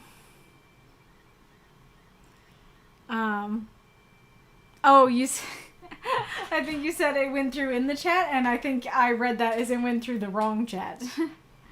Yeah, it is, huh? It did cut out your comment on the story. Okay, sorry. Put it in the not-so-private chat just to make sure Twitch doesn't eat it.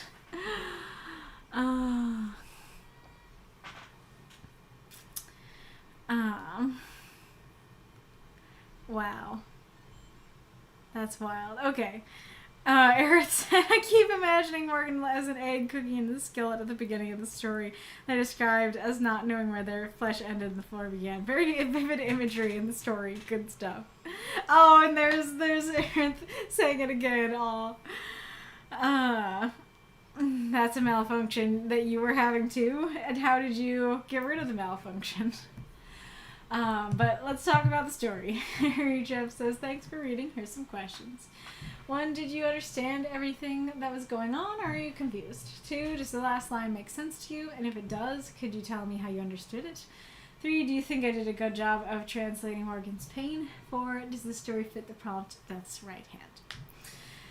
Alright, I think the title works very well, that taking out of the frying pan and into the fire and twisting it a little bit, but using a much stronger image and saying, not only is this the frying pan, like this is hell. And so instead of it kind of being this image of, well, I was roasting in the fire in the frying pan and then I got to the actual heat source. Instead it's like, I was in the worst of the worst, and then I was in slightly better, but still deeply painful. I think that works quite well. I guess I'll ask this with the content warning. So, I don't... how do I ask this? One of my biggest questions for this piece is that you conveyed Morgan's pain. You may have conveyed it too well. Because what you're describing sounds like he should be dead. And especially seeing the word cooking, and especially having seen that before I read the story, I was like, if you are cooked, you are dead. Like, you cannot be cooked without cooking. You cannot be cooked without dying. And so it very much feels like he should at least have his skin burned off, if not that he should be dead. And I know that we have seen stories from after this before, and you have not described him as Two-Face. You have not described him as his flesh is gone, burned off. He seems to still be our boy. I just realized something. I have a very specific image of Morgan that I'm not sure is correct. But I think you've described him as pale like a doll. I think he's thin. And I've always thought of him as having, shoulder-length black hair. I feel like I had to have gotten that from one of the stories, but now I'm wondering if I did. But anyways, and so... So I'll just start going through the specifics here. Love the line, Morgan's pain was bigger than his body. That is so evocative and well done, and what an intro. 'Cause, yeah, that is what pain can feel like sometimes. Of course, I haven't experienced pain like that, but it can feel like, this pain is so big, it feels bigger than I am, my head hurts so much, my head feels like it's this big, kind of thing. So I think that's so creative and interesting and well done. And you couldn't tell where his skin ended and the floor began. That's also extremely evocative and well done. So I like the next part. I like, he wanted to sleep, but the heat wouldn't let him. He wanted to think, but the pain would aid any focus he could have. And I like the kind of mirrored phrasing there. There's kind of an element, and I don't know if this is too nitpicky, so I really want to hear what folks in the chat have to say. There's kind of an element where if you're in that much pain, you can't even think this much. That maybe you described his pain too well, and so be I'm getting a stronger impression than I should. But it feels like he would not be able to think about anything but pain. Like, he wouldn't even be able to begin to think about, I want to sleep. It would just be, ow. He wouldn't even be able to think, I want to feel something. I want to feel anger. I want to rebel. Oh, but I just can't. You'd be thinking, ow, ow, ow, ow. Pain, pain, pain, pain. But there's kind of this element of like, well, it's narration. And so, yes, it's from his perspective, but it's a bit removed. Like, you're not literally in his head. And so that removal could be, maybe if you were in his head, it would just be ow, ow, ow. But removed a level, it's like, yeah, these are things that are in him somewhere, even if it's not actively what he's thinking about. And so maybe in that sense, it works fine. I actually feel like the he just couldn't works really well. I think that is the best part of that paragraph in terms of that actually gets across exactly like what he's thinking, is that it's just like, I can't even think, I can't even form the words in my head. That works super well, so I like that a lot. Yes, exactly, ghoulish.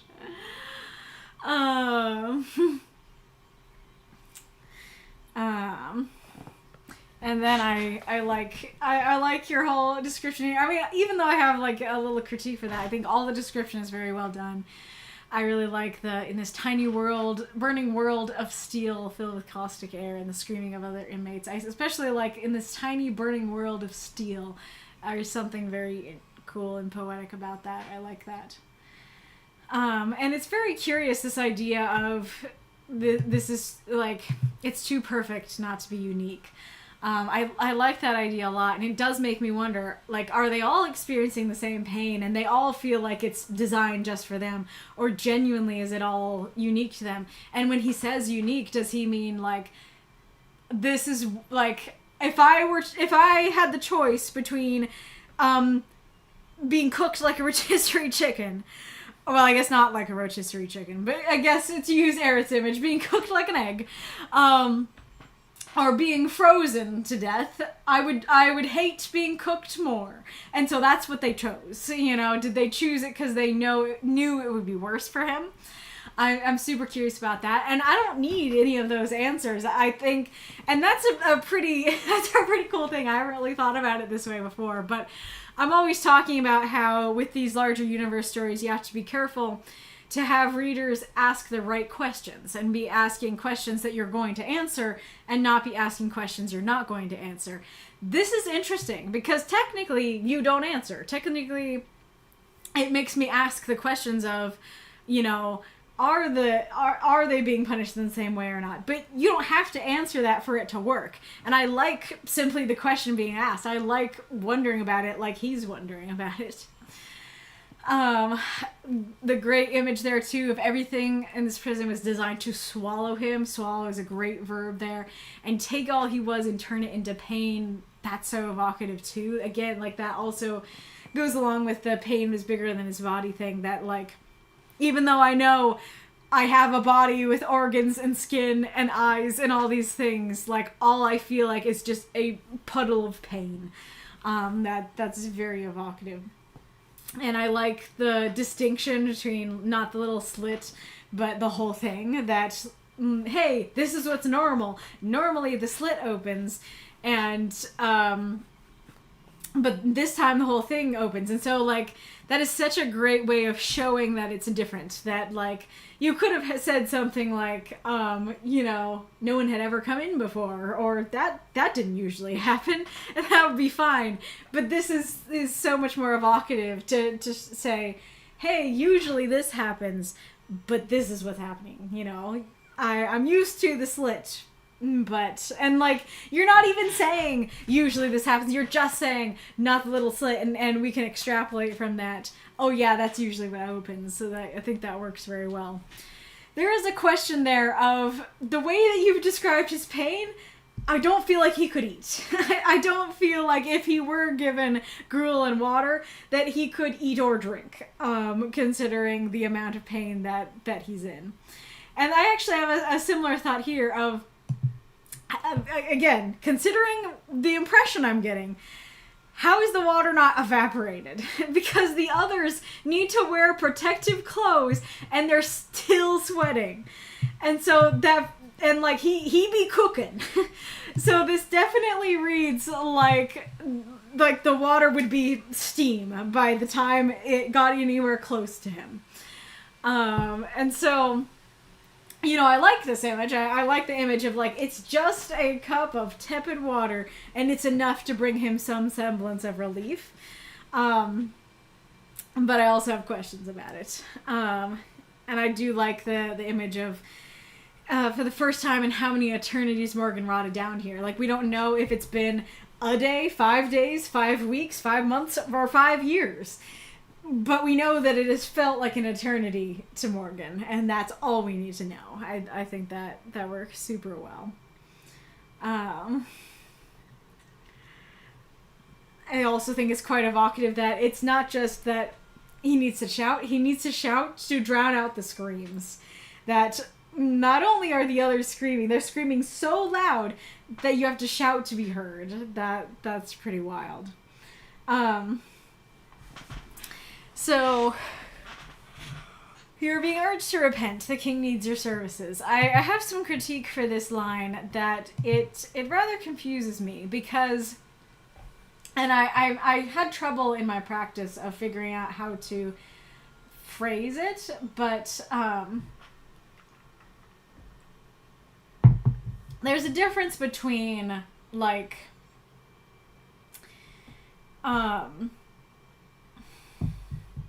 there's a difference between like, hey, you did something wrong, you're gonna be put in the cooker until you repent, until you're ready to repent.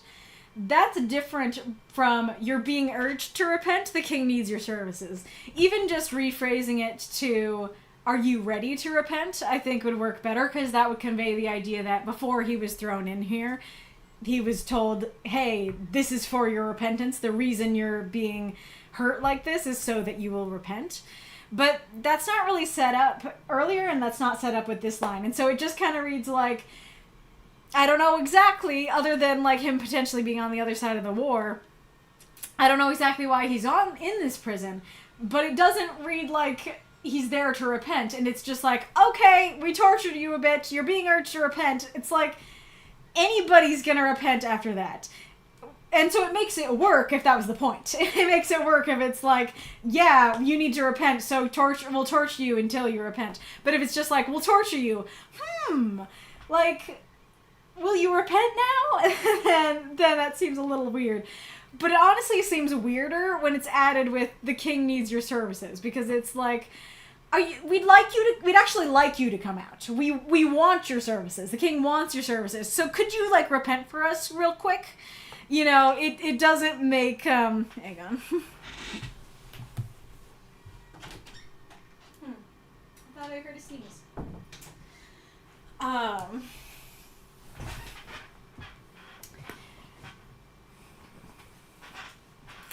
I'm trying to think of an example that I could use.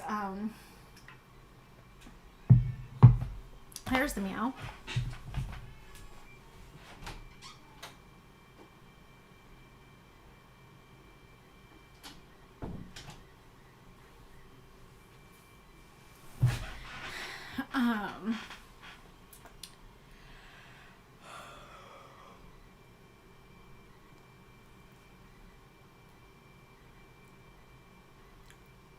I don't know, I'll just start talking. Like, you have someone who's over to, like, do a job, and then they like, do something that insults you.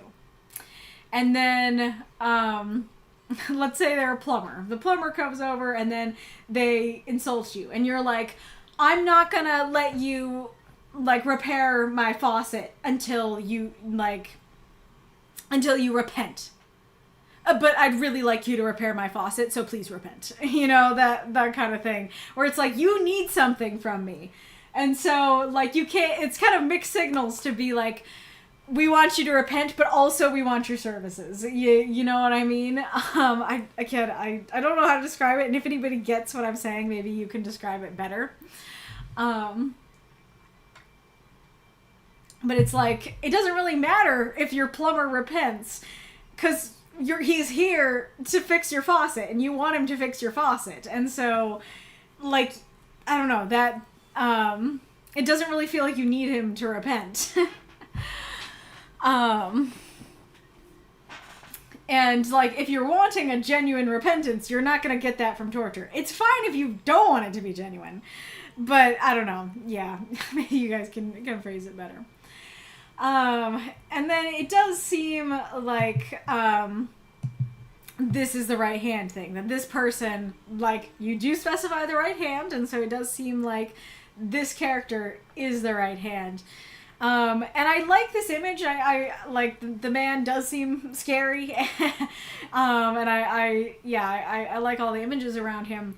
But I'm not sure I get enough of a Death's Right Hand thing, because I don't know anything about this guy. Like, I guess the Death's Right Hand part comes in the fact that it does seem like he is part of the reason that Morgan is being tortured. And this torture is at least adjacent to death. And so I can understand that sense that he might be Death's Right Hand. But especially because he doesn't die, that it is meant to be torture, not death. Then, like, there is something missing there. And I don't know anything about this guy. I don't know anything about the king. Other than from other stories, I know this is the opposite side, or at least I think this is the opposite side from Alea's. But you don't get that from this story. And so I don't know enough about him to understand why he is Death's right hand, you know. I love the out section. When I first read it, I was like, that must be a typo, and I read this as doubt. And then I kept going, and I was like, oh no, that's intentional. I like that. I think that's really cool when you are able to do something like this that seems, you know, like grammatically or technically incorrect, but you're using it to great effect for the purpose and the emotion of the story. I think that works so well. And I actually think that this would work better, like, if, like, how to describe it? Like,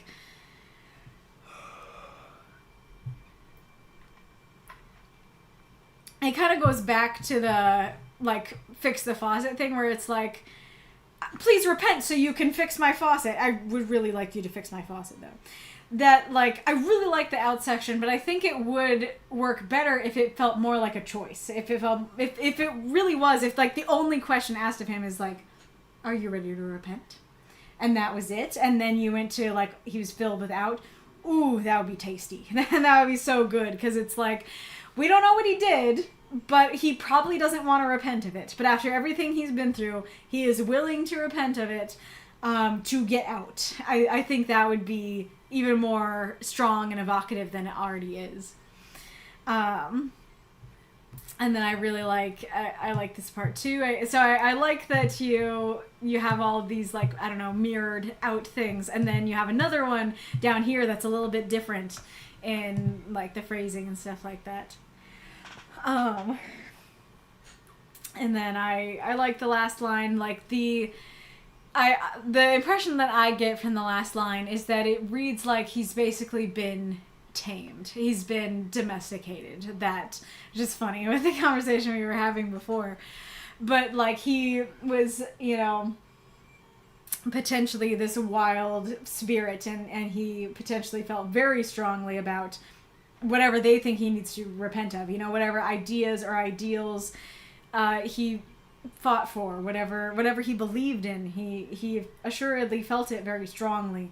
And so he was like this, you know, wild dog or wild horse or something, and then they torture him like this, and it's like, oh, please, master, please give me treat, you know, instead of it being like, no, like the horse who's like, how dare you try to put a saddle on me. Instead, they'd be like, oh, yes, master, like, do put a saddle on me as long as I can get out. You know, that kind of thing, that his wild spirit has been tamed, sort of thing, and that and like the king sort of thing, like it does seem like this is what's causing him to fight on the opposite side, that the king of the opposite side, you know, wants his services for some reason, and so the king basically tames him and makes it go like, yeah, you want to fight for my side, right? Like, you're gonna do what your masters say, right? And the torture did that, you know. So that's how that read to me. And like, unless you meant something totally different with it, I think that worked really well. And I think it's really interesting because that is a very different image from the rest of the piece. And so I think it works quite well as an ending line. And it does kind of, in that way, promise a future, right? So that and again, like, I am influenced by the fact that I've read other stories in this universe, but it, I lost my train of thought. It does come with it this promise of like, he's been domesticated, he's gonna fight for this side now, he's gonna obey this king now, maybe without question and without fight, because the fight has been cooked out of him, basically.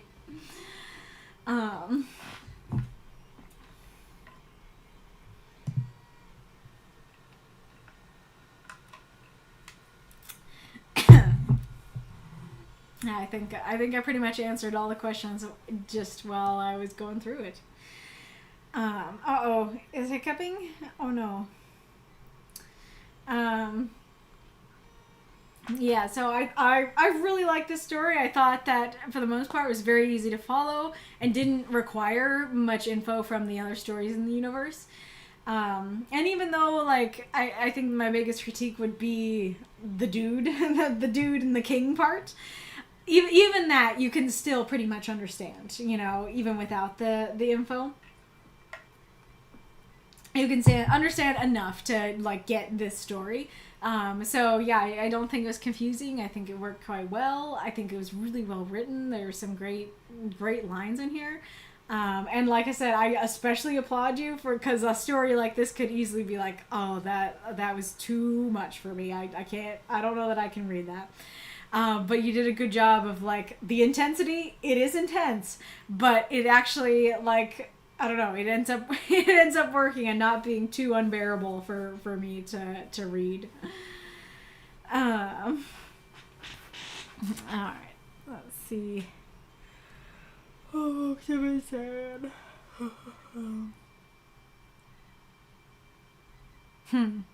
Because I wish I knew how to make it stop. Sometimes it happens to me and I hate it, especially because if it thinks I'm not here, even though I am watching the stream, it won't send my messages either. So you have the welcome to the stream chat thing too. Arith, there's so many vivid examples, not only of the pain, but using repetition with the ouch. It was really good to use the technique. Yes, agreed. And, like, I don't know if I said it, but, like, yeah, that is such a great way, because of course we believe that he wants out, that he's in a terrible torture chamber.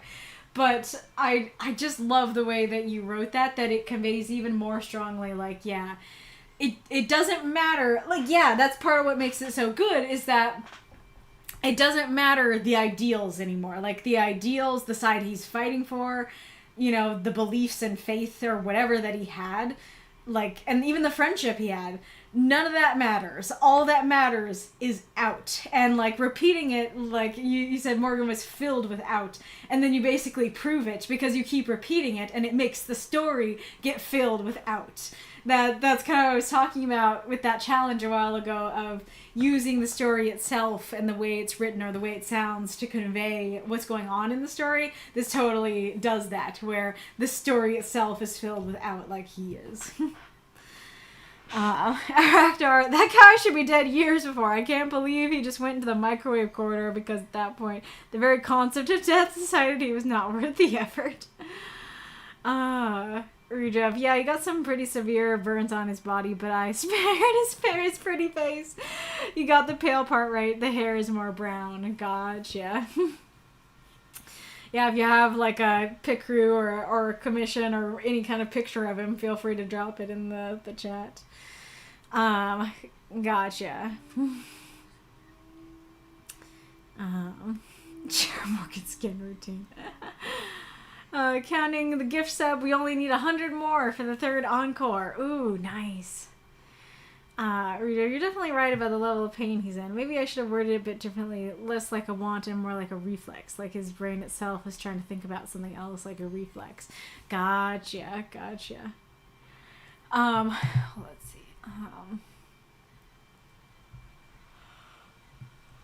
Yeah, I guess maybe saying something like he had a reflex to sleep, it would be clunkier, but I think it would have less of that issue. I'm imagining the opening to Immigrant Song. I don't think he'd be singing it like that. Interesting. I'm thinking the Narakas in Buddhism, because there's hot hells and cold hells. Interesting. Reidrev, they do all suffer the same stuff. Everyone's burning at Aegis Well Prison, which is a prison built into the chimney of a medieval pharmaceutical factory. Huh, interesting. So they're actually, making something with that heat, but they're also hurting people with it. Interesting. Well, to be fair, the protective gear is probably hot to wear on its own, potentially. If it works like Buddhist hells, they just respawn in infinitely until a soul had paid their penance, which is like over millions and billions of years. The problem is, he's not dead. Like, as far as I know, hell is after you die. And so, yeah, like, that works fine when you're already dead. But Morgan is alive. And he needs to stay alive for the rest of the story to happen. The you need to repent sentence was kind of implying an uncaring part of the guards, like you suffer literal hell and you still need to repent for something. Gotcha.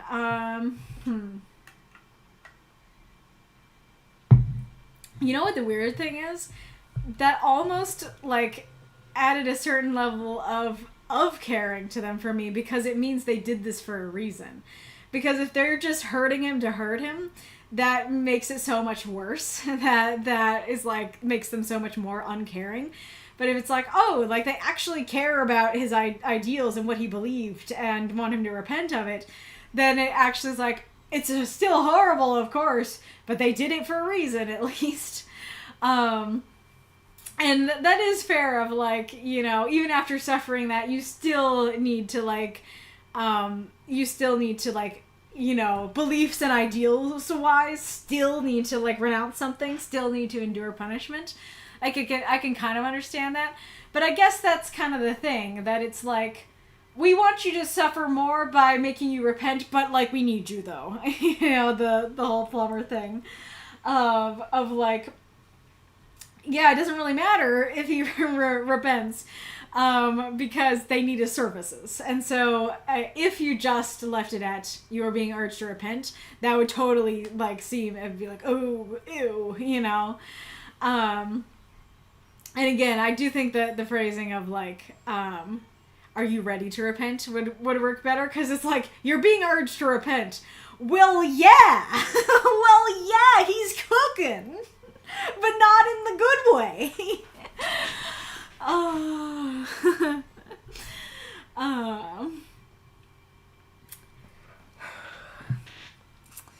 Arachnar, I don't think it's a matter of repentance. Regardless of what they say, it is a matter of punishment, pure and simple. But now they recognize he is broken enough to fulfill the role they intend him to without questioning. Yep. Also, talking with penitentiary agents do feel like language stops working and people are just saying words on my end. That feels appropriate.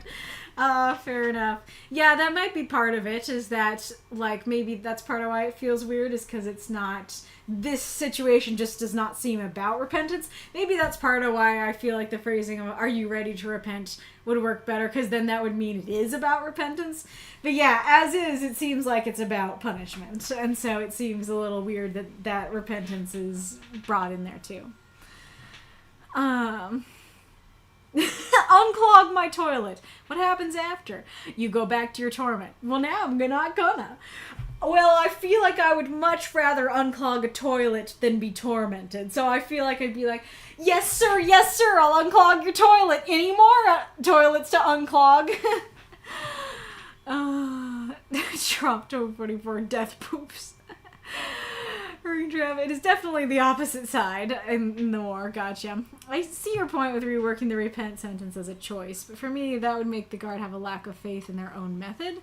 In my mind, they're completely certain Morgan is broken beyond reason, so that we urge you to repent. The king's needs you should feel more like a formality than a test of some kind. Well, that's the thing, is that, how did you phrase it? Thank you for the cheer, Death said. I think that is our third unlocked. I don't personally feel like if you rephrased it to, are you ready to repent, that, well, okay, I think I see what you're saying, that it's like, if they have total faith in their method, why would they even ask? Because it would be like, of course he's ready to repent. I honestly didn't really see it that way. I saw it as more of like, of course he's ready to repent, and they absolutely believe he's ready to repent. They're kind of like, I don't know, asking the question wouldn't be like, I'm not sure if you're ready. Are you ready? It would be more of like, yeah, we know you're ready. Do it. But I don't know how to phrase it. Because, like I said, it's hard to figure out why the you're being urged to sounds so odd to me.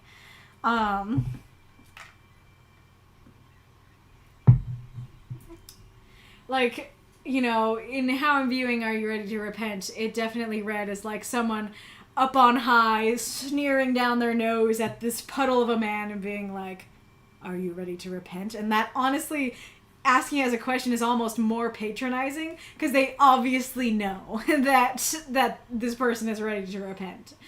You know, I guess you are being urged to repent just kind of adds a layer of distance to me, that it's like, it's different. It's like, okay, so are you ready to eat versus you are being urged to eat? You know, like, and granted, like, this is a much more benign situation, so it doesn't really fit very well. Let's see if I can think of a more negative situation.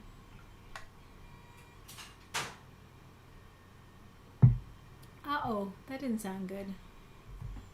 Hold on.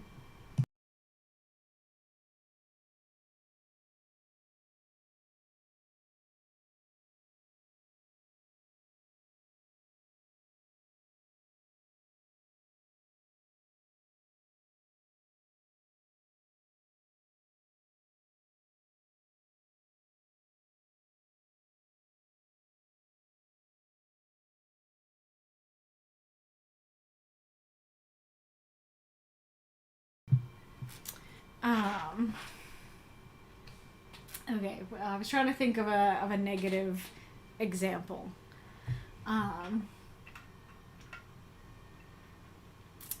guess if I keep using the eat thing, I guess it would be more like, I don't know, if let's say a rebellious teen refuses to eat all day, or a kid like doesn't want to eat broccoli. Broccoli is the only food we have, and they're refusing to eat. It's kind of like the joke. It's kind of a horrible joke, but it's like, my dog wouldn't eat turnip greens. Well, mine wouldn't either for about a week. You know, I don't know if that's a common joke. I think that's a joke that my grandpa tells. So like, let's say that it's that kind of situation, that like you ask your dog at the beginning of the week, are you ready to eat? And then he doesn't want to eat the turnips. And then at the end of the week, then if you ask your dog, are you ready to eat? It's not because you don't have faith that he, in your methods. It's not because you're like unsure if he wants to eat. You know he wants to eat. And asking is super patronizing. So like that's kind of the meaning I get out of it. But if like at the beginning of the week you say like, are you ready to eat? And then at the end of the week, after your dog is starved, then you say, you are being urged to eat. That actually is less powerful and less patronizing than, are you ready to eat? If that makes sense. Yeah, I guess that's the thing, because it's like, of course he's being urged to eat. He's been being urged to eat all week. There's nothing particularly new, interesting, or patronizing about saying you're being urged to eat. But saying, are you ready to eat is, and I guess part of it is, it kind of reads like you're narrating your dog's life. Like, you are being urged to eat is like a narration of your dog's life rather than speaking directly to them, are you ready to eat? If that makes sense.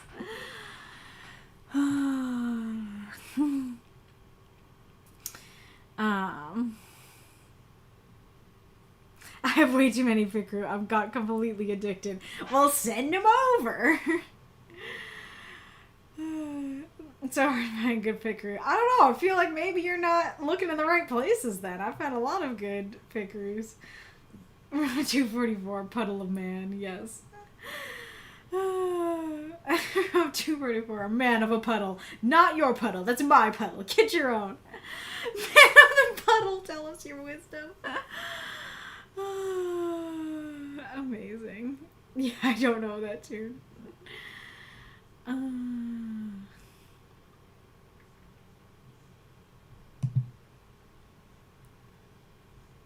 And there's the ad. Okay. Well, I actually could use a little bathroom break, so let me quick do that. Not that one. This one. Alright. Oh, that was so perfect. That was very perfect. I got a kitty under the table. That's a very... Oh, you mean the southern joke is the turnip greens joke thing. Morgan before and after cooking. Normally his ponytail is longer. Ah, interesting. Interesting. Is Morgan trans? I didn't know that Morgan was trans. I'm saying those because I know I have very bad impulse control. You don't want to do too much. Fair enough. Yeah, so similar to how I was imagining him, just with the brown hair instead of the black. Alrighty, I think the ad is over. Alright, but very good story, Reidrev. I am surprised to say this might be one of my favorites of yours. I can't believe the cooking story. It's one of my favorites, but you just did such a great job writing it. Ah, gotcha. He's a trans guy, and I gotta show that more in the stories. Very interesting. Alrighty, Rue. I don't believe Joe is here. Feel free to tag him. But, and thank you so much for submitting, Reidrev, if I didn't say that before. Alright. Happiness is my purpose, by Joe. 348 words. Death painted me with a comet and gave me life through faith that tempered supernovas. They held me close, whispered infinite awareness, and a purpose that showed itself in the form of a name. Ardor, meaning passion. My eyes were my tool to help the living see their potential.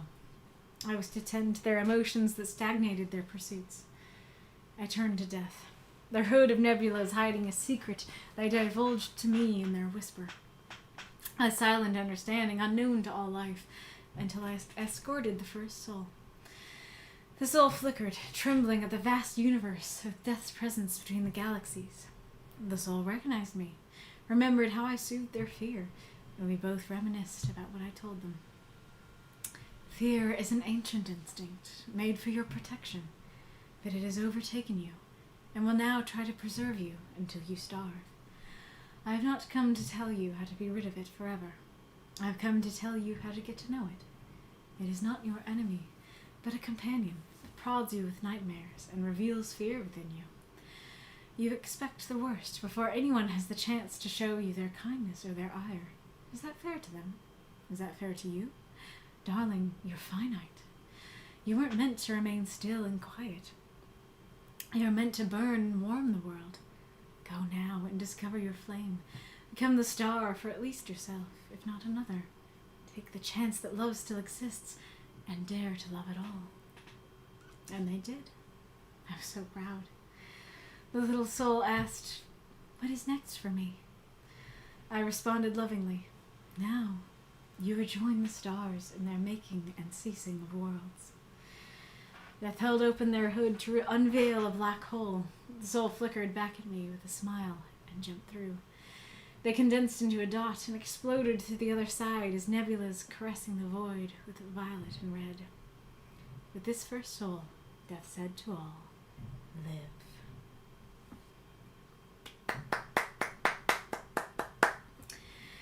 Throw up those moths and monsters. Cheer for this story if you loved it.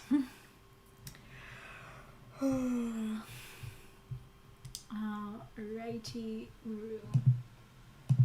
Yeah, that's I didn't see Sam's Weller's comment above, but that's the aromantic flag, right? I remember you saying that all your characters are... I don't remember you saying your characters are arrow, but I remember you saying your characters are ace, and I was like, yes! Psychopop, that's also a patron of art. Interesting, indeed. So Joe said, toast level, nuke me. No, nothing major, just a comfort story inspired by a YouTuber named Mick Baldy. I love their writing and wanted to see if I could give the same kind of comfort. Anyway, that's all. Bye! Alrighty, Roo. So let's see, where do I want to begin?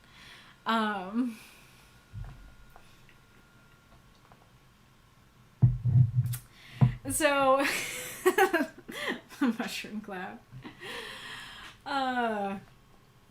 So I think that this story is really beautiful and really poetically written. Though I also think that, unfortunately, a lot of that poeticness means that parts of it are very difficult to understand. So a lot of my comments are going to be along those lines, where it's like, what I understand I'm really into, but there's a lot I don't understand, you know? Okay, so Death painted me with a comment and gave me life through faith that tempered supernovas. So, very beautiful image, very, like, great mouth flow, great mouth feel on those words. So Death painted me with a comment. Okay, so I can kind of visualize that, of, like, taking a comment and using that to, like, create a god or paint a god. That's a really cool and interesting image.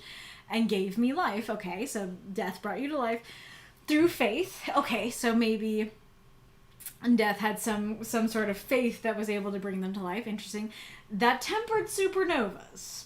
Okay, now you've lost me. So, like, did the faith temper supernovas? How does faith temper supernovas? Like, as in faith that, like, stopped supernovas or made supernovas less bad? You know, and how does faith do that? And how is that related to bringing life? You know, beautiful words, beautiful image, but I'm not sure I get it. They held me close, whispered infinite awareness. Okay, so they hold you close and then, like, they give you omniscience, basically. All right, with you. And a purpose that showed itself in the form of a name, ardor, meaning passion. Okay, so this person seems, this creature, this god, seems to be maybe like the personification of passion. That there's death is like this, you know, being, and it seems passion is also this being. That's cool, that's interesting, I'm into that. My eyes are my tool to help the living see their potential. So, I'm with you with the, okay, you are like the personification of passion. Makes sense that you're supposed to show the living their potential. Gotcha. I'm not sure how your eyes are helping them see their potential. Like, I don't know if it's like you see their potential and so you relay to them that potential that you see, but that would be that, like, your mouth is also your tool. Like, you would be telling them to help them live their potential, not that, like, your eyes aren't telling them. Your eyes are giving you the information. Word sommelier. Yeah, that like it's not like you're using your eyes to help them see their potential. Your eyes are simply seeing their potential, and your tongue is your tool to help them see their potential, right? So I'm not sure I get that one. Eyes to tend to their emotions that stagnate to their pursuits. Okay, I might not have understood that the first time, but I think I get it now, that it's like fear can stop passion, right? Fear can stop you from doing what you're meant to do in your life. And so their job is to kindle their passions and to try to tend to deal with the emotions that stop that. That makes sense? I turn to death. Okay, we don't know if death is like a person that's standing there. We don't know if there's some sort of physical presence that's standing there. We don't know if they're just kind of everywhere. We don't know if you're like internally kind of your thoughts are turning to death. You know, I'm not totally sure. Their hood of nebula is hiding a secret they divulged to me in a whisper, a silent understanding unknown to all life until I escorted the first soul. Stunning image. I love the image of like hood of nebulas, and I can totally. It is very. Come on out, kitty.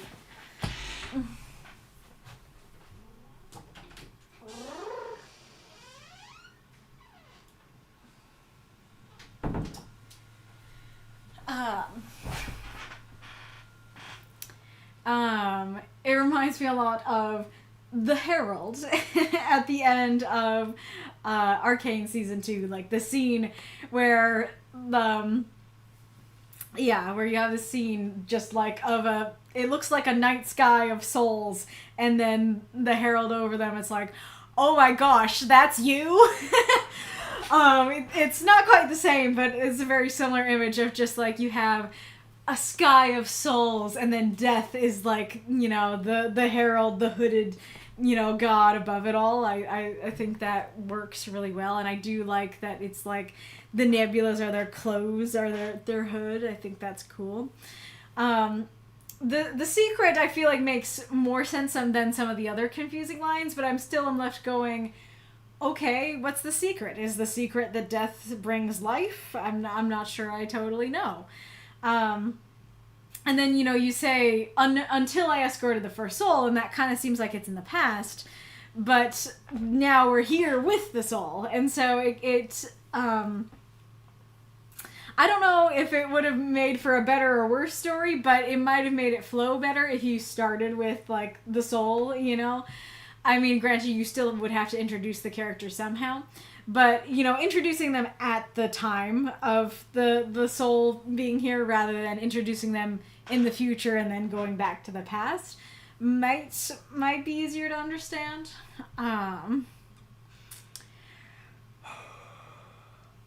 then I think this works. Yep, you did introduce that, like, the hood of nebulas, so I can see death between the galaxies, almost like death is the dark matter of the universe sort of thing. And then I don't know, like, if Ardor, you know, came to Earth as a person to say these things, or if they came as, like, this, I don't know, nebulous spirit creature that talked to them, or how they talked to them, but that is interesting that they spoke to the soul from the beginning, and it is their purpose. So this part here, we'll get into it, but so I really like what's being said here, and we'll get into what I like in a second, but it feels a bit incongruous with what's going on. Like, again, granted, I get it in the sense that you did say this is their job is to tend to the emotions and stuff like that. And yes, the story as a whole is rather poetic and philosophical, but, you know, it doesn't really fit the tone to go into this dialogue and go into this, you know, philosophy of fear thing when we were talking about the death in the galaxies and stuff like that. And so I feel like summarizing this, or, you know, saving this for a different story where you write about them going and talking to the soul, or making this the story, making them go down and talk to the soul, might flow a little bit better. As is, it does feel a little disjointed to have this big paragraph of, like, dialogue and philosophy in the middle, and then and then back to what was there at the beginning, you know, kind of thing. The welcome to the chat room thing just came up, so if people have said, if there's anything after Wolf said, I think they mean temper as in improve a substance. If there's anything after that, then you should send it in the not so private chat. So fear is an ancient instinct made for your protection. Yep, true, believe that. But it has overtaken you. Vibe with that. Yeah, that happens to me. That happens to others for sure. And will now try to preserve you until you starve. So this line really confused me for many reads because I was going, starvation is not preservation. That like you're gonna. It kind of read like.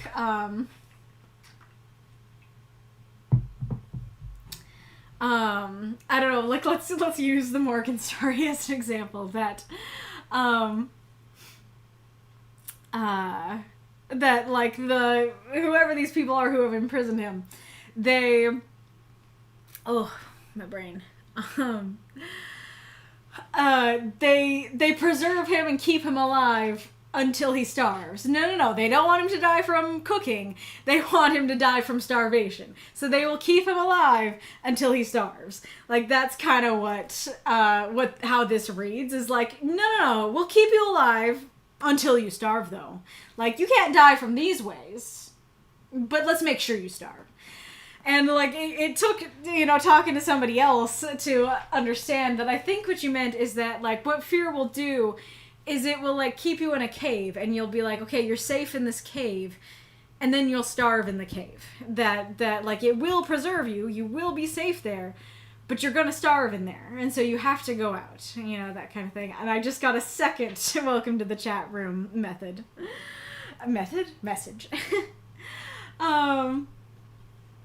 And so, yeah, so I think there's a little too much going on for, like, the simplicity of that sentence to convey it.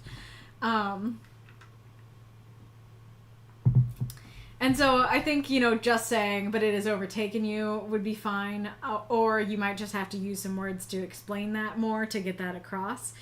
It will keep you safe in your little bubble, it will keep you safe in your, I guess you could use cave as an image.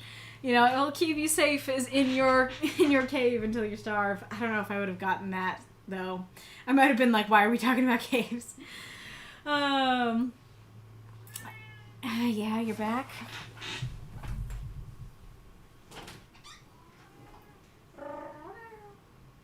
That's a kitty. Hello, baby. It's a baby cat. Oh, so bright. So bright.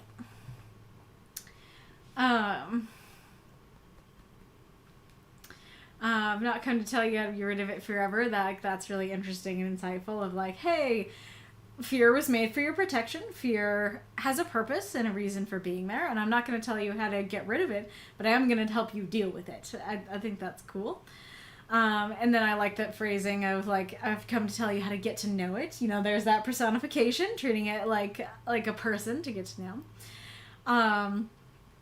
It is not your enemy, but a companion that prods you with nightmares and reveals fear within you. Now, this one you've lost me. Because, guys, if any of you prod me with nightmares in order to reveal fear within me, or simply reveal fear within me, yeah, I think I can safely call you my enemy. I think I'm gonna call you my enemy if you do that. These are the actions of an enemy. Oh, you heard a purr meow? That's great. And then it's also like, fear exists to reveal fear. So it's turtles all the way down? It's fear all the way down? Like, I don't really know, what is the purpose? Uh-oh. Now it even says connecting to chat. Am I gone?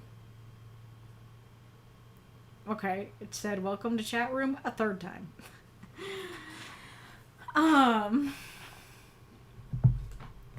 Oh, let me take this away.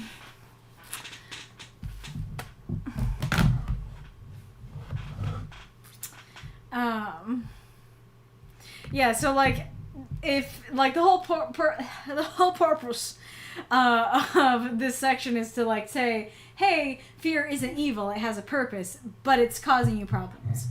And so to be like, yeah, fear exists for a purpose. Okay, what is that purpose? To reveal fear. Like, that doesn't seem like, if that is a purpose, it's not a valid one. You know, it's not a good one. You expect the worst for anyways, the chance to show you their kindness that they are. Is that fair to them? Is that fair to you?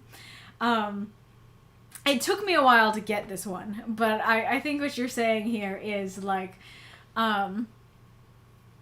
you know, somebody who's afraid, like, okay, let's try and use more of a concrete example of like, okay, somebody decides not to go to a party because they're like, oh, everybody's gonna laugh at me, or I'm not gonna know anybody, or something like that. And it's like, well, like, you have judged everyone at the party before they got a chance to show you how kind they would be, or if they are going to be mad at you or mean to you, like, you don't even know because you're giving into your fear and you won't even give them a chance.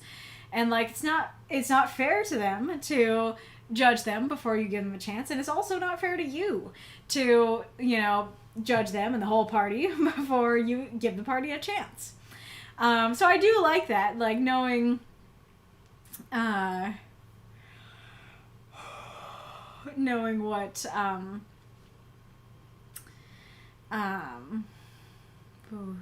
knowing what it means. I like it. Oh, Ragnar missed the read, unfortunately. And then, darling, you're finite. I've gotta be honest, that is one of my favorite lines I've seen in anything in a while. Like, not just in a writing group story, like, holy crap, that's a good line. Holy crap, I love that. Like, that's the kind of, like, line that is, like, worthy of being tattooed. Like, darling, you're finite. I love that so much. It's so simple and so beautiful and true. Like, it's kind of,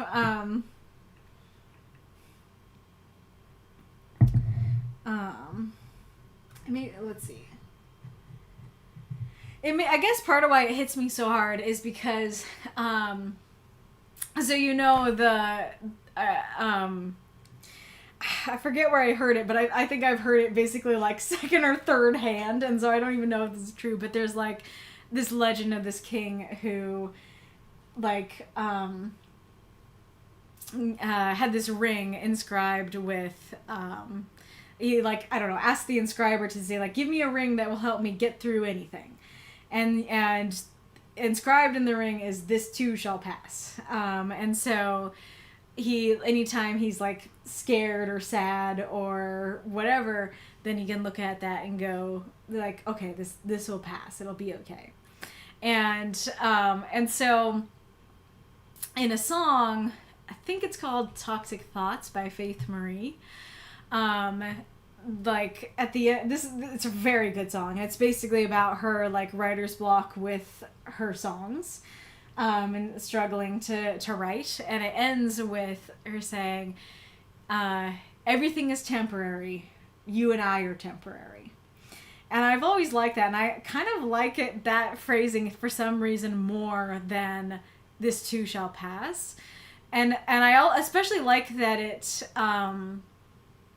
that it like recognizes you and I are temporary, because like I don't know, like, the actual legend, if it even is a legend, if that was part of the legend of, like, hey, this too shall pass includes you, you know, that, like, you also are you know, are gonna pass someday, and, like, you know, that I don't know, that phrasing of it kind of makes it like, I don't like that as much, you know, but everything is temporary, and so, like, your struggles, your strife are temporary, and so, like, you won't have to bear them forever, but at the same time, you are temporary. And to me, like, saying this too shall pass includes you, it just, like, emphasizes the death part, but saying everything is temporary, including you, to me emphasizes the, hey, you're temporary, so, like, do what you want to do with your life, you know, do what you want to do with your time,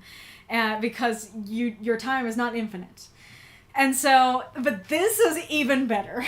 I've always liked that line, but darling, you're finite is an even better and like way cooler and more interesting way of phrasing that even than the everything is temporary thing. Oh man, I see Reidrev has comments that are in the in the chat box up here, but I don't see them in the actual stream chat. So Reidrev, if you can copy those and put them in the Discord, please do.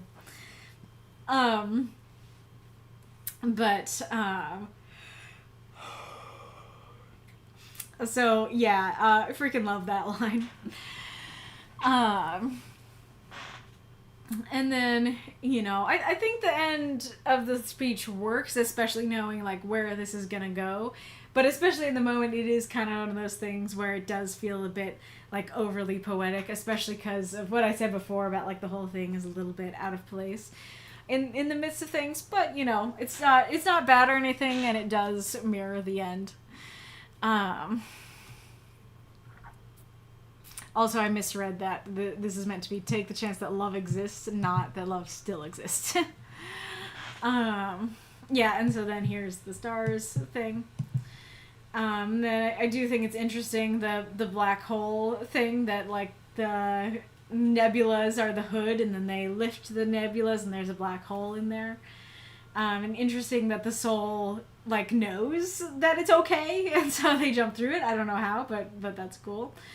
And then very interesting that, you know, what they become.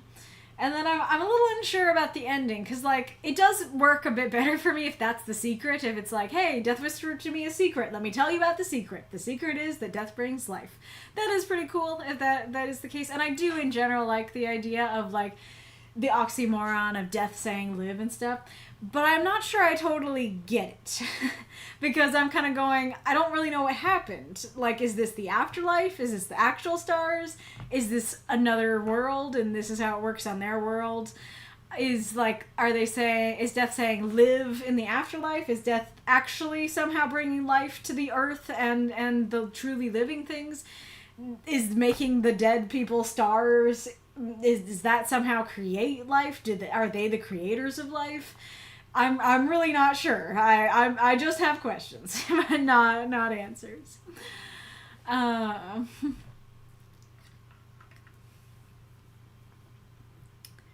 that's so weird.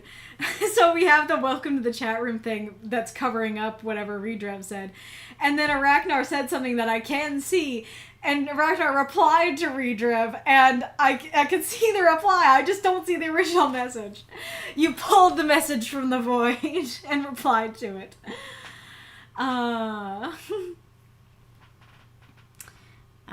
Let's see.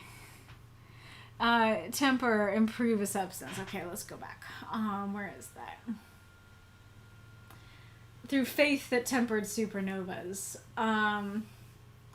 Faith that improved supernovas still is equally as confusing. You know, yes, my faith improves supernovas. I don't know. I'm still a little lost.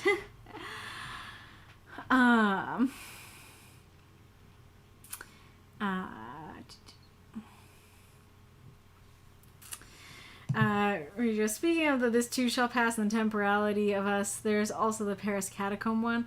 I was what you are, you'll be what I am, inscribed on the skull, of course. I have heard that as tu fui ego eris, which is Latin. I'll see if I can exactly, I don't know if I'll exactly remember the phrasing, but it's like, as I am, or let's see, as you are, I once was, as I am, so too shall you be, you know. And it's basically just like the tu fui ego eris it's just like forms of to be, but it forms that. I mean, let's see, because I know. Let's see if I can write it down.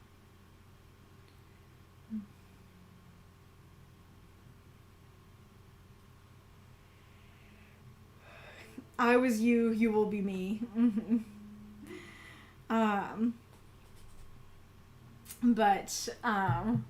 Yeah, so, but you're saying it's in Paris, so maybe I'm wrong. Maybe it was not originally a Latin phrase or anything.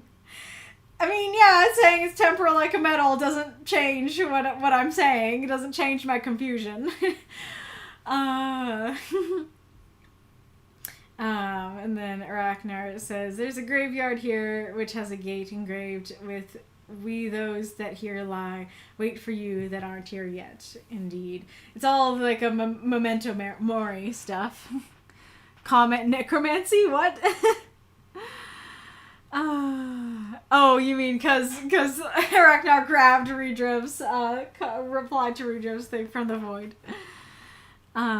Arachnid, I think there is something with cosmic symbolism here. Like a dead star creates complex chemical elements, which allows for other cosmic constructs, such as planets and the like, and life itself, but also cosmic dust will eventually be recycled into new stars. So dust destruction as a condition for new life creation. Ah, interesting. Yeah, that does make sense. Yeah, I don't know. It's just hard to know, like, what is meant to be literal, what's not. Because, like, that literally is true in our world, right? That, like, supernovas can become nebulas. That a star can die and it can become a nursery for other stars, which is really cool and interesting, and maybe is exactly what they were going for. But this isn't a story about how nebulas are made. This is a story about the personification of death and passion. And so I'm kind of left still going, like, yeah, still a little unsure.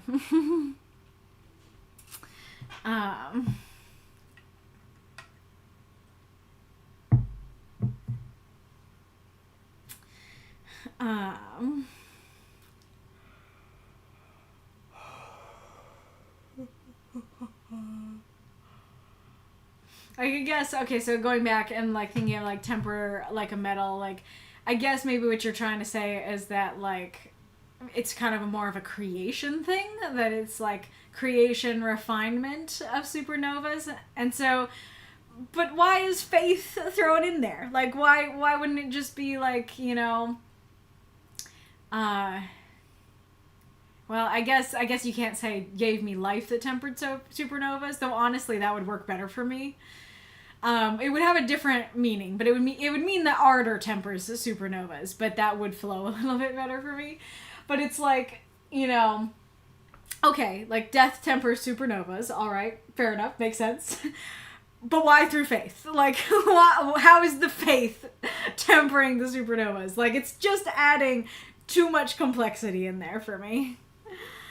Reidrev, no, you're right. The original is Latin. I got confused. Okay, fair enough. Alrighty, Rue. But very interesting and enjoyable story. And I do think it was comforting. Like, you were asking if it was comforting. Like, even though, like, there's confusion to it, I did find it a very warm and gentle and comforting story, and I liked even though, like I said, it was a little maybe incongruous, I really liked what was said about fear, and as someone who deals with fear, it is a very comforting and cool speech. So yes, thank you so much for submitting. Let us go on to NightWolf's story.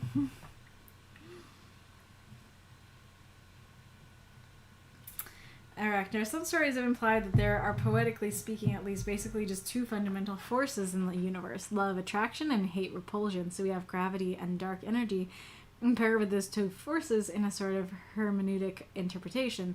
So above as below, something like that. It's that's interesting. That does make a lot more sense as to why it would be ardor specifically, because I was kind of wondering, like, okay, usually you'd be like death and life, and so that's kind of cool to have, like,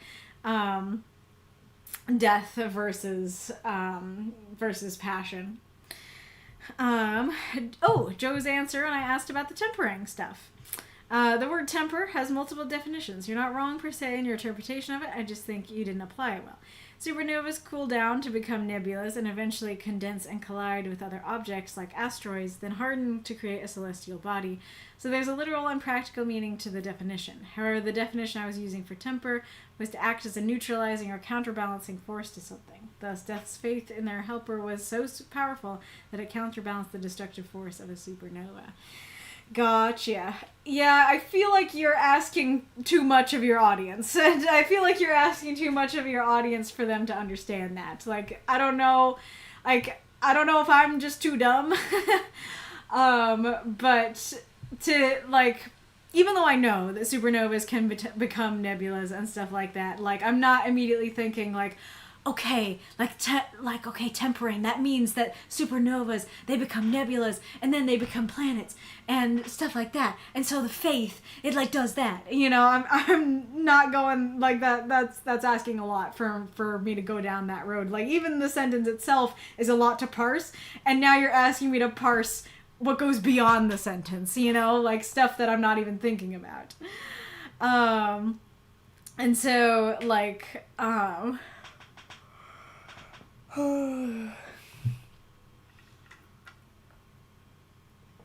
like, also the thing is, like, what Joe said here, Death's faith in their helper was so powerful that it counterbalanced the destructive force of a supernova. That actually makes more sense, but that's not what you said. You said the faith that tempered supernovas brought life. And so it's not that, like, oh yeah, I have so much faith in you, dear helper, that you will do a good job. That, like, my faith in you can stop the destructive power of supernovas, or you can stop the destructive power of supernovas because I have faith in you. That's not what this sentence conveys. The sentence conveys, I have enough faith that can stop supernovas. That brought you to life. And I'm like, how did that bring you to life? And so, in that case, like, I do think just make it multiple sentences. You know, Death painted me with a comet and gave me life. That alone is already like, I gotta think about that. Like, that's already poetic and philosophical. And honestly, yeah, if you just said, like, okay, Death painted me with a comet and gave me life, period. Their faith could temper supernovas. Or their faith in me could temper supernovas. Even if I didn't fully get where you wanted me to get, that would make so much more sense. That would work so much better. Like, yeah, just take the philosophical ideas and let them breathe for a little bit. Like, let them have their own sentences.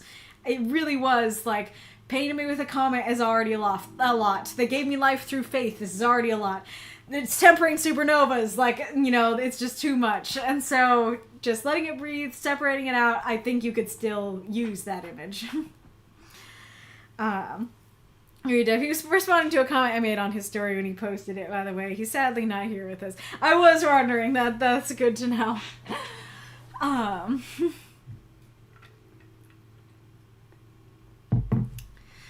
Yeah, Eros and Thanatos thing, Death and Ardor. Hello, Dire Taco Man. Welcome. Hi, Kitty. Okay. Now let's go on to NightWolves. If you'd like to unlock Aracnars, then don't hesitate to cheer during the praise and critique of the story. There's a chance that I might unlock it with monthly powers, but there's one more week in this month, and I am pretty tired, so I might not. So the only way to guarantee that Aracnar will be read is indeed to cheer during this story or the praise and critique of it. But I also understand if that's too much. Too much money. Too much money for you, too much story for me. Alright. Alexo, the puppet of balance and peace. Broken worlds with broken gods. By NightWolf. 347 words. Darkness is all over us, drenching us like the droplets from a heavy rain, soaking into every wall and every dream, breathing down our necks, waiting to consume us thoroughly. And where darkness is, death is soon to follow.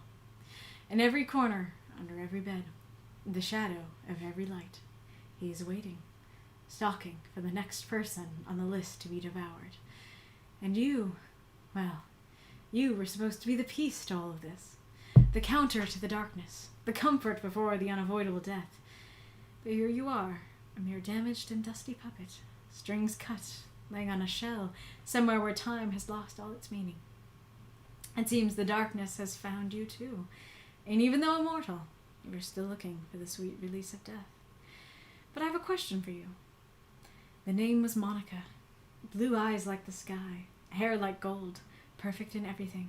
Warm, compassionate, and optimistic. Yeah, I know you know her. The darkness got even to her, and without a counter, death soon followed.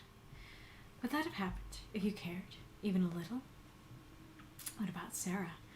Another sweet but older lady, full of stories and wisdoms, happy to help to anyone with everything.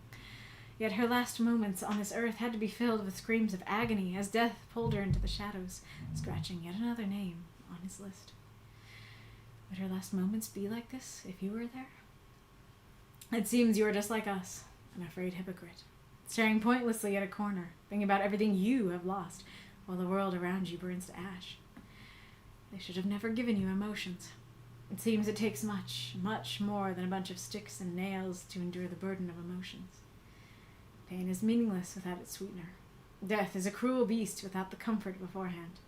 That was your purpose, to be that balance to everything. If you ever remember that, the world might get better. Until then, well, just rot.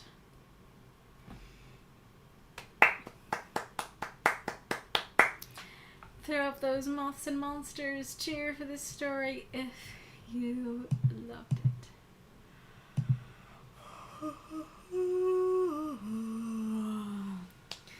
Very interesting one. Alright, really like that first paragraph. Very intense, but very well written. I can, get into it as I'm reading it and feel, the terror of it. I think that works pretty well. And I do like the setup of okay, here's the bad stuff, here's the terrifying stuff.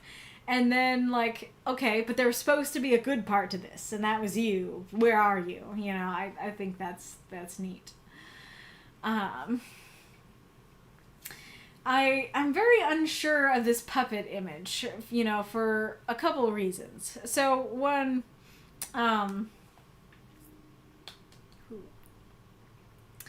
this is how you can tell I'm tired. So, being a puppet tends to mean, you are controlled by something else. And, the only thing that might be controlling Alexo, I think, is the you in this story, would be death. And so I would think that the puppet strings being cut would actually be a good thing. And if something else is controlling Alexo, then, what was it, and why is it not introduced? And, if Alexo was just a puppet, why are you mad at him? Thanks for the follow, whoever followed.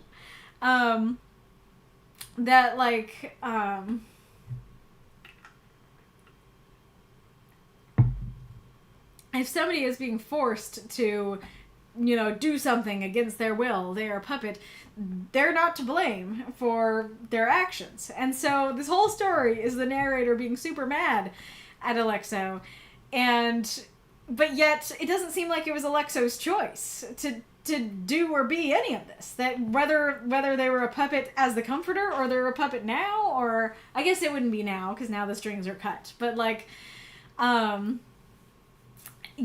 get mad at whoever was controlling Alexo. Yell at whoever was controlling them. Don't get mad at the puppet. And yeah, I really don't know how or why Alexo is a puppet in the first place. And so I think that, that definitely threw a wrench into the story, that maybe without the puppet image, I think the story would flow a bit better.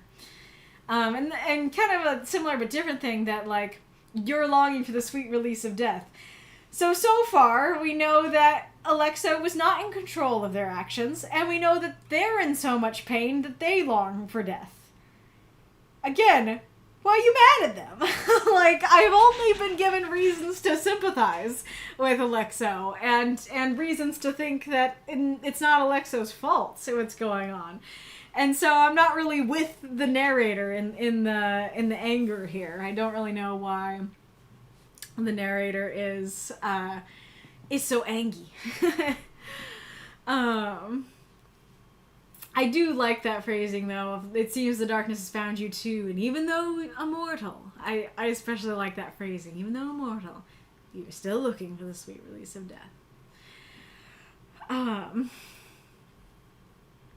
So this is really interesting. I hope this will be interesting to talk about. So there's kind of a sense in which sometimes specificity is a benefit and sometimes it is a detriment. And I think this is one of those cases where, unfortunately, the specificity was a detriment. Because, I don't know if I... Yeah, so there's kind of a question here of like, okay, so you mentioned Monica and Sarah, and like, yeah, they sound like good people, and kind of going back to our discussion earlier, they were clearly people, and because they're people, we care that they're dead, you know, we care that they're gone, and we care that they're in pain, and stuff like that.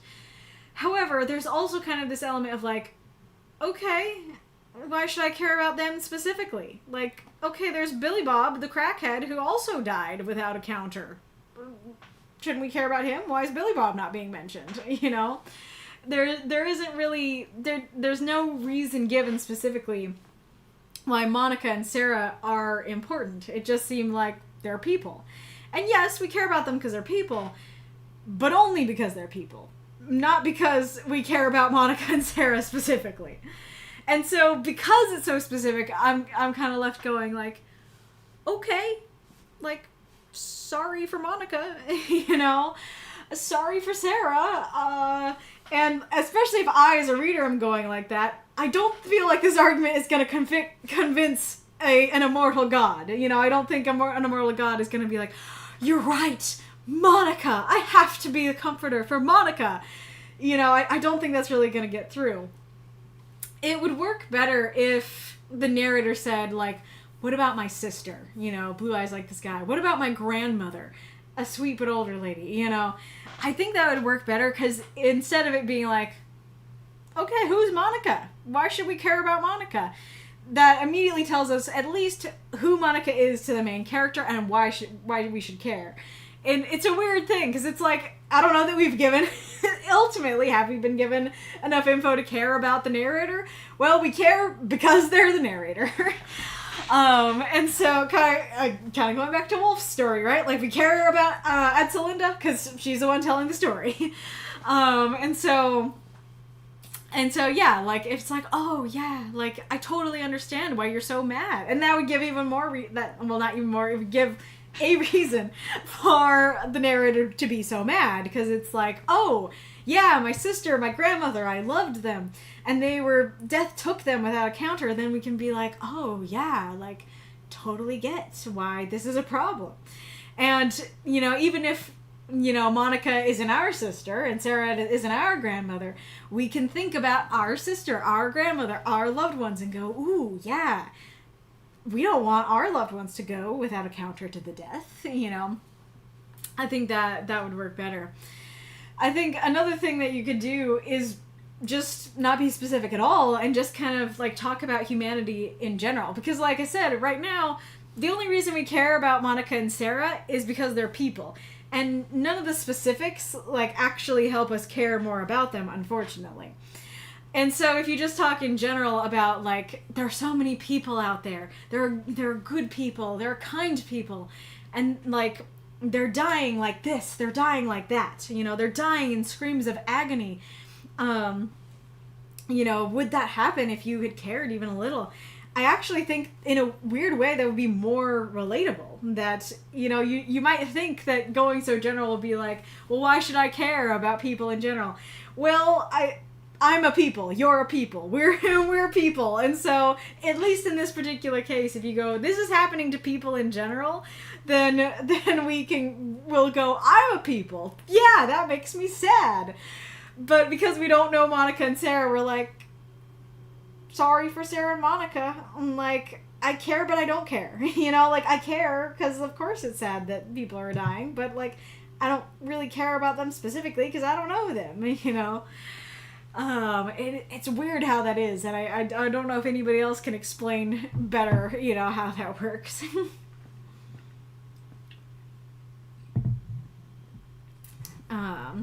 And then kind of similar to the other thing, like, I don't know enough about Alexo to know if they're right or wrong about them being a hypocrite, and I don't really know why they're calling them a hypocrite, other than, like, you want the counter to death, and you're not giving it to others, potentially. And I guess that's kind of what the next sentence is saying. It's like, you're thinking about everything you've lost. But that's part of the thing. And, like, I guess this is kind of like the overall critique of the story is that I actually feel like the method of telling, and I don't know if it's the second person or if it's the specific voice of the narrator or if it's both, I feel like potentially was a detriment to the story, because I'm the you is speaking to the reader, so I'm Alexo here. And so I'm like, I don't know anything about Alexo. I don't know if I was a puppet. I don't know if I'm staring off thinking about everything I've lost, or if narrator is cuckoo for Cocoa Puffs and is like just angry to be angry, and it's like, I'm not doing any of those things. Alexo's not doing any of those things, and the narrator is just, beating them while they're down. I really don't know. And so I think if the story was more of a third person, that, like, I don't know, we see Alexo sitting by the fire, staring into it, thinking of everything they've lost, and then this other person, I don't know, bursts in the door and starts yelling at them and stuff like that. I actually think that might have improved the story. That might have worked better, because we would actually see, okay, yes, Alexo is doing this. This is what's going on with Alexo. And it would, also give us some more info on who is this person and why are they feeling this way. Because now they will actually be a person instead of just a disembodied narrator. And then, so they never should have given you emotions. I don't have a lot of info, but I don't know that I agree with that. Because do you want psychopath/sociopath gods? Because that's how you get psychopath/sociopath gods. I would very much like my comforter to have emotions. I don't want my comforter, my comforter god to be a psychopath or a sociopath. Let's see. And I'm not sure what, like, sticks and nails mean. I don't know if that refers back to the puppet thing. The first image I got was, like, a torture image, especially because I've been reading the other torture stories. But yeah, I just kind of read it as, like, actually, it's funny. I've been reading I just started it, but I just started it. It's a Christian book, and it's kind of a historical thing, and it's talking about, like, what crucifixion is and was and what it was like. And it was like, I just, like, when I like got through the preface, then I was like, holy crap. Like, that was just the preface, and that was super intense. And so actually, like, I think that's why my brain went into like torture. When you say sticks and nails, I'm like thinking of like crucifixion and stuff, and I'm like, yeah, I don't think that's gonna help. I don't think that's gonna help anybody endure the burden of emotions. And so it makes more sense if it's hearkening back to the puppet thing. If it's that, like, maybe you're talking about that, like, X-shaped thing. Maybe that has, like, sticks and nails to it. But again, like, I don't fully know what the puppet thing is about. So, like, why would being a puppet make it better to deal with emotions? Like, would that, is it like, okay, you're too volatile, let me puppeteer you to make sure that you do your job and, like, stop you from feeling things, was that the goal? Like, I really don't know. I don't really have enough info to guess at what that means. I do like kind of like the image and idea here of, like, it takes much more than a bunch of sticks and nails to endure the burden of emotions. As someone who has very strong emotions, even if I don't fully know what the sticks and nails are here, I can get it. I relate to it. I think it's a very true and powerful statement there. So I do like that. Also, this emotion stuff reminds me a lot of Death Parade. It's been forever since I watched it, but I forget what they're called, but in Death Parade, there's basically a bunch of, like, Grim Reapers. I think they're the people who, like, decide where you go after you die, that you come down an elevator and then you meet with these guys, and it basically looks like a bar, and so you go to, like, the different bars and you play different games with them. and then that, I think, decides where your internal afterlife is. And one of them is given emotions, and it like messes him up. And so it totally makes me think of that it's like, oh yeah, like characters dealing with death and cosmic things having emotions could definitely cause a lot of volatility.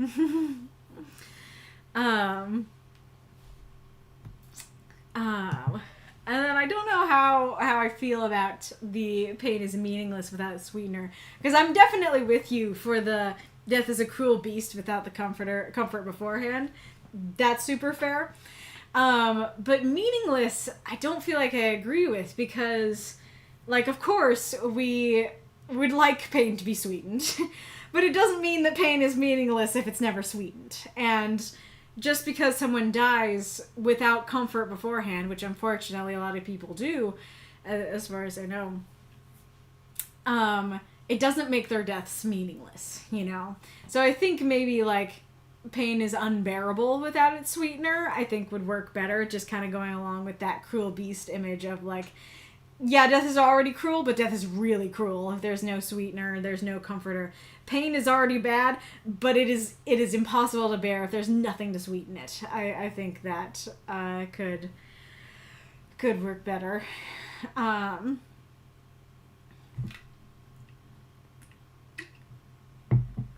I do like that phrasing of, you know, that was your purpose, to be that balanced to everything. If you ever remember that, the world might get better. I think that is cool. And, like, I don't know, going back to this, like, I don't know if you were going for this idea of, like, sweet doesn't mean anything if nothing's sour. Like, if you can only taste sweetness, you can't taste sour or bitter or spicy or anything like that, then you don't know what sweet is. That might have been the intention, but that didn't really come through for me. And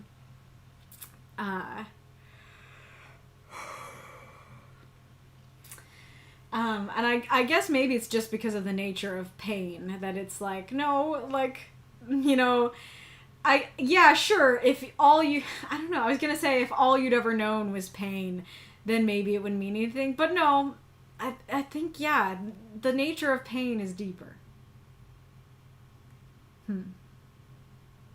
I realized something. I heard a noise. That's when earlier I was like, oh, that didn't sound good. I heard a noise, and I thought that one of the sword pieces fell down, but now I'm realizing that the that's not going off. I think it just stopped. Wait, let me see if they look. It said it was 20 hours, so it should not be done. Oh no! Yeah, it totally fell apart.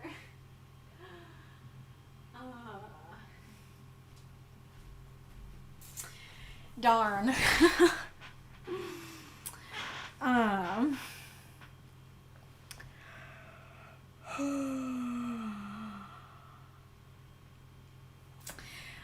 Yeah, as I'm going through this, I'm giving you I see the ads coming. I'm giving you a lot of critiques, but there were a lot of things I did like about the story. They just weren't as specific. Like, I think overall the story works pretty well. It flows really well. And, like, even though I have questions about, like, the puppet stuff, I think overall, I wouldn't say it was confusing or anything. I think it did flow. I could understand it. And there definitely is a lot of heart in it. Even if, like, I don't understand the narrator-specific anger, you know, applying it to more general situations and thinking about death itself and getting comfort beforehand, like, I can understand that pain and the power of that and stuff like that. And so I do like this idea of having a character that is kind of the personification of comfort before death. I do think that's a really interesting idea. And there's the ad. I will text my dad.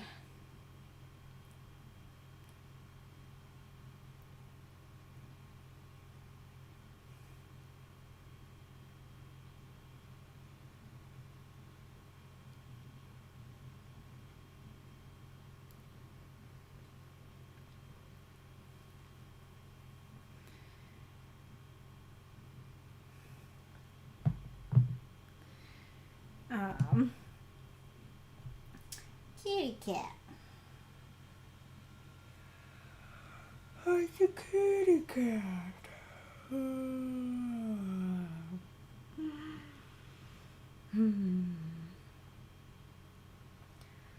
What to talk about?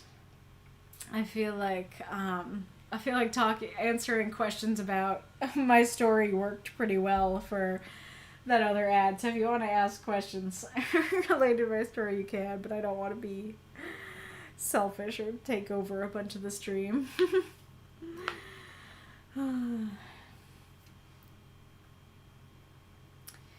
But kitty cat, you're so cute, but nobody can see you. Kitty cat, ha ha. I'm very tired.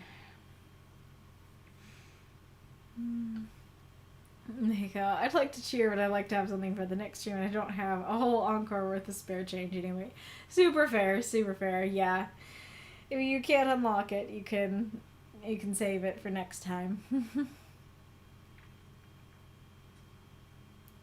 Again, I could grab more art. I'm like ready to collapse in my chair, so.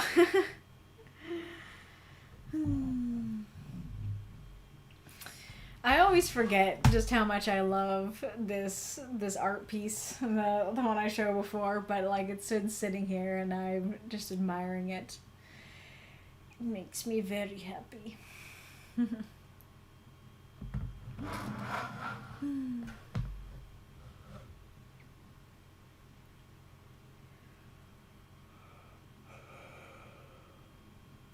I think it's also I don't remember if I changed it, but I think it's also my, like, profile banner pic. It is, yep. It sure is.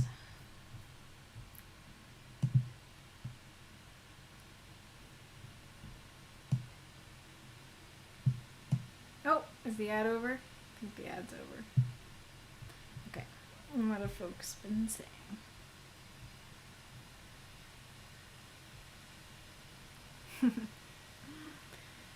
Yeah, or unfortunately, as soon as I heard the name Monica, the only thing I could think of was Mambo B5 and the knock knock joke. The dog presents the dog of wisdom. And Wolf also posted Monica from Dogi Dogi Literature Club. Challenge, name one of your characters after random names in a song.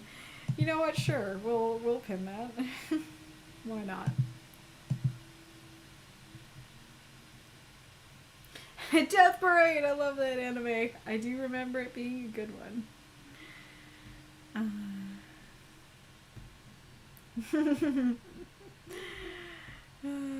Everyone's offering examples. Those elder gods are all the same. They come into your relationship and wreck it with their unconceivable presence. Inconceivable. Amazing.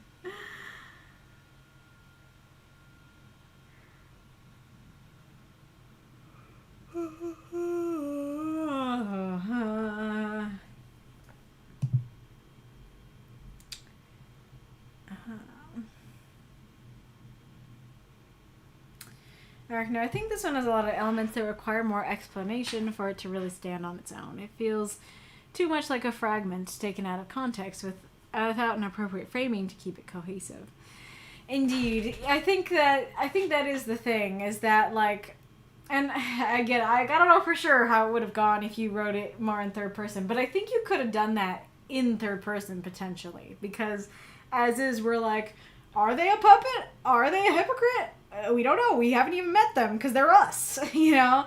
And why is this person so mad? Like, I get that they're mad about the comfort stuff, but if they're a puppet, it's not their fault, you know?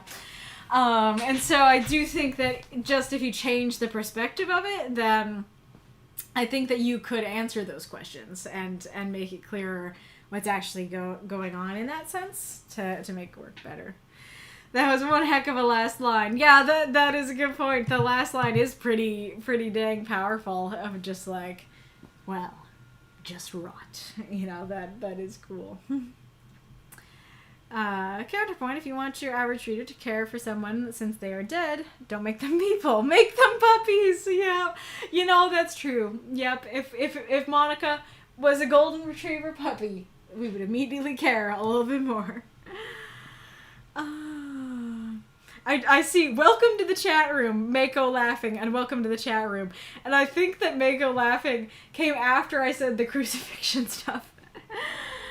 NightWolf, thanks for the feedback. The story's more experimental with a lot of things that I just wanted to try out and see if they work or not. Fair enough. And, like, I mean, I'm curious what were the experimental parts, because maybe the experimental parts are the parts that worked. I don't know.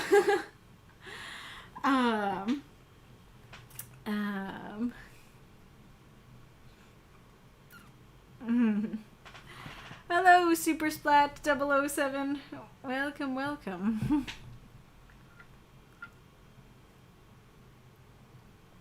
Nice. That's cool, Super Splat. Oh my God. Actually, laughing was about the puppies. Fair.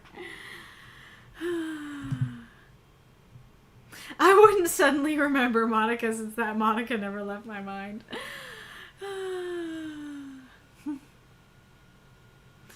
You enjoy not following this because you get to ask, what is that? Are you talking about the story or the chat? Eddie, sorry, Kaylee's still on the slow laptop that can't handle live streams. I'm just here to cause chaos on chat by poking a stick at the suspiciously arachnid-shaped bear. Incredible. Incredible. Alright. But yes, very enjoyable tale. NightWolf. Some hiccups in there, but enjoyable, and I'd be curious to read more about this universe and actually learn more about these characters. Thank you so much for submitting. Well, I will ask. I'm very tired, so I'm very much not leaning towards doing a Aracnar story, but especially because Aracnar has not been here in a while, I will still ask. Are you guys like, no, do it this week, don't save it for next week, like, please read Aracnars. We are desperate for the Aracnar content.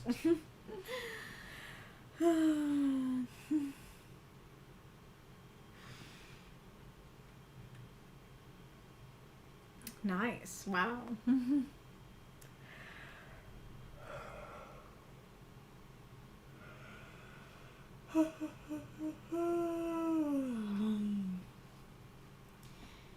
Kitty cat. Oh, the kitty cat. It's a meowie meow. Yes. Guess I just need to make up songs for my cats to sing in the breaks. I mean, what are the odds there be a better cause for it than next week?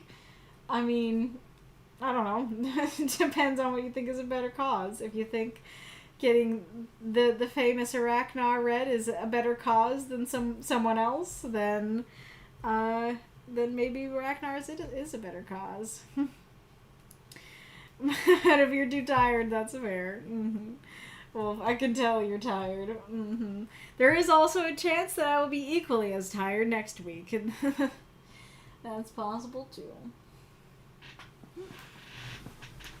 Kitty cat. Though I guess then again, like, if next week we only unlock 2, then like I could unlock the 3rd and I'd be more awake for it. So that's a potential option too.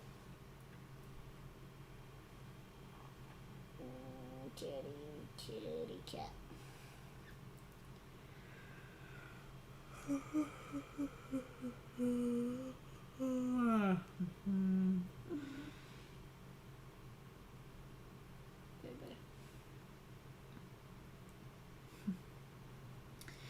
Well, I'm very tired, but you know, thinking about it, like, next week I'm probably gonna be stressed out, like, getting ready for getting going and stuff, so I may not want to take extra time.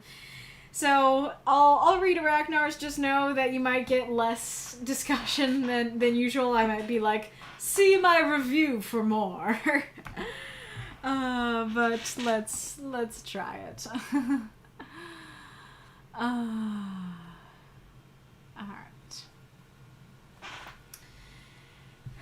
You could use a little hand by Aracnarquista. 350 words. Digging's hard work, boy. You could use a little hand. I didn't notice the stranger's approach. I had all the reasons to be suspicious, panicked even. Against all sense, I was not. A little wary, maybe, but just so.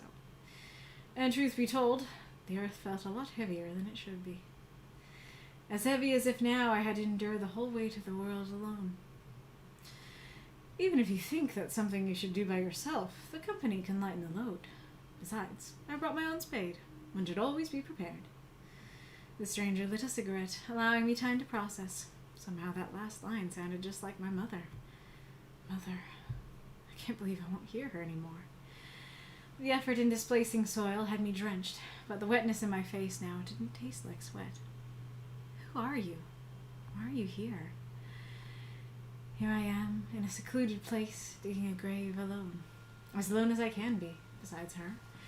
Still, it does not seem like he suspects me, or that he intends to threaten me. I'm just a stranger who could use the work to process some things on my mind, and it seemed like you could use a hand and some company. Besides, I'll miss her. My heartbeat skipped a beat, but the rhythm of my spade kept its constancy. You knew my mother? A pause. The time of a long breath. Time enough to realize one is not breathing. She taught you the craft, I see. The caring for the departed and those that endure their loss. The proper rites for sending them on the journey towards the Grey Lantern Woman. I can't say I was a friend, but I respected her a lot. Death has no true friends. The Lantern Woman appreciates those that cultivate the sending rites. It can be lonely. Are you? No, just a stranger. Sometimes maybe an emissary. Right now, a helping hand, if you allow me. It is only proper. His spade hit the ground. Its weight felt a little bit lighter.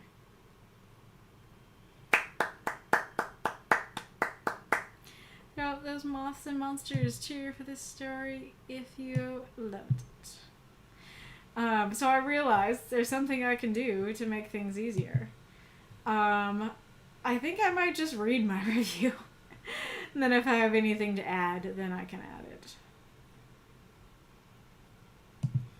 Okay, so I will read Aracnar's questions first. I had to move the story because it was in the wrong place, and when I moved it, it deleted the comments. Sometimes it's looked like it was going to do that, and then the comments show up after a minute. But it didn't with this time. So, Aracnar. So I'm not sure if I'm back, but I at least got this little short piece to share for this prompt. I'm feeling pretty much unused to exercising the creative writing muscles, but I had that scene in me, and although I didn't give anyone in this story a name, I like to think this boy is the one, same one from 6 Feet Under and A Whole Realm Away, a piece I wrote for the Fairy Ring, way back. The character voice was completely different back then.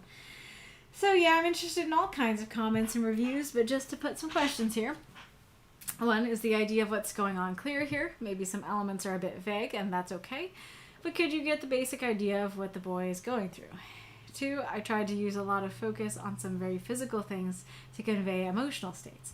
The weight of the soil, the tears wetting his face when he thinks of the absence of his mother's words, and tried to keep the narration a bit dry as to convey a character that is trying to hold on a lot while trying to process it through action. Did it work? Was it well conveyed? Did it feel distant, dispassionate, boring? 3, one of my intentions was that the stranger's words would be interrupting, but also complementing the boy's train of thought, helping him process the loss and accept the helping hand and company. Did it work? Did it feel odd? 4, does this premise make sense? The whole premise. Does this work as a short emotional story, or is it too much lacking for it to achieve what it is trying? How do you feel about it? Be as honest as possible, people. If need be, I can take all levels of roasting. And my review was, well, even if you're not fully back, I'm so happy to see you writing it again. It feels good to read your writing again. 1, it seemed the boy was either burying his mom or he's a gravedigger like his mom was before him and she's gone now, or both. Death came over to offer him comfort and conversation. 2, I think that worked incredibly well and is a great writing device. I especially love him hearing her voice in Death's, and the wetness on my face didn't taste like sweat. Such a great way to convey crying. I also love time enough to realize one is not breathing. I don't think I'd describe it as dry. It felt vivid, but like the narrator is distant from his own emotions. 3, I'm not sure I got that specifically, but when you say it, yes, that sounds accurate. It definitely read to me like the stranger knew more than he was letting on, like he understood almost to the point of reading the boy's mind. But I suspected him as Death the moment he showed up, so it never seemed strange. 4, I think so. I'm not sure I fully got the exact emotional impact you wanted, but it is an introspective piece that conveys the weight of grief, how a friend can help lighten the load, and you don't have to bear it alone. It also has tones of Death being a friend and comforter instead of a villain. I like the beginning where he should feel panicked, whether because they're a stranger or because the stranger is Death, but he doesn't. It's especially interesting that Death will miss her. I'd often think of Death as traveling to or living in the afterlife. It's really interesting, the idea that they live on Earth and won't get to see those they take onward. My only critique is with Death has no true friends, but the Grey Lantern Woman appreciates those that cultivate the sending rights. Firstly, the fact that there's only one male pronoun for the stranger in the piece, with him sounding like his mother, plus that line, made me think this was the Grey Lantern Woman herself, saying she appreciates the boy doing these bearing rights. But I think Death is the one who is cultivating the sending rights by helping the boy, ? Also, the piece is from the boy's perspective in first person, and this is the only line that's not. I don't really know why the boy would be thinking this or know this. However, I love the line, what made my favorite in the piece, and it's important to identifying the stranger as Death. So unless I'm way off base and the stranger isn't Death, I wouldn't advocate for its removal. I'd more advocate for some way to keep it, while keeping the point of view consistent, have the story be more third omniscient overall, or have the boy suspect this is Death. Wonderful job. I love how your pieces always make me think. And I will read Arachnar's response, and then I think that's... I think I remember having responses to his response that I didn't write down, so that's, I guess, what we'll be talking about. Arachnar says, first of all, thanks for the review. And yeah, I get the point of confusion. Reading it now without being in the process of writing, I can see how the idea behind that line feels a bit odd. There are 2 elements that are not clear at all in my writing that make for a bad use of ambiguity here, and I didn't notice I hadn't eased the reader into getting them before. That line was supposed to be something the boy heard his mother repeat lots and lots of times, like a mantra of those of the craft, and at that moment he remembered it and got a new understanding of the relationship they have with Death. And that's when it dawns on him the possibility of who he's talking to. But I lacked the words to introduce the line in a clearer way, and since I was already playing with the idea of his thoughts being intermingled with what the stranger was saying, I thought maybe it could be taken from context. But yeah, it lacks enough context to be parsed the way I wanted it to. And the other point that makes it a bit confusing is that, in my mind and the way I conceptualize the story, the stranger is not exactly Death. The figure that would be directly associated with Death in that scenario is the Grey Lantern Woman, mentioned in the quote, but a kind of auxiliary spirit to it. That's why I presented him as male, and why he said he was sometimes just a herald. But that's going into world building that I was unable to properly integrate into the tale, so yeah, it got a bit clunky. But answering those questions really got me into thinking of how to do it. I'll try and make a second version of the story, probably with a few words more, to be able to better accommodate some changes and improvements, and incorporate elements that solve those issues. I think I'm not done yet with these characters. I really like what they allow me to delve into. Thanks once again. And then there's a little thank you to everyone who reviewed. So I wanted to respond to that and never got to it. But that does make a lot more sense if it is like, oh yeah, this is a saying that Mom used to say, and now I'm recognizing, maybe that this is him. So it's the simplest way that I don't know if this would fully get you there, but it might. Do that. If you italicize it, then that emphasizes, okay, this isn't just a thought. This isn't just narration. This is something else. And so my mind might get to, okay, this is something he's heard. This is a quote. Second of all, so I don't know if this is the proper way to do it, but whenever, I tend to use single quotes for like a quote of the past. I think that double quotes are technically correct. However, if you just put double quotes around it, it would seem like someone's saying it. And it's like, no, someone said it in the past. Though granted, if you use the italics, then maybe the double quotes would work just fine. But yeah, so if you just use quotes, then I think I would go, oh, okay, so this is a quote from something. And I might be able to understand, yeah, this is a quote from Mom. And then, of course, you could just have him say, you know, Mom used to say, death has no true friends, but the Lantern Woman appreciates those that cultivate the sending rites. Or something like that. Like, or as I dug the graves with her, Mom used to tell me. I don't think it would take too many words to convey, yeah, this is something Mom used to tell me. And if you use the italics and or quotes method, it takes no words. Just a couple characters. So yeah, I think that totally works then, knowing that you just need some way to make that clearer. And I do think this here, this is the first time I've read it wrong as on stream, but I do think this needs a dialogue tag because this is the Emissary of Death speaking, and because the Emissary of Death just spoke, it seems like this is going to be, the next line is going to be the boy. Even though this is technically the response, it's just him thinking. But especially because it's not an action, it's a thought, and we don't know that for sure the boy's thinking it. It isn't immediately clear that this is the emissary speaking. I should have asked this at first, but I'm curious. I saw the reviews before mine, and it seemed like nobody was catching that this stranger was in any way related to death. Like, not only... Like, I guess that the person was Death, but they're actually just an emissary. But it seems like other people didn't guess either. Didn't guess they were Death, didn't guess they were an emissary. So that makes me very curious. Like, what did you guys get? Did you get that this was an emissary of Death? And if not, why were you not tipped off? And if you were tipped off, what tipped you off? Couple questions on the lines that I praised before. One... There is kind of a question here, because I do really like this image. I think it's a very creative way to say someone's crying, because just saying, like, oh, my face tasted salty. Like, that works, but it's a little more cliche. But, like, this is so creative and interesting. But there is a question. Are they both salt water? do tears and sweat taste the same? And granted, maybe you meant it in a more metaphorical way of like, yeah, physically they taste the same, but like mentally, emotionally, they don't. And then I don't think I fully, where is it?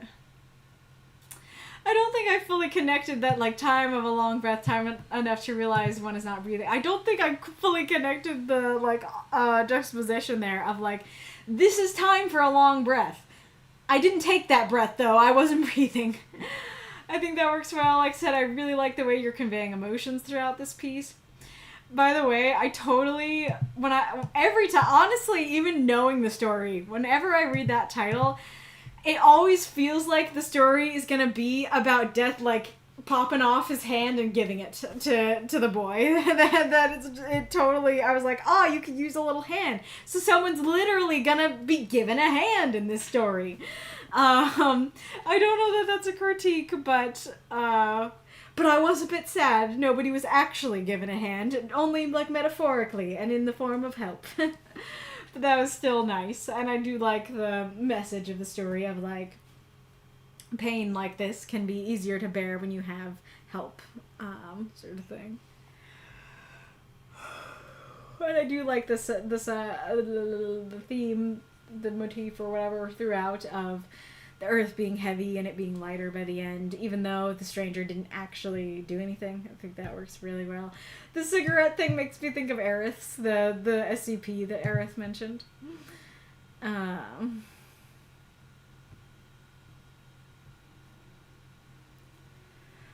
Grey Lantern Woman is like very interesting as like a world building character thing.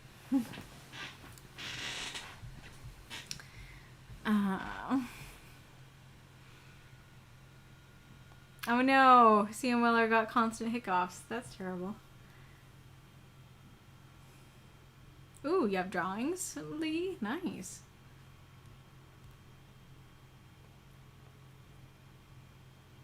Oh, I didn't see. Wolf said if you can't read Aracnar now, you can qualify for Encores next week if he writes.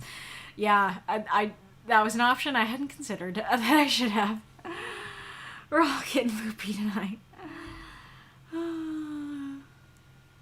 I'm not trying to I managed to miss this message of bear. That caught me by surprise. It took me a second too, but like it was the idiom of like poke the bear and then like you're the spider bear. Oh, yeah. Arachnarquista, well, that one's about grief, and I tried to make the emotions heavy but subdued since we were following someone who not ready still to process everything. And I tried to do something different with the character of the stranger and the way his phrases complement the boy's thoughts. I'm especially interested if people think those attempts worked and if the images were clear and interesting. Yeah, and I think that idea of, like, this is someone who's not ready to process their grief yet, like, came through really well, and it's very cool that you were able to convey that without, like, telling us specifically.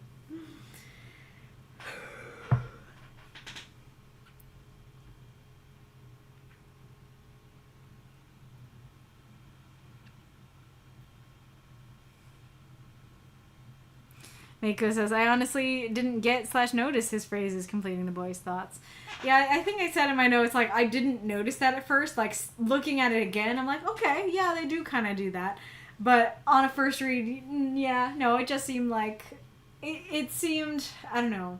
Like I said, it seemed like the stranger knows more than you should, but not necessarily that it goes so far as to complete the thoughts.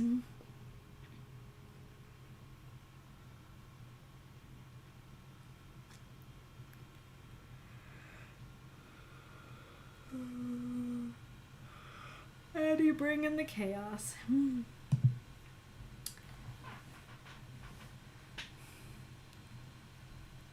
Oh, I didn't see this celebration.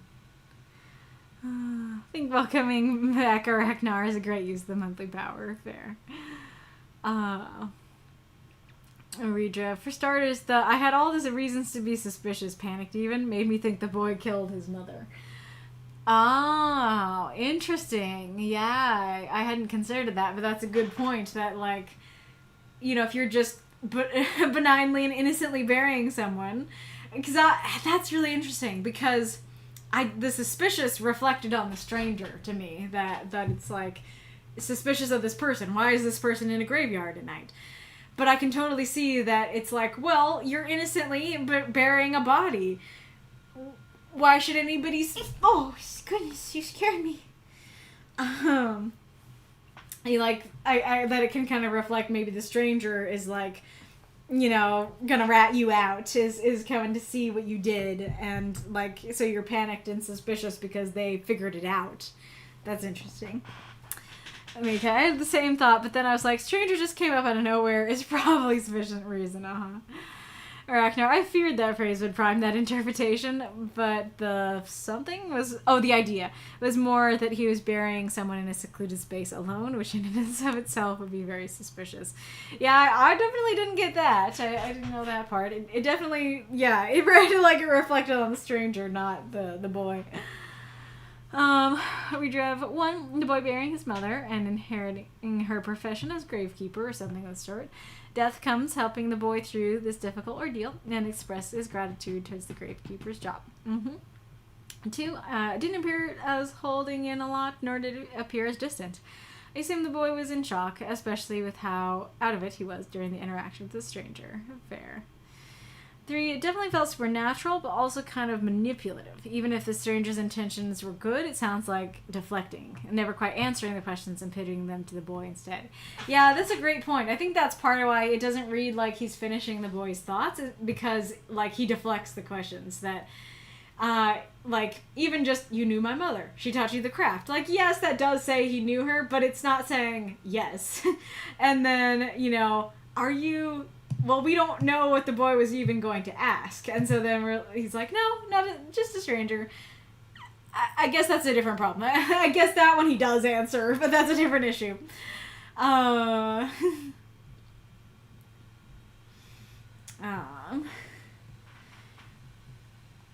Aracnar, maybe I should have ended it with an indication of it being his mother's words. Anything on how to properly do that? You mean the death thingy? Reidrev, the whole premise makes sense. I'm not a fan of the Lantern Woman idea. It feels a bit of world building that is grafted into the story than belonging to it. Interesting. Also, I kind of muddy the stranger's identity, but yes, it's a very sweet and soft story, and the last line of the stranger is pure gold. However, I'm a bit miffed that the stranger didn't wait for the boy's permission to help him. I don't... Oh, yeah, his fate. Oh, wow. Have I read that wrong every time I read it? Did I read that as the spade hit the ground? Even if I read it as his... Oh, maybe my brain went to, like, third person, even though it's in first person. Yeah, I only now am I catching he helped. I thought it was just the boy continuing. But, like, after the conversation, he felt better. Interesting. But yeah, that might have been a better climax, because the whole time the stranger's like, can I give you a hand? Can I give you a hand? Can I give you a hand? And then they just do it. That probably would have been a better climax, to have the boy be like, yes, you can help. I accept your help, you know. And interesting, like, it didn't bother me, the Great Lantern Woman. I thought it was cool. Worman. A woman made of worms. A worman. I liked it. I thought it was interesting, but I also totally understand that, like, yeah, it's not necessary. And to be fair, it did confuse me as to the stranger's identities, and it wasn't quite necessary, so that's fair. Both are somewhat saline, sweat and tears. Yes, but tears have a different texture, a bit oily. Really, I would have thought sweat was the oily one. Aracnar, I don't think sweat and tears taste the same. Their composition share a lot of elements in common, but tears have specific enzymes that give them a very specific taste. At least to me. That might just be me. Well, if you have tasted both, then you are the expert. I don't know that I've tasted both. The difference is tears contain enzymes and lipids, and sweat contains proteins and waste material related to anaerobic respiration. Both are saline, though. Gotcha. The celebrations aren't working. I see that you redeemed it, but I'm not seeing them. Yeah. I think it just didn't go through. I think I would have seen it if it was going through properly. Reidrev, it's the panic that really made me go this route. He worries he's being suspicious, that's fine. But if you add panic to it, then it felt like you're trying to say something more. That's totally fair. Yeah, for sure. That it's like, panic is a very strong emotion, and so there's a difference between like, why you out here, stranger? Or like, oh, I'm in the dark here. I might be suspicious. But rather like, I need to panic now. That would be like, I have been caught. Ooh, fun fact, there are moths that subsist on tears. Well, that's prime for the fantasy writing pickings. Tell me more about this moth. Send me a Wikipedia article. Aracnar didn't see it either, so I wonder if only Mika saw it. Aracnar, on the matter of him deflecting, that's intentional. His answers are more to reflect on the boy's thoughts. He is making the boy focus on that which he can only put to words when asking the other, and the stranger is redirecting him to what he's feeling. Huh, I did not catch that, but that's very interesting, that it's like he's trying to get him to gently face his feelings. That's cool. Yeah, it's interesting, because, like, you couldn't have him say something like, are you feeling this, or are you doing that? Because, like, that's too direct, and, like, he's not gonna answer that, but just saying, like, yeah, I could process some things on my mind is, like, not really opening up the boy's thoughts, other than, like, surely he needs that too. But that is very interesting.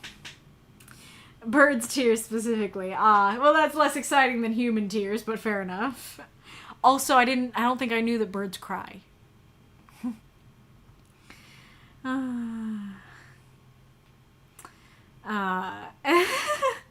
Ghoulish, I was away from screen to take meds. Arith, I was looking away but still listening, so I missed the celebration. Mako redeemed another one. Yeah, it's just my Twitch. My Twitch is not working. I was looking at the chat and it's not showing. And it is showing for Arith. Nice. Thanks, Wolf.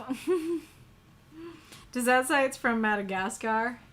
Madagascar, yep. And you are fun and interesting wildlife. Alright. Well, I'm super duper tired. It is time to announce the prompt for next week. I had some other announcements to give too, so hopefully I can get through this. Pray for me.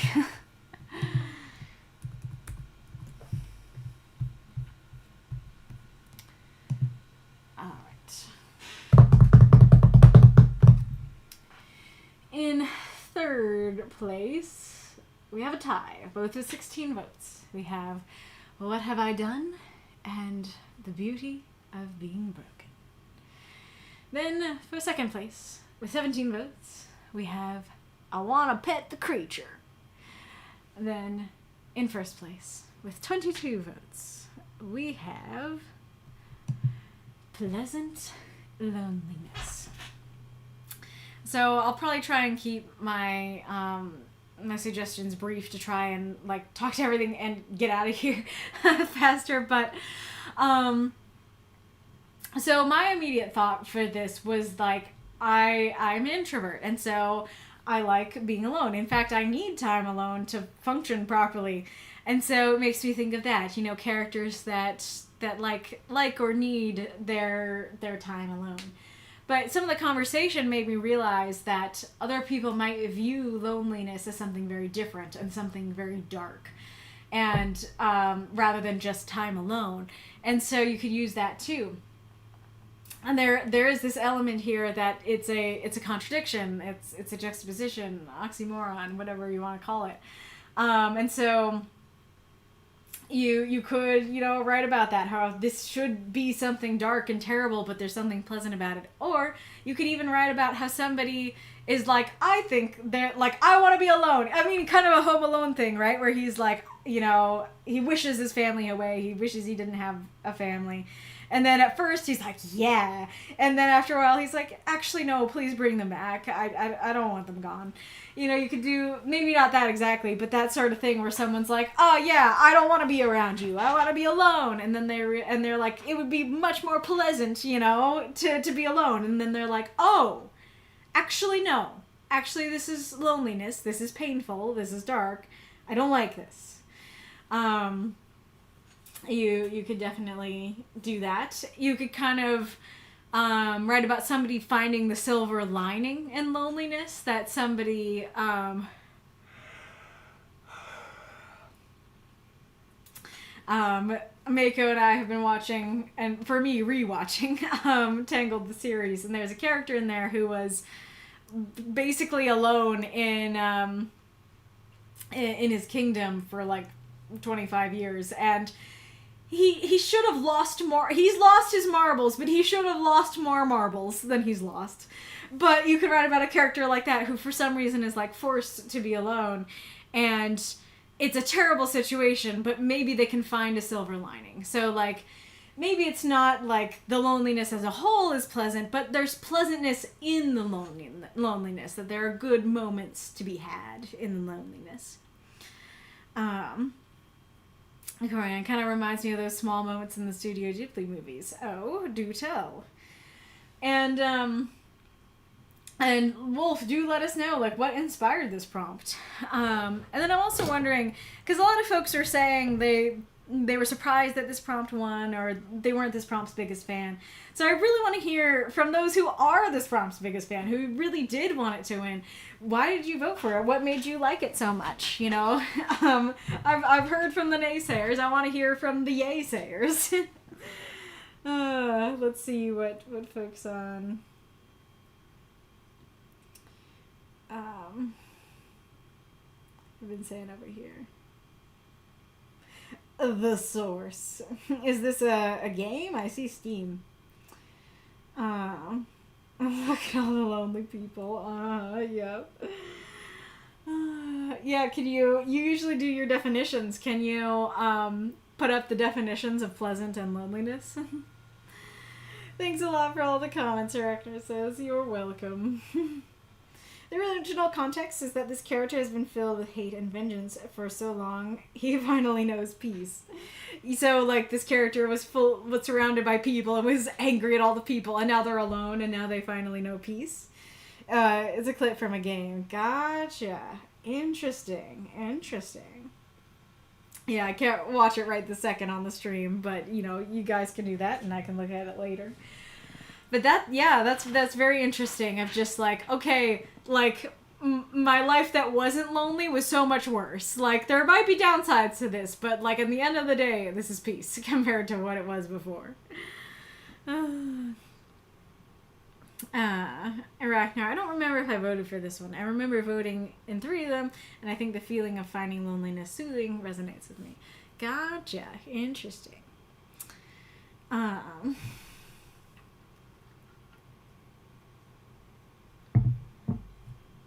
Reidrev, voted for this one because as an introvert, I need alone time, and I know how this joy differs wildly from other types of joy. And I need to write some more happy stuff.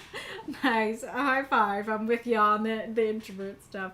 Yeah, that's very interesting how, I mean, because it's kind of the thing of, like, the introvert versus extrovert thing is, where do you get your energy, right? So, do you get your energy from being around people or from being alone? And so I totally relate to that being alone and getting energy from that is, like, a very specific kind of rest and peace and stuff. Writing happy and soothing stories are a challenge in itself, for sure. I guess so. Something do help give ideas. I think something that I'm unsure about with this prompt myself is that I feel like the ideas that I'm coming up with it feel kind of boring, because they all kind of, like, all except for one so far, just kind of feel like somebody being alone and being happy about it. That it's like, yes, look at this character, they're an introvert, they're happy to be alone. Look at this other character, they're also an introvert, they're happy to be alone. And that doesn't feel very exciting. And so, like, sure, that might be a more fluffy and light story to write about how happy they are, but it doesn't feel like there's a lot to that. So I'm really curious, like, how do you guys think that you can make this prompt more active? Than just, like, here's a person in an empty room alone and they're happy about it, you know? How do you add more action into what's going on with this prompt?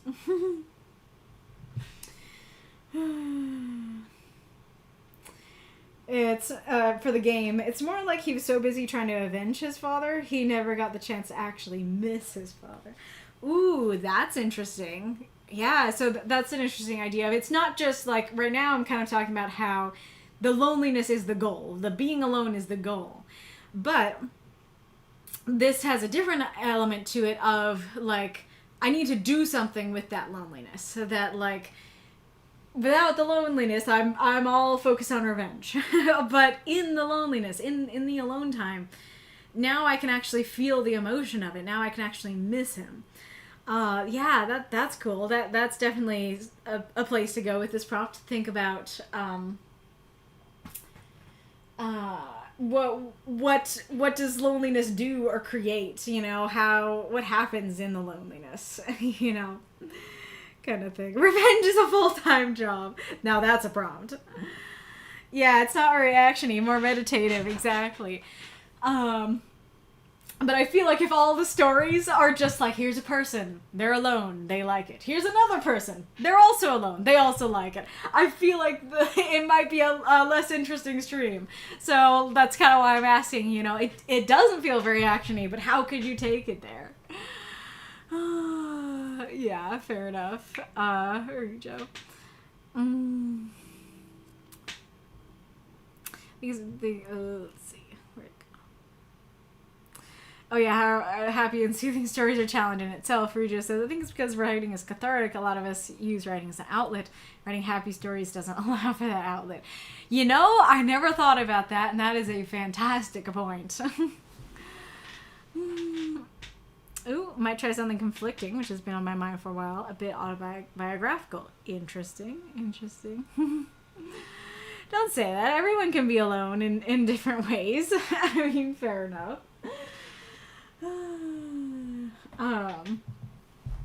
Let's see if I can. I don't see the definitions posted, so let's see if I can find them easily.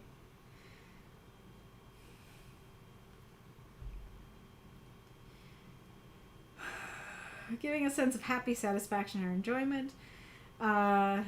friendly and considerate, likable. Oh yeah, so you can like personify loneliness and be like, this person is pleasant to be around. Or it could be, this person likes to be alone, but they're pleasant to be around. Like, that's interesting, yeah, because I feel like a lot of extroverts may consider like introverts prickly or something like that. So you could be like, oh, you, and actually that could be a way to make it more active, is you could have an extroverted character be like, how the heck do you like being alone? And then their introvert could be like, well, here's how.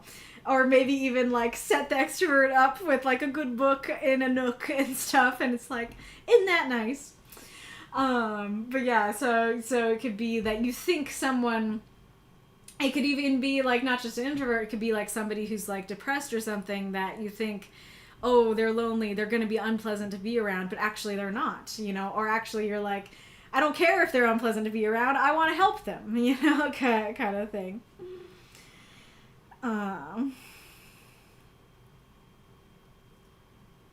Yep, giving pleasure. Mm-hmm. And then when I tried to look up loneliness, what I get is the loneliness crisis. True, not what I'm looking for though. I asked for the definition. I'm not asking for side effects, coping strategies, or phobia. I know. Loneliness is an unpleasant emotional response to perceived or actual isolation. Wikipedia really coming for that oxymoron. Loneliness can be described as social pain, a psychological mechanism that motivates individuals to seek social connections. I was gonna say that you could go for the idea of being like alone in a crowd sort of thing, but I feel like that'd be very difficult to do the pleasant part. I don't know, I guess you could do that as a challenge. Perceived lack of connection or intimacy, so it could be, I don't know, it could be perceived. Again, that feels hard. Loneliness overlaps and yet is distinct from solitude, so that goes back to the solitude might be alone time, loneliness might be a distinctly negative thing. Yeah, as a subjective emotion, loneliness can even be felt with persons surrounded by people. Creativity is associated with solitude. Good point. Yeah, that you can create something in the loneliness. That can be the pleasant part, that like it doesn't feel good to be lonely, but it feels good what you can create from it. Kind of like what Reidrev was just saying, that it can be an outlet.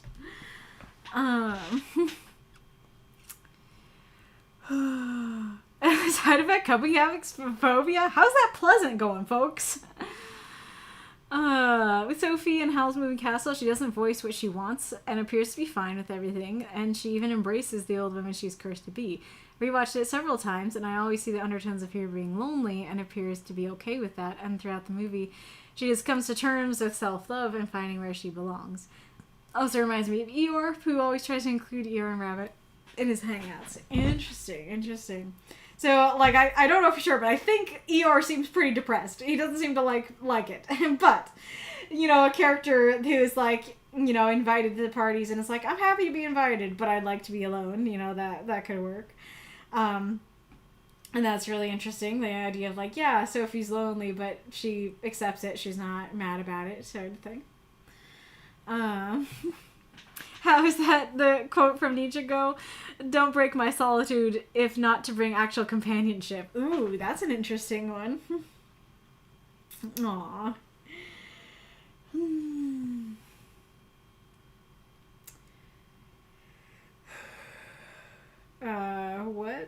What's the bit, Sam Weller? I don't think I saw it.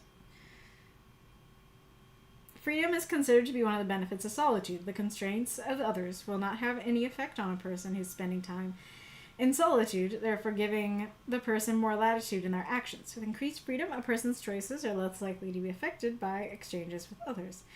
Another proven benefit to time given in solitude is the development of the self. When a person spends time in solitude from others, they may experience changes from their self-concept. This can also help a person to form or discover their identity without any outside distractions. Solitude also provides time for contemplation, growth in personal spirituality, and self-examination. In these situations, loneliness can be avoided as long as the person in solitude knows that they have meaningful relations with others. That's very fair. Well, hell is other people, as Sartre says. In religious context, some saints preferred silence, finding immense pleasure in the uniformity with God. Solitude is a state that can be positively modified, utilizing it for prayer, allowing to be alone with ourselves and with God, to put ourselves in listening to his will, but also of what moves in our hearts. That purify relationships, solitude and silence thus become spaces inhabited by God and the ability to recover ourselves and grow in humanity. That's interesting. There's kind of an element of like, is it loneliness if you're with God? Or is that exactly the point? Is you can never be lonely because you're always with God. This also makes me think, I think maybe the answer to like, how can like loneliness in a crowd be pleasant? It could be kind of like the mind palace thing where like, even in a crowd, I can go to my special, safe, lonely place in my mind. I can daydream sort of thing. Arith has to go. Good night. Start thinking about who I don't know how long these things are going to take me to talk about, but start thinking about who I should raid so I can raid quick. But I need to talk about a couple other more housekeeping things. So I did hear some talk about if this prompt was potentially like problematic beyond just like, oh, like I'm not the biggest fan of this prompt. And I realized I don't think that I've actually ever said it out loud. But I want you to know that like if you see a prompt and you're like, that actually seems like a problem. Like I it's not just like, oh, I'm not a fan of that prompt, but it's like, no, this is problematic. You can absolutely say something. Like there are 3 avenues that you can do to say something. 1, you can downvote it. The downvotes are like more for the person who submitted the prompt to kind of look at that and go, like, do I want to submit it again? However, if a story gets enough downvotes, and I see it now, granted, like, you should notify me if a story gets enough downvotes, because I won't always, or not story, prompt, because I won't always see that. But if something gets like 8 downvotes or something, then I might be like, like let's ban this, kind of thing. And then another thing that you can do is you can say in the Discord, like, hey, I feel like this prompt might be a little bit problematic. Like, please do try to be polite if you're saying that. Like, don't insult the prompt or the submitter, but you can gently say, if somebody submits a prompt like, I will build a wall, then you could say something like, hey, this prompt seems a bit politically charged to me and it might make me uncomfortable to write for it. Does anybody else agree? I think that's totally fine to say, like, just be polite about it, and then that can help see if other people have that problem with it or not. And then the third thing that you can do is you can DM me or anyone in the council and say, like, hey, I saw this person submitted this prompt, and, like, I have this issue with this prompt, and here's why. That's totally fine. Now, none of this is guaranteed to get the prompt disqualified, but especially if a lot of people have a problem with a prompt, then there is a likelihood that I'll just be like, hey, stop submitting that one, bud. Or, if it wins or something, I'll be like, nope, we're not doing that. And I totally understand that you might not see a prompt, you might not catch it, or you might not want to address an issue until it, like, actually seems like it's gonna win. And, like, to be fair, like, I have had this problem before where people just, like, submit prompts in the suggestion channel, and I don't always, like, notice if there's a problem because I'm just like, yeah, whatever, people are submitting their phrases in the suggestion channel. And then if it actually makes it, to the poll, then I'm like, wait a second, I actually have a problem with that. Or, like, that seems to break a rule or whatever.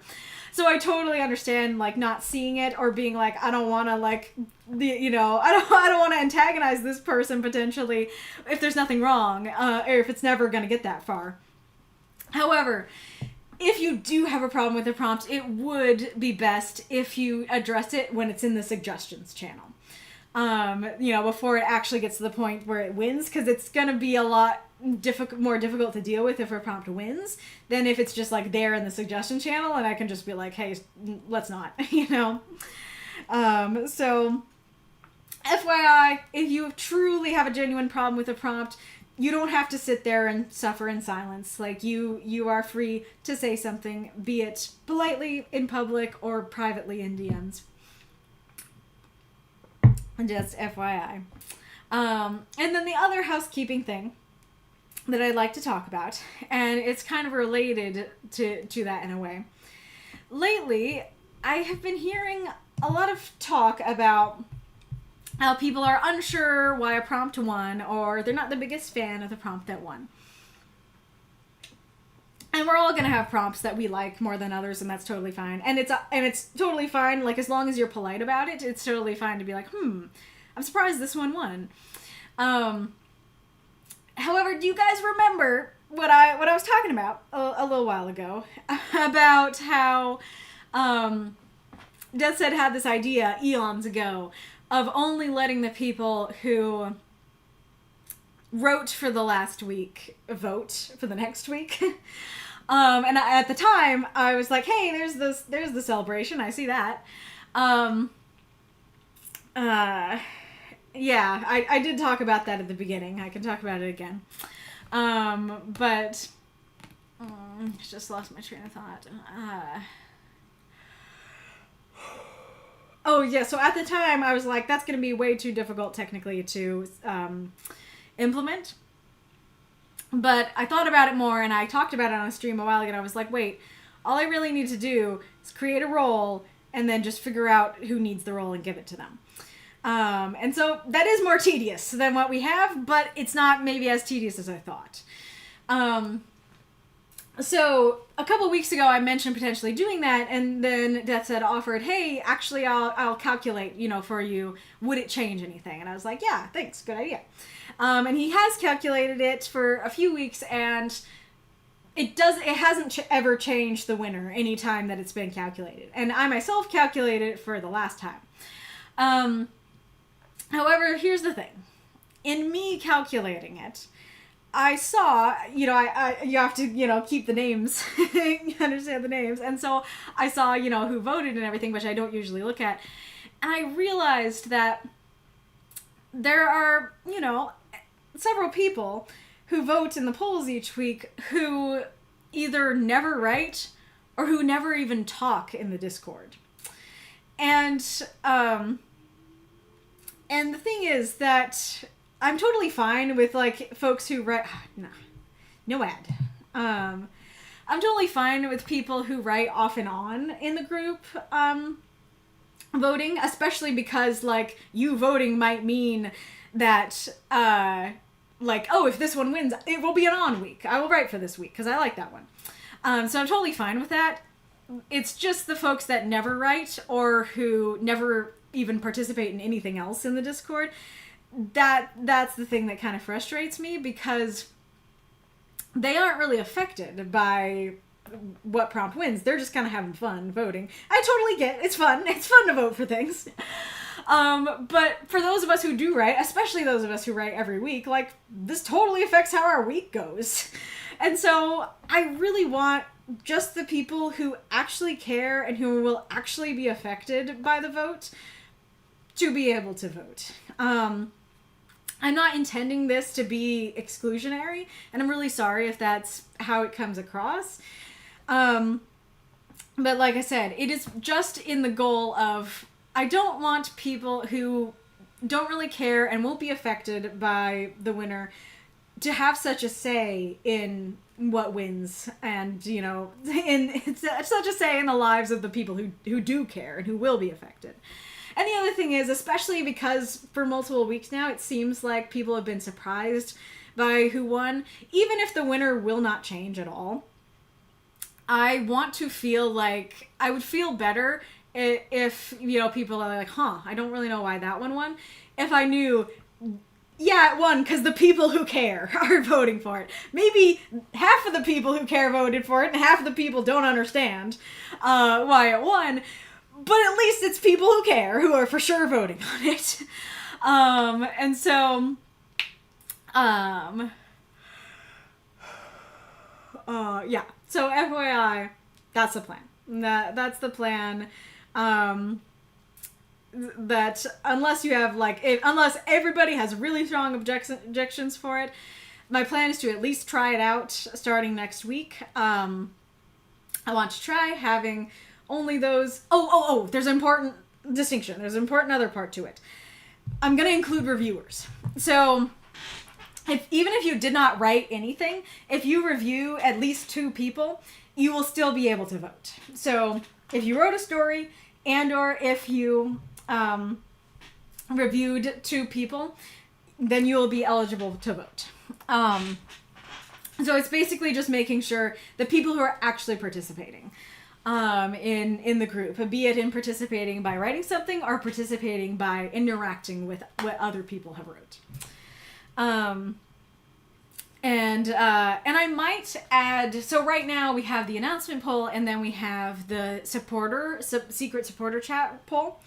I may add the secret supporter chat poll and have like, that be a benefit of being a supporter too still. But right now I want to at first try just the people who wrote and reviewed from the previous week and have them, be the ones who vote. So, as I was at least starting to say, like, if you have really, really strong objections, and a lot of people have them, speak them now. And maybe I won't do it, but at the moment, I really would like to at least try it out and just see how it goes. And if nothing else, if people feel a bit better about, like, okay, maybe I'm not happy with the winner, but, like, at least I know that the people who care voted for it, This says, having looked over the data for the 16 prompts before this one, I didn't realize you looked at that many. It appears around 9 would have been the same, and around 7 were swung by people who hadn't written. There were a couple ties. Oh, okay, I didn't realize that. Thank you so much for doing that. People like to vote, totally. As Jill bear up about the cheese option in a poll. I'm not sure what you're talking about.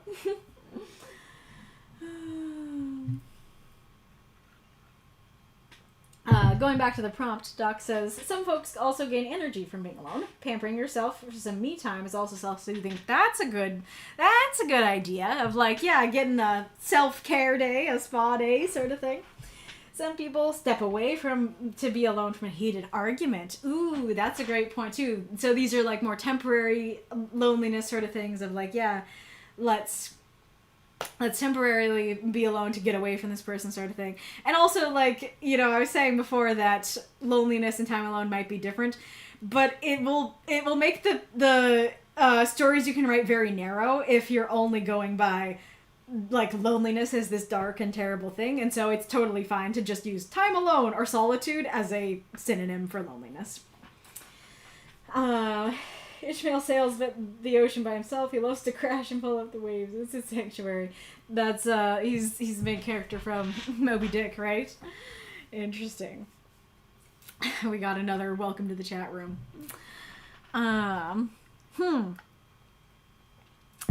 Interesting. They said also Beauty is the Beast would have won twice, and learning that my prompt was voted down by people who didn't write didn't help my mood these past couple of weeks. Yeah, that makes a lot of sense, and thank you for your honesty with that. I totally get that, and I'm very curious if one of those weeks was that one week where I had talked about it the week before, and it made people kind of go, oh yeah, I actually kind of like that one. Was that one of the weeks where it would have won if it weren't for, those who don't participate? When Jill Barrett makes a YouTube poll, she includes an option that's along the lines of, I like cheese. I did that once! I don't think, unless you brought it up, I don't think it was because of that. Oh my gosh, that's so funny. Let me see if I can find it. I think it was like for the Halloween. Yeah! There it is! Right there! Here. Would you like to do Valentine's invite for February? Still plan on doing Spring Easter for April. And then, yeah, partners, universe. I like cheese. Most people, they like their cheese. Oh, now I'm super curious how that came up, because I'm sure it came up on stream, and I do wonder if you or someone else brought that up. All right, Hebrew. Well, I'm not seeing anybody say any objections, so yep, I think we're moving forward with it. So just keep in mind that I will gather up the people who wrote or did reviews for this prompt, Death's Right Hand, and then you'll be able to vote for the upcoming prompt. And keep in mind that the upcoming prompt, because we're not going to be